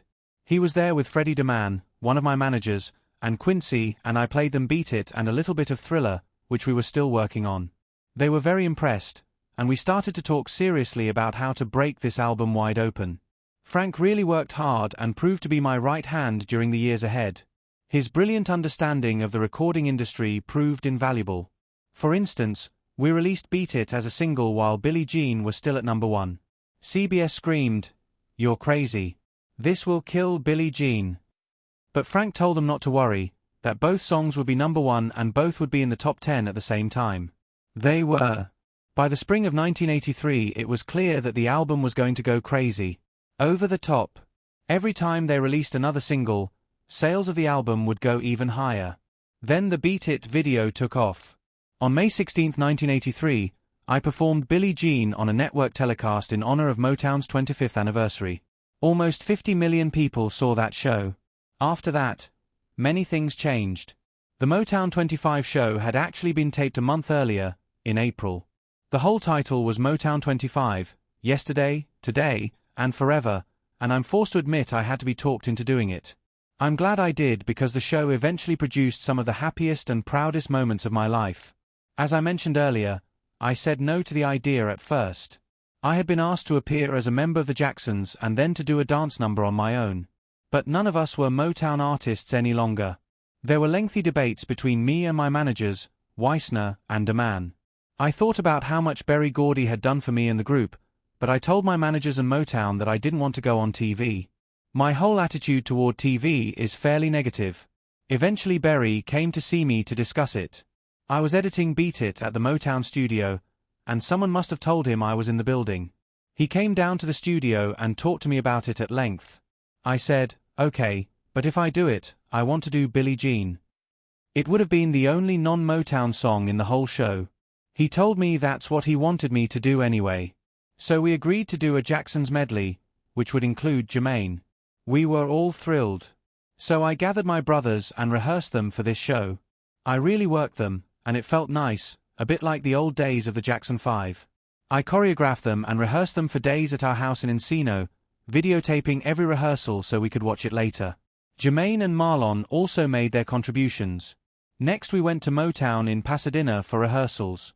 We did our act and, even though we reserved our energy and never went all out at rehearsal, all the people there were clapping and coming around and watching us.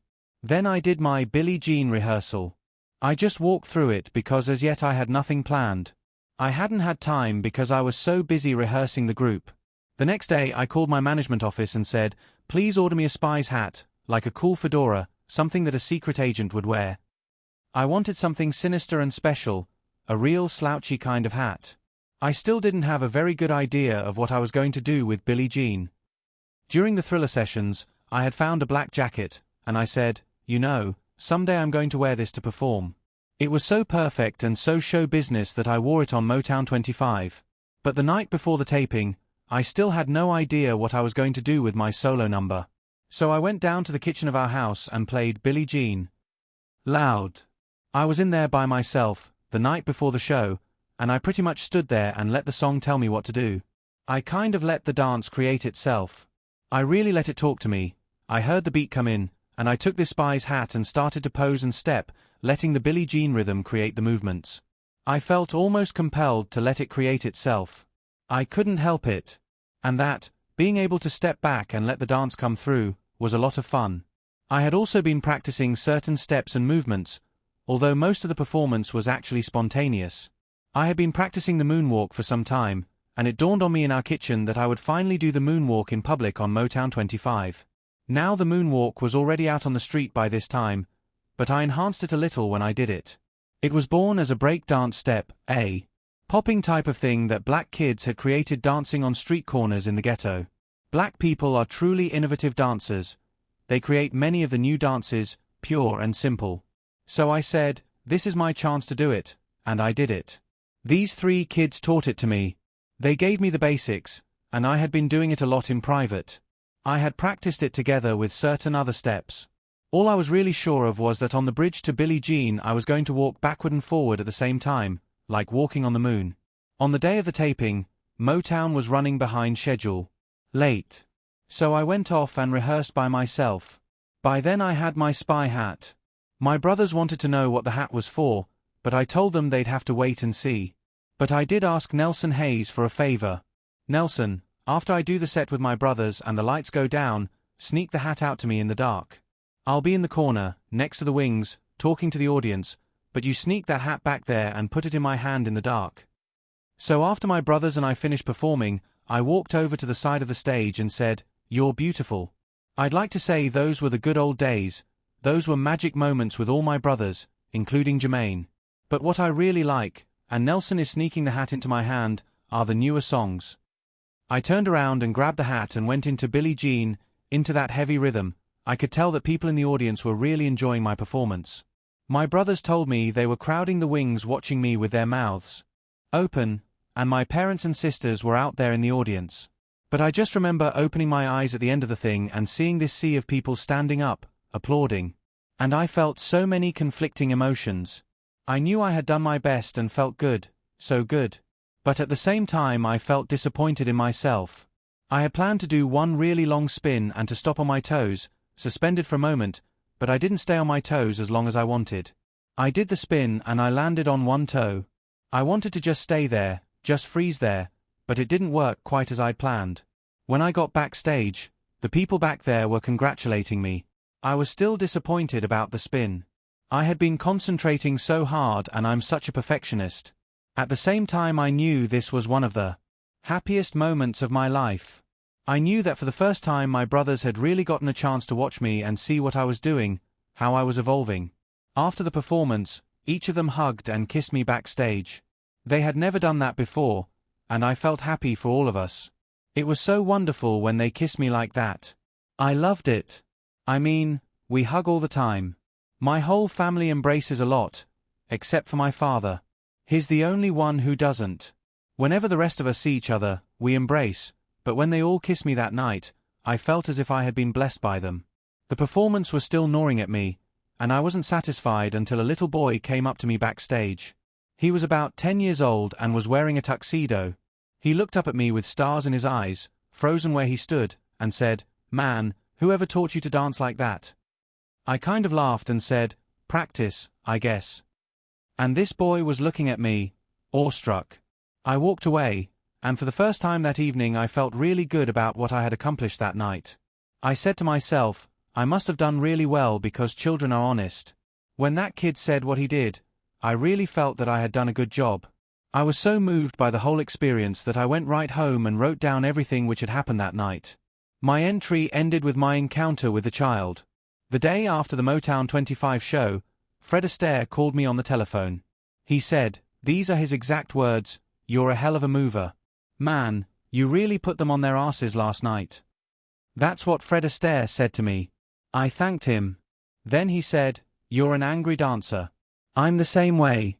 I used to do the same thing with my cane." I had met him once or twice in the past, but this was the first time he had ever called me. He went on to say, "I watched the special last night. I taped it and I watched it again this morning. You're a hell of a mover." It was the greatest compliment I had ever received in my life, and the only one I had ever wanted to believe. For Fred Astaire to tell me that meant more to me than anything. Later my performance was nominated for an Emmy Award in a musical category, but I lost to Leontine Price. It didn't matter. Fred Astaire had told me things I would never forget. That was my reward. Later he invited me to his house, and there were more compliments from him until I really blushed. He went over my Billie Jean performance, step by step. The great choreographer Hermes Pan, who had choreographed Fred's dances in the movies, came over, and I showed them how to moonwalk and demonstrated some other steps that really interested them. Not long after that, Gene Kelly came by my house to visit and also said he liked my dancing. It was a fantastic experience, that show, because I felt I had been inducted into an informal fraternity of dancers, and I felt so honored because these were the people I most admired in the world. Right after Motown 25, my family read a lot of stuff in the press about my being the new Sinatra and as exciting as Elvis, that kind of thing. It was very nice to hear, but I knew the press could be so fickle. One week they love you, and the next week they act like you're rubbish. Later I gave the glittery black jacket I wore on Motown 25 to Sammy Davis as a present. He said he was going to do a takeoff of me on stage, and I said, "Here, you want to wear this when you do it?" He was so happy. I love Sammy. He's such a fine man and a real showman. One of the best. I had been wearing a single glove for years before Thriller. I felt that one glove was cool. Wearing two gloves seemed so ordinary, but a single glove was different and was definitely a look. But I've long believed that thinking too much about your look is one of the biggest mistakes you can make, because an artist should let his style evolve naturally, spontaneously. You can't think about these things. You have to feel your way into them. I actually had been wearing the glove for a long time, but it hadn't gotten a lot of attention until all of a sudden it hit with Thriller in 1983. I was wearing it on some of the old tours back in the 1970s, and I wore one glove during the Off the Wall tour and on the cover of the live album. That came out afterward. It's so show business, that one glove. I love wearing it. Once, by coincidence, I wore a black glove to the American Music Award ceremony, which happened to fall on Martin Luther King, Jr.'s birthday. Funny how things happen sometimes. I admit that I love starting trends, but I never thought wearing white socks was going to catch on. Not too long ago it was considered extremely square to wear white socks. It was cool in the 1950s, but in the 60s and 70s you wouldn't be caught dead in white socks. It was too square to even consider, for most people. But I never stopped wearing them. Ever. My brothers would call me a dip, but I didn't care. My brother Jermaine would get upset and call my mother, "Mother, Michael's wearing his white socks again. Can't you do something? Talk to him." He would complain bitterly. They'd all tell me I was a goofball. But I still wore my white socks, and now it's cool again. Those white socks must have caught on just to spite Jermaine. I get tickled when I think about it. After Thriller came out, it even became okay to wear your pants high around your ankles again. My attitude is if fashion says it's forbidden, I'm going to do it. When I'm at home, I don't like to dress up. I wear anything that's handy. I used to spend days in my pajamas. I like flannel shirts, old sweaters, and slacks, simple clothes. When I go out, I dress up in sharper, brighter, more tailored clothes, but around the house and in the studio anything goes. I don't wear much jewelry, usually none, because it gets in my way. Occasionally people give me gifts of jewelry and I treasure them for the sentiment, but usually I just put them away somewhere. Some of it has been stolen. Jackie Gleason gave me a beautiful ring. He took it off his finger and gave it to me. It was stolen and I miss it, but it doesn't really bother me because the gesture meant more than anything else, and that can't be taken from me. The ring was just a material thing. What really makes me happy, what I love is performing and creating. I really don't care about all the material trappings. I love to put my soul into something and have people accept it and like it. That's a wonderful feeling. I appreciate art for that reason. I'm a great admirer of Michelangelo and of how he poured his soul into his work. He knew in his heart that one day he would die, but that the work he did would live on. You can tell he painted the ceiling of the Sistine Chapel with all his soul. At one point he even destroyed it and did it over because he wanted it to be perfect. He said, "If the wine is sour, pour it out." I can look at a painting and lose myself. It pulls you in, all the pathos and drama. It communicates with you. You can sense what the artist was feeling. I feel the same way about photography. A poignant or strong photograph can speak volumes. As I said earlier, there were many changes in my life in the aftermath of Motown 25. We were told that 47 million people watched that show, and apparently many of them went out and bought Thriller. By the fall of 1983, the album had sold 8 million copies, eclipsing, by far, CBS's expectations for the successor to Off the Wall. At that point Frank Dilio said he'd like to see us produce another video or short film. It was clear to us that the next single and video should be Thriller, a long track that had plenty of material for a brilliant director to play with. As soon as the decision was made, I knew who I wanted to have direct it. The year before I had seen a horror film called An American Werewolf in London, and I knew that the man who made it, John Landis, would be perfect for Thriller, since our concept for the video featured the same kind of transformations that happened to his character. So we contacted John Landis and asked him to direct. He agreed and submitted his budget, and we went to work. The technical details of this film were so awesome that I soon got a call from John Branca, my attorney and one of my closest and most valued advisors. John had been working with me ever since the off-the-wall days. In fact, he even helped me out by donning many hats and functioning in several capacities when I had no manager after Thriller was released.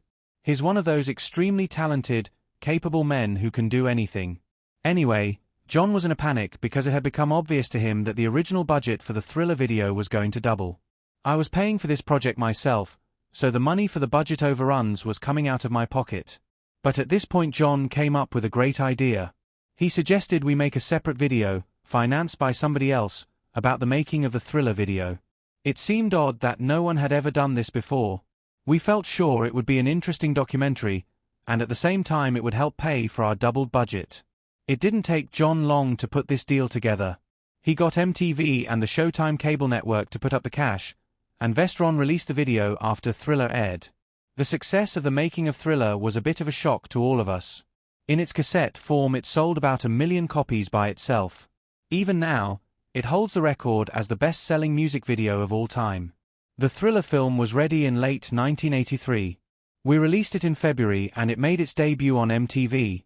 Epic released Thriller as a single and sales of the album went crazy.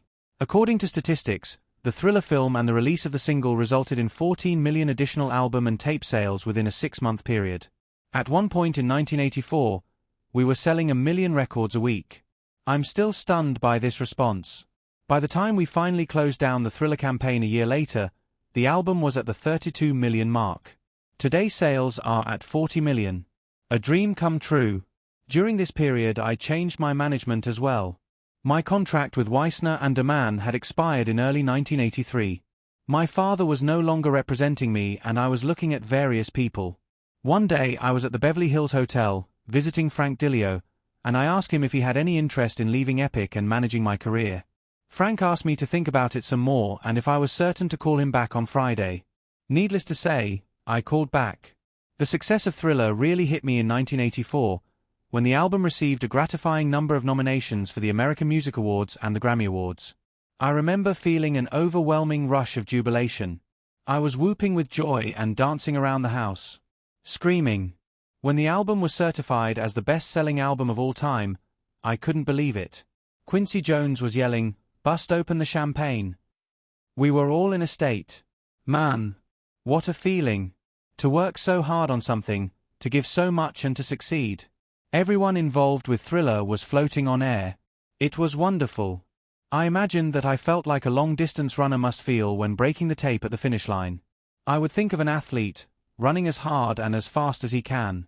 Finally he gets close to the finish line and his chest hits that ribbon and the crowd is soaring with him. And I'm not even into sports. But I identify with that person because I know how hard he's trained and I know how much that moment means to him. Perhaps a whole life has been devoted to this endeavor, this one moment. And then he wins. That's the realization of a dream. That's powerful stuff. I can share that feeling because I know. One of the side effects of the Thriller period was to make me weary of constantly being in the public eye. Because of this, I resolved to lead a quieter, more private life. I was still quite shy about my appearance. You must remember that I had been a child star, and when you grow up under that kind of scrutiny, people don't want you to change, to get older and look different. When I first became well known, I had a lot of baby fat and a very round, chubby face. That roundness stayed with me until several years ago when I changed my diet and stopped eating beef, chicken, pork, and fish, as well as certain fattening foods. I just wanted to look better, live better, and be healthier. Gradually, as I lost weight, my face took on its present shape and the press started accusing me of surgically altering my appearance, beyond the nose job I freely admitted I had, like many performers and film stars. They would take an old picture from adolescence or high school and compare it to a current photograph. In the old picture my face would be round and pudgy. I'd have an afro, and the picture would be badly lit. The new picture would show a much older, more mature face. I've got a different hairstyle and a different nose. Also, the photographer's lighting is excellent in the recent photographs. It's really not fair to make such comparisons. They have said I had bone surgery done on my face. It seems strange to me that people would jump to that conclusion, and I thought it was very unfair. Judy Garland and Jean Harlow and many others have had their noses done. My problem is that as a child star people got used to seeing me look one way. I'd like to set the record straight right now. I have never had my cheeks altered or my eyes altered. I have not had my lips thinned, nor have I had dermabrasion or a skin peel. All of these charges are ridiculous. If they were true, I would say so, but they aren't. I have had my nose altered twice and I recently added a cleft to my chin, but that is it. Period. I don't care what anyone else says, it's my face and I know. I'm a vegetarian now and I'm so much thinner. I've been on a strict diet for years. I feel better than I ever have, healthier and more energetic. I don't understand why the press is so interested in speculating about my appearance anyway. What does my face have to do with my music or my dancing? The other day a man asked me if I was happy, and I answered, I don't think I'm ever totally happy. I'm one of the hardest people to satisfy, but at the same time, I'm aware of how much I have to be thankful for, and I am truly appreciative that I have my health and the love of my family and friends. I'm also easily embarrassed. The night I won 8 American Music Awards, I accepted them wearing my shades on the network broadcast. Katharine Hepburn called me up and congratulated me, but she gave me a hard time because of the sunglasses. Your fans want to see your eyes, she scolded me. You're cheating them. The following month, February 1984, at the Grammy show, Thriller had walked off with 7 Grammy Awards and looked like it was going to win an 8th. All evening I had been going up to the podium and collecting awards with my sunglasses on. Finally, when Thriller won for Best Album, I went up to accept it, took off my glasses, and stared into the camera. Katharine Hepburn, I said, this is for you. I knew she was watching and she was. You have to have some fun. Chapter 6. All you need is love. I had planned to spend most of 1984 working on some movie ideas I had, but those plans got sidetracked. First, in January, I was burned on the set of a Pepsi commercial I was shooting with my brothers. The reason for the fire was stupidity, pure and simple. We were shooting at night and I was supposed to come down a staircase with magnesium flash bombs going off on either side of me and just behind me. It seemed so simple. I was to walk down the stairs and these bombs would blow up behind me. We did several takes that were wonderfully timed. The lightning effects from the bombs were great. Only later did I find out that these bombs were only 2 feet away from either side of my head, which was a total disregard of the safety regulations. I was supposed to stand in the middle of a magnesium explosion, 2 feet on either side. Then Bob Giraldi, the director, came to me and said, "Michael, you're going down too early. We want to see you up there, up on the stairs. When the lights come on, we want to reveal that you're there, so wait." So I waited, the bombs went off on either side of my head, and the sparks set my hair on fire. I was dancing down this ramp and turning around, spinning, not knowing I was on fire. Suddenly I felt my hands reflexively going to my head in an attempt to smother the flames. I fell down and just tried to shake the flames out. Jermaine turned around and saw me on the ground, just after the explosions had gone off, and he thought I had been shot by someone in the crowd, because we were shooting in front of a big audience. That's what it looked like to him. Miko Brando, who works for me, was the first person to reach me. After that, it was chaos. It was crazy. No film could properly capture the drama of what went on that night. The crowd was screaming. Someone shouted, "Get some ice." There were frantic running sounds. People were yelling, "Oh no." The emergency truck came up and before they put me in I saw the Pepsi executives huddled together in a corner, looking terrified. I remember the medical people putting me on a cot and the guys from Pepsi were so scared they couldn't even bring themselves to check on me. Meanwhile, I was kind of detached, despite the terrible pain. I was watching all the drama unfold. Later they told me I was in shock, but I remember enjoying the ride to the hospital because I never thought I'd ride in an ambulance with the sirens wailing. It was one of those things I had always wanted to do when I was growing up. When we got there, they told me there were news crews outside, so I asked for my glove. There's a famous shot of me waving from the stretcher with my glove on. Later one of the doctors told me that it was a miracle I was alive.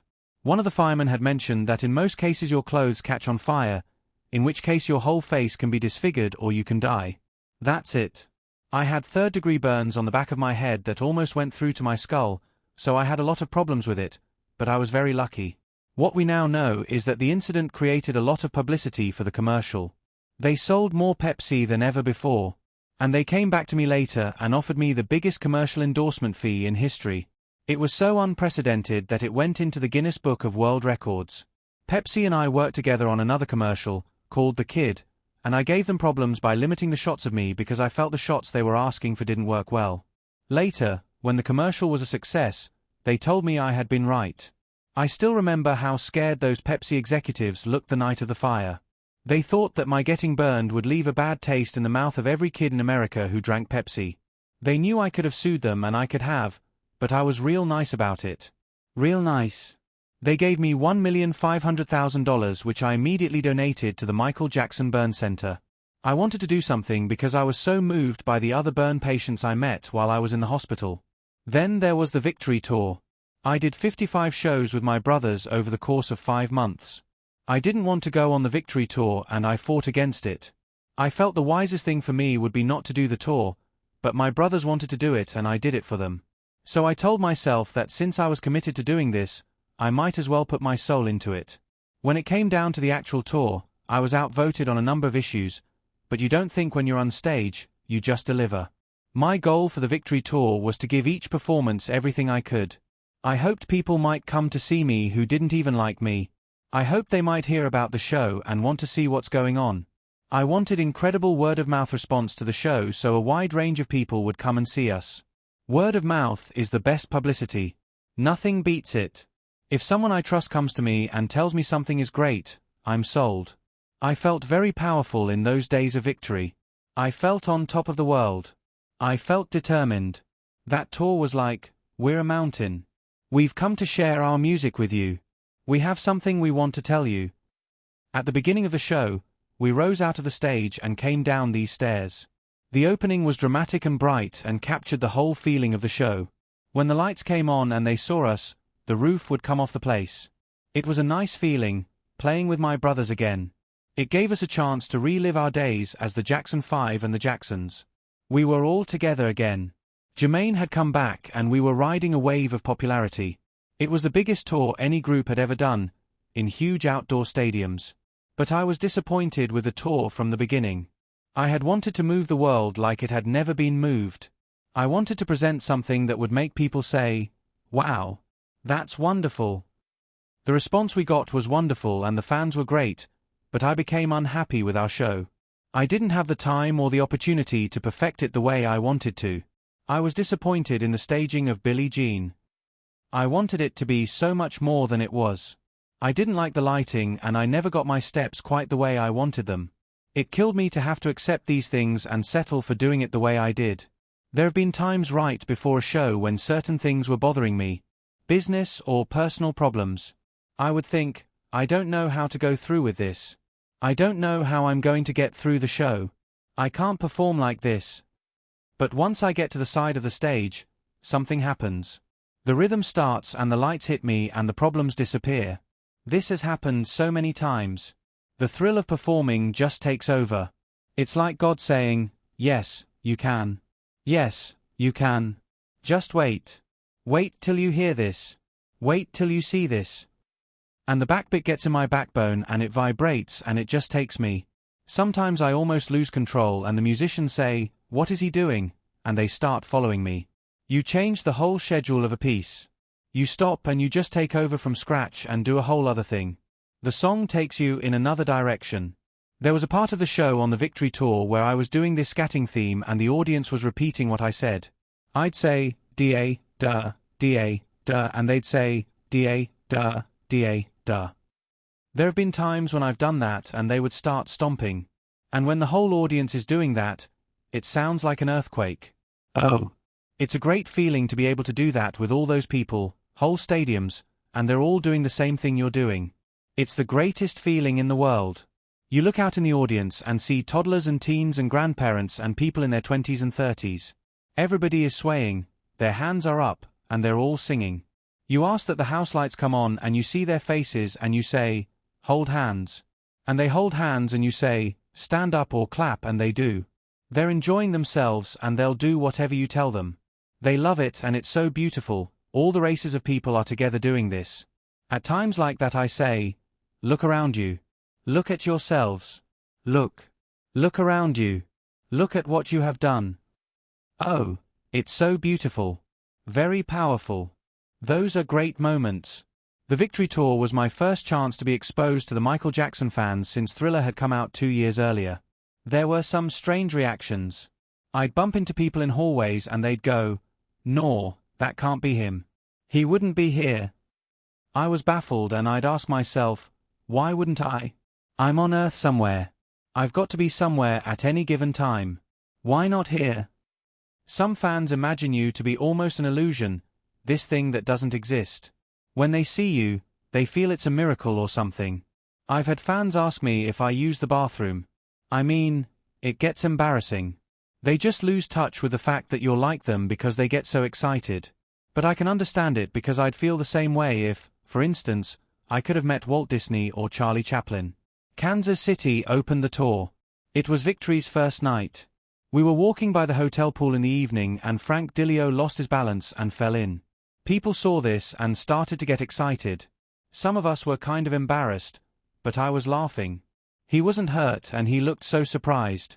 We jumped over a low wall and found ourselves on the street without any security. People didn't seem to be able to believe that we were just walking around on the street like that. They gave us a wide berth. Later when we returned to the hotel, Bill Bray, who has headed my security team since I was a child, just shook his head and laughed as we recounted our adventures. Bill is very careful and immensely professional in his job, but he doesn't worry about things after the fact. He travels with me everywhere and occasionally he's my only companion on short trips. I can't imagine life without Bill. He's warm and funny and absolutely in love with life. He's a great man. When the tour was in Washington, D.C., I was out on our hotel balcony with Frank, who has a great sense of humor and enjoys playing pranks himself. We were teasing one another and I started pulling $100 bills from his pockets and throwing them to people who were walking down below. This almost caused a riot. He was trying to stop me, but we were both laughing. It reminded me of the pranks my brothers and I used to pull on tour. Frank sent our security people downstairs to try and find any undiscovered money in the bushes. In Jacksonville, the local police almost killed us in a traffic accident during the 4-block drive from the hotel to the stadium. Later, in another part of Florida, when the old tour boredom set in that I described earlier, I played a little trick on Frank. I asked him to come up to my suite, and when he came in I offered him some watermelon, which was lying on a table across the room. Frank went over to pick up a piece and tripped over my boa constrictor, Muscles, who was on the road with me. Muscles is harmless, but Frank hates snakes and proceeded to scream and yell. I started chasing him around the room with the boa. Frank got the upper hand, however. He panicked, ran from the room, and grabbed the security guard's gun. He was going to shoot Muscles, but the guard calmed him down. Later he said all he could think of was, "I've got to get that snake." I found that a lot of tough men are afraid of snakes.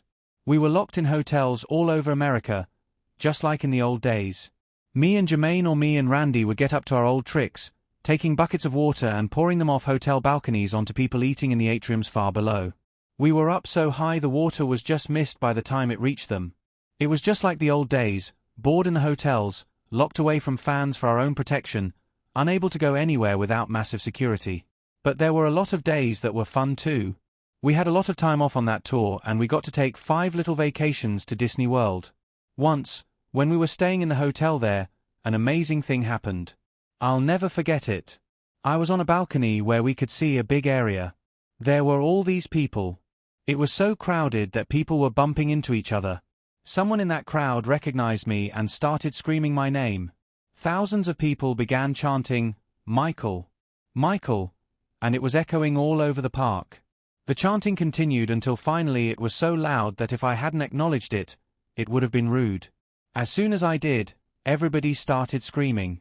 I said, "Oh, this is so beautiful. I've got it so good." All the work I'd put in on Thriller, my crying and believing in my dreams and working on those songs and falling asleep near the microphone stand because I was so tired, all of it was repaid by this display of affection. I've seen times where I'd walk into a theater to see a play and everybody would just start applauding. Just because they're glad that I happened to be there. At moments like that, I feel so honored and so happy. It makes all the work seem worthwhile. The Victory Tour was originally going to be called The Final Curtain because we all realized it was going to be the last tour we did together. But we decided not to put the emphasis on that. I enjoyed the tour. I knew it would be a long road. In the end, it was probably too long. The best part of it for me was seeing the children in the audience. Every night there would be a number of them who had gotten all dressed up. They were so excited. I was truly inspired by the kids on that tour, kids of all ethnic groups and ages. It's been my dream since I was a child to somehow unite people of the world through love and music. I still get goosebumps when I hear the Beatles sing, "All you need is love." I've always wished that song could be an anthem for the world. I loved the shows we did in Miami and all the time we spent there. Colorado was great too. We got to spend some time relaxing up at the Caribou Ranch. And New York was really something, as it always is. Emmanuel Lewis came to the show, as did Yoko, Sean Lennon, Brooke, a lot of good friends. Thinking back, the offstage moments stand out for me as much as the concerts themselves. I found I could lose myself in some of those shows. I remember swinging my jackets around and slinging them into the audience. The wardrobe people would get annoyed at me and I'd say honestly, "I'm sorry but I can't help it. I can't control myself. Something takes over and I know I shouldn't do it, but you just can't control it. There's a spirit of joy and communion that gets inside you and you want to just let it all out." We were on the Victory Tour when we learned that my sister Janet had gotten married. Everybody was afraid to tell me because I am so close to Janet. I was shocked. I feel very protective of her. Quincy Jones's little daughter was the one to break the news to me. I've always enjoyed a wonderfully close relationship with all 3 of my beautiful sisters. LaToya is really a wonderful person. She's very easy to be around, but she can be funny, too. You go in her room and you can't sit on the couch, you can't sit on the bed, you can't walk on the carpet. This is the truth. She will run you out of her room. She wants everything to be perfect in there. I say, you have to walk on the carpet sometimes, but she doesn't want prints on it. If you cough at the table, she covers her plate. If you sneeze, forget it. That's how she is. Mother says she used to be that way herself. Janet, on the other hand, was always a tomboy. She has been my best friend in the family for the longest time. That's why it killed me to see her go off and get married. We did everything together. We shared the same interests, the same sense of humor. When we were younger, we'd get up on free mornings and write out a whole schedule for the day. Usually it would read something like this: get UP, feed the animals, have breakfast, watch some cartoons, go to the movies, go to a restaurant, go to another movie, go home and go swimming. That was our idea of a great day. In the evening, we'd look back at the list and think about all the fun we'd had. It was great being with Janet because we didn't have to worry that one of us wouldn't like something. We liked the same things. We'd sometimes read to each other. She was like my twin. LaToya and I are very different, on the other hand. She won't even feed the animals. The smell alone drives her away. And forget going to the movies. She doesn't understand what I see in Star Wars or Close Encounters or Jaws. Our tastes in films are miles apart. When Janet was around and I wasn't working on something, we'd be inseparable. But I knew we'd eventually develop separate interests and attachments. It was inevitable. Her marriage didn't last long, unfortunately, but now she's happy. Again. I do think that marriage can be a wonderful thing if it's right for the two people involved. I believe in love, very much so. How can you not believe after you've experienced it? I believe in relationships. One day I know I'll find the right woman and get married myself. I often look forward to having children. In fact, it would be nice to have a big family, since I come from such a large one myself. In my fantasy about having a large family, I imagine myself with 13 children. Right now, my work still takes up most of my time and most of my emotional life. I work all the time. I love creating and coming up with new projects. As for the future, cue Sarah. Time will tell. It would be hard for me to be that dependent on somebody else, but I can imagine it if I try. There's so much I want to do and so much work to be done. I can't help but pick up on some of the criticism leveled at me at times. Journalists seem willing to say anything to sell a paper. They say I've had my eyes widened, that I want to look more white. More white? What kind of statement is that? I didn't invent plastic surgery. It's been around for a long time. A lot of very fine, very nice people have had plastic surgery. No one writes about their surgery and levies such criticism at them. It's not fair. Most of what they print is a fabrication. It's enough to make you want to ask, what happened to truth? Did it go out of style? In the end, the most important thing is to be true to yourself and those you love and work hard. I mean, work like there's no tomorrow. Train. Strive. I mean, really train and cultivate your talent to the highest degree. Be the best at what you do. Get to know more about your field than anybody alive. Use the tools of your trade, if it's books or a floor to dance on or a body of water to swim in. Whatever it is, it's yours. That's what I've always tried to remember. I thought about it a lot on the Victory Tour. In the end, I felt I touched a lot of people on the Victory Tour. Not exactly in the way I wanted to, but I felt that would happen later, when I was off on my own, performing and making movies. I donated all my performance money to charity, including funds for the burn center that helped me after the fire on the Pepsi set. We donated more than $4 million that year. For me, that was what the Victory Tour was all about, giving back.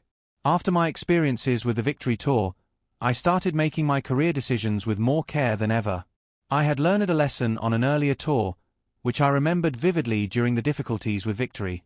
We did a tour years ago with this guy who ripped us off, but he taught me something. He said, "Listen, all these people work for you. You don't work for them. You are paying them." He kept telling me that. Finally, I began to understand what he meant. It was an entirely new concept for me because at Motown everything was done for us. Other people made our decisions. I've been mentally scarred by that experience. You've got to wear this. You've got to do these songs. You are going here. You're going to do this interview and that TV show. That's how it went. We couldn't say anything. When he told me I was in control, I finally woke up. I realized he was right. Despite everything, I owe that guy a debt of gratitude.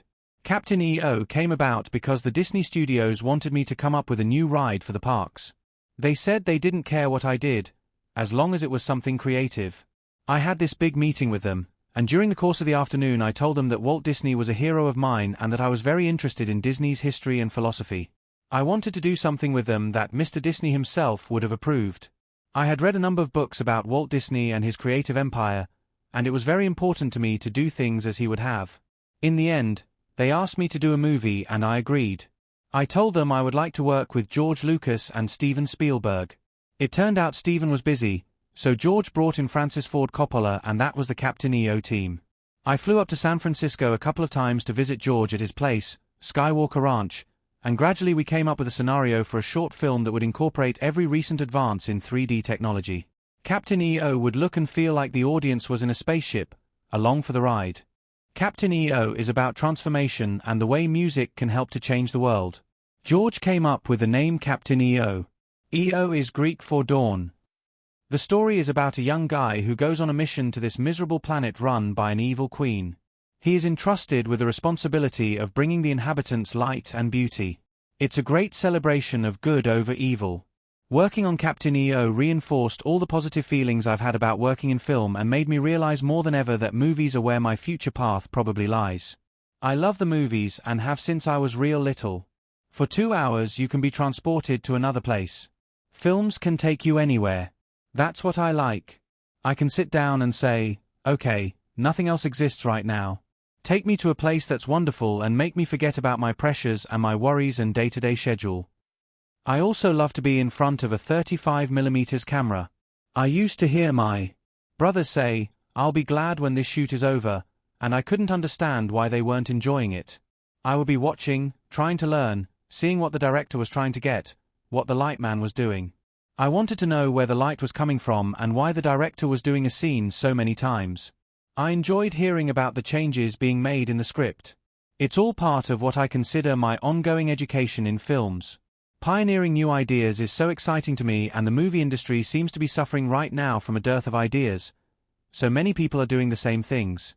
The big studios remind me of the way Motown was acting when we were having disagreements with them. They want easy answers, they want their people to do formula stuff, sure bets. Only the public gets bored, of course. So many of them are doing the same old corny stuff. George Lucas and Steven Spielberg are exceptions. I'm going to try to make some changes. I'm going to try to change things around someday. Marlon Brando has become a very close and trusted friend of mine. I can't tell you how much he's taught me. We sit and talk for hours. He has told me a great deal about the movies. He is such a wonderful actor and he has worked with so many giants in the industry, from other actors to cameramen. He has a respect for the artistic value of filmmaking that leaves me in awe. He's like a father to me. So these days movies are my #1 dream, but I have a lot of other dreams too. In early 1985 we cut We Are the World at an all-night all-star recording session that was held after the ceremony for the American Music Awards. I wrote the song with Lionel Richie after seeing the appalling news footage of starving people in Ethiopia and the Sudan. Around that time, I used to ask my sister Janet to follow me into a room with interesting acoustics, like a closet or the bathroom, and I'd sing to her, just a note, a rhythm of a note. It wouldn't be a lyric or anything. I'd just hum from the bottom of my throat. I'd say, Janet, what do you see? What do you see when you hear this sound? And this time she said, dying children in Africa. You're right. That's what I was dictating from my soul. And she said, you're talking about Africa. You're talking about dying children. That's where We Are the World came from. We'd go in a dark room and I'd sing notes to her. To my mind, that's what singers should be able to do. We should be able to perform and be effective, even if it's in a dark room. We've lost a lot because of TV. You should be able to move people without all that advanced technology, without pictures, using only sound. I've been performing for as long as I can remember. I know a lot of secrets, a lot of things like that. I think that We Are the World is a very spiritual song, but spiritual in a special sense. I was proud to be a part of that song and to be one of the musicians there that night. We were united by our desire to make a difference. It made the world a better place for us, and it made a difference to the starving people we wanted to help. We collected some Grammy Awards and began to hear easy-listening versions of We Are the World in elevators along with Billie Jean. Since first writing it, I had thought that songs should be sung by children. When I finally heard children singing it on producer George Duke's version, I almost cried. It's the best version I've heard. After We Are the World, I again decided to retreat from public view. For 2.5 years I devoted most of my time to recording the follow-up to Thriller, the album that came to be titled Bad. Why did it take so long to make Bad? The answer is that Quincy and I decided that this album should be as close to perfect as humanly possible. A perfectionist has to take his time. He shapes and he molds and he sculpts that thing until it's perfect. He can't let it go before he's satisfied. He can't. If it's not right, you throw it away and do it over. You work that thing till it's just right. When it's as perfect as you can make it, you put it out there. Really, you've got to get it to where it's just right. That's the secret. That's the difference between a number 30 record and a number 1 record that stays number 1 for weeks. It's got to be good. If it is, it stays up there and the whole world wonders when it's going to come down. I have a hard time explaining how Quincy Jones and I work together on making an album. What I do is, I write the songs and do the music and then Quincy brings out the best in me. That's the only way I can explain it. Quincy will listen and make changes. He'll say, "Michael, you should put a change in there," and I'll write a change. And he'll guide me on and help me create and help me invent and work on new sounds, new kinds of music. And we fight. During the Bad sessions we disagreed on some things. If we struggle at all, it's about new stuff, the latest technology. I'll say, "Quincy, you know, music changes all the time. I want the latest drum sounds that people are doing. I want to go beyond the latest thing." And then we go ahead and make the best record that we can. We don't ever try to pander to the fans. We just try to play on the quality of the song. People will not buy junk. They'll only buy what they like. If you take all the trouble to get in your car, go to the record store, and put your money on the counter, you've got to really like what you're going to buy. You don't say, "I'll put a country song on here for the country market, a rock song for that market," and so on. I feel close to all different styles of music. I love some rock songs and some country songs and some pop and all the old rock and roll records. We did go after a rock type of song with Beat It. We got Eddie Van Halen to play guitar because we knew he'd do the best job. Albums should be for all races, all tastes in music. In the end, many songs kind of create themselves. You just say, "This is it. This is how it's going to be." Of course, not every song is going to have a great dance tempo. It's like Rock With You isn't a great dance tempo. It was meant for the old dance the rock. But it's not a don't stop or working day and night rhythm or a starting something type of thing, something you can play with on the dance floor and get sweaty, working out to. We worked on Bad for a long time. Years. In the end, it was worth it because we were satisfied with what we had achieved, but it was difficult too. There was a lot of tension because we felt we were competing with ourselves. It's very hard to create something when you feel like you're in competition with yourself. Because no matter how you look at it, people are always going to compare Bad to Thriller. You can always say, or, forget Thriller, but no one ever will. I think I have a slight advantage in all of this because I always do my best work under pressure. Bad is a song about the street. It's about this kid from a bad neighborhood who gets to go away to a private school. He comes back to the old neighborhood when he's on a break from school and the kids from the neighborhood start giving him trouble. He sings, "I'm bad, you're bad, who's the best?" He's saying when you're strong and good, then you're bad. Man in the Mirror is a great message. I love that song. If John Lennon was alive, he could really relate to that song because it says that if you want to make the world a better place, you have to work on yourself and change first. It's the same thing Kennedy was talking about when he said, "Ask not what your country can do for you, ask what you can do for your country." If you want to make the world a better place, take a look at yourself and make a change. Start with the man in the mirror. Start with yourself. Don't be looking at all the other things. Start with you. That's the truth.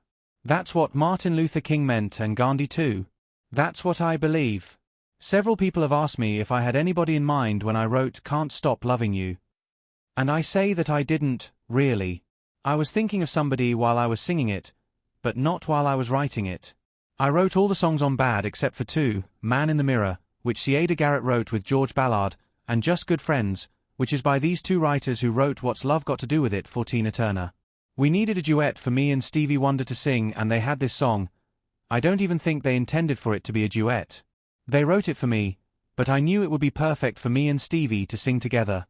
Another Part of Me was one of the earliest songs written for Bad and made its public debut at the end of Captain EO when the captain says goodbye. Speed Demon is a Machine song. The Way You Make Me Feel and Smooth Criminal are simply the grooves I was in at the time. That's how I would put it. Leave Me Alone is a track that appears only on the compact disc of Bad. I worked hard on the song, stacking vocals on top of each other like layers of clouds. I'm sending a simple message here: leave me alone. The song is about a relationship between a guy and a girl. But what I'm really saying to people who are bothering me is, leave me alone. The pressure of success does funny things to people. A lot of people become successful very quickly, and it's an instant occurrence in their lives. Some of these people, whose success might be a one-shot thing, don't know how to handle what happens to them. I look at fame from a different perspective, since I've been in this business for so long now. I've learned that the way to survive as your own person is to shun personal publicity and keep a low profile as much as possible. I guess it's good in some ways and bad in others.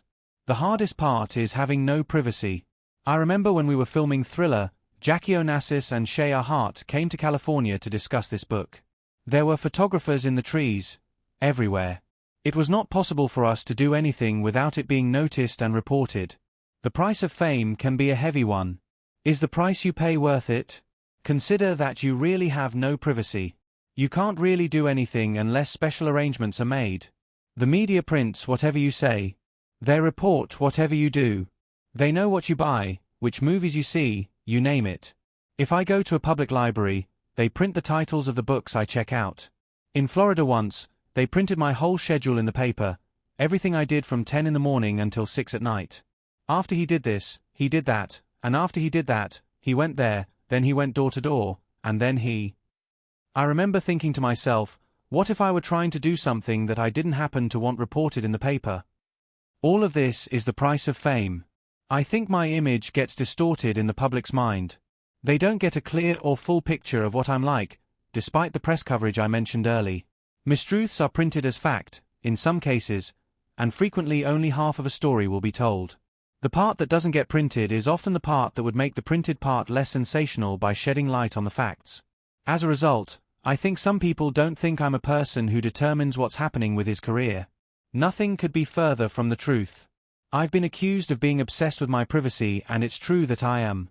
People stare at you when you're famous. They're observing you, and that's understandable, but it's not always easy. If you were to ask me why I wear sunglasses in public as often as I do, I'd tell you it's because I simply don't like to have to constantly look everyone in the eye. It's a way of concealing just a bit of myself. After I had my wisdom teeth pulled, the dentist gave me a surgical mask to wear home to keep out germs. I loved that mask. It was great, much better than sunglasses, and I had fun wearing it around for a while. There's so little privacy in my life that concealing a little bit of me is a way to give myself a break from all that. It may be considered strange, I know, but I like my privacy. I can't answer whether or not I like being famous, but I do love achieving goals. I love not only reaching a mark I've set for myself but exceeding it. Doing more than I thought I could. That's a great feeling. There's nothing like it. I think it's so important to set goals for yourself. It gives you an idea of where you want to go and how you want to get there. If you don't aim for something, you'll never know whether you could have hit the mark. I've always joked that I didn't ask to sing and dance, but it's true. When I open my mouth, music comes out. I'm honored that I have this ability. I thank God for it every day. I try to cultivate what He gave me. I feel I'm compelled to do what I do. There are so many things all around us to be thankful for. Wasn't it Robert Frost who wrote about the world a person can see in a leaf? I think that's true. That's what I love about being with kids. They notice everything. They aren't jaded. They get excited by things we've forgotten to get excited about anymore. They are so natural too, so unself-conscious. I love being around them. There always seems to be a bunch of kids over at the house and they're always welcome. They energize me. Just being around them. They look at everything with such fresh eyes, such open minds. That's part of what makes kids so creative. They don't worry about the rules. The picture doesn't have to be in the center of the piece of paper. The sky doesn't have to be blue. They are accepting of people too. The only demand they make is to be treated fairly, and to be loved. I think that's what we all want. I would like to think that I'm an inspiration for the children I meet. I want kids to like my music. Their approval means more to me than anyone else's. It's always the kids who know which song is going to be a hit. You see kids who can't even talk yet, but they've got a little rhythm going. It's funny, but they're a tough audience. In fact, they're the toughest audience.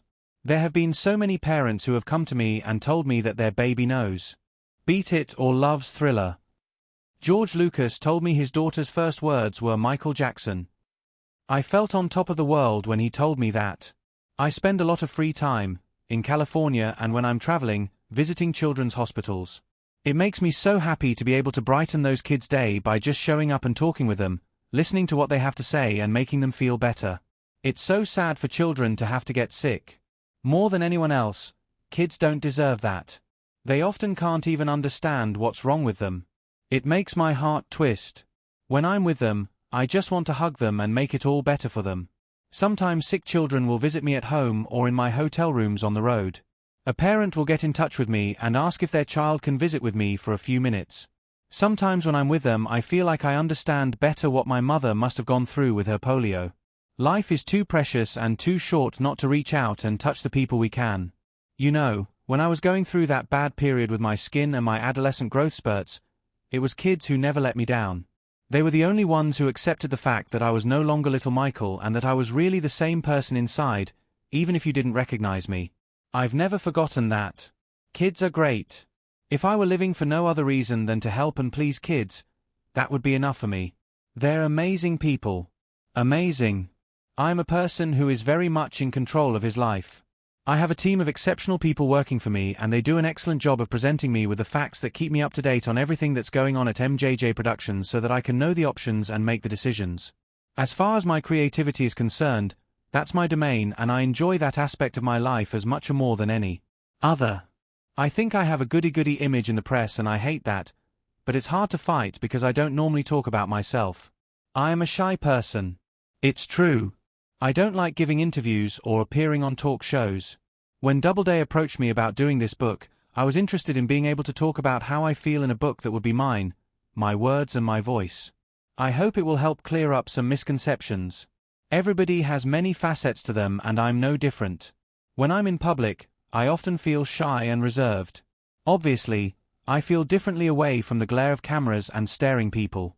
My friends, my close associates, know there's another Michael that I find it difficult to present in the outlandish public situations I often find myself in. It's different when I'm on stage, however. When I perform, I lose myself. I'm in total control of that stage. I don't think about anything. I know what I want to do from the moment I step out there and I love every minute of it. I'm actually relaxed on stage. Totally relaxed. It's nice. I feel relaxed in the studio too. I know whether something feels right. If it doesn't, I know how to fix it. Everything has to be in place and if it is you feel good, you feel fulfilled. People used to underestimate my ability as a songwriter. They didn't think of me as a songwriter, so when I started coming up with songs, they'd look at me like, who really wrote that? I don't know what they must have thought, that I had someone back in the garage who was writing them for me, but time cleared up those misconceptions. You always have to prove yourself to people and so many of them don't want to believe. I've heard tales of Walt Disney going from studio to studio when he first started out, trying to sell his work unsuccessfully and being turned down. When he was finally given a chance, everyone thought he was the greatest thing that ever happened. Sometimes when you're treated unfairly it makes you stronger and more determined. Slavery was a terrible thing, but when black people in America finally got out from under that crushing system, they were stronger. They knew what it was to have your spirit crippled by people who are controlling your life. They were never going to let that happen again. I admire that kind of strength. People who have it take a stand and put their blood and soul into what they believe. People often ask me what I'm like. I hope this book will answer some of those questions, but these things might help too. My favorite music is an eclectic mix. For example, I love classical music. I'm crazy about Debussy, Prelude to the Afternoon of a Faun and Clair de Lune, and Prokofiev. I could listen to Peter and the Wolf over and over and over again. Copland is one of my all-time favorite composers. You can recognize his distinctive brass sounds right away. Billie the Kid is fabulous. I listen to a lot of Tchaikovsky. The Nutcracker Suite is a favorite. I have a large collection of show tunes also, Irving Berlin, Johnny Mercer, Lerner and Lowe, Harold Arlen, Rodgers and Hammerstein, and the great Holland Dozier Holland. I really admire those guys. I like Mexican food very much. I'm a vegetarian, so fortunately fresh fruits and vegetables are a favorite of mine. I love toys and gadgets. I like to see the latest things manufacturers have come out with. If there's something really wonderful, I'll buy one. I'm crazy about monkeys, especially chimps.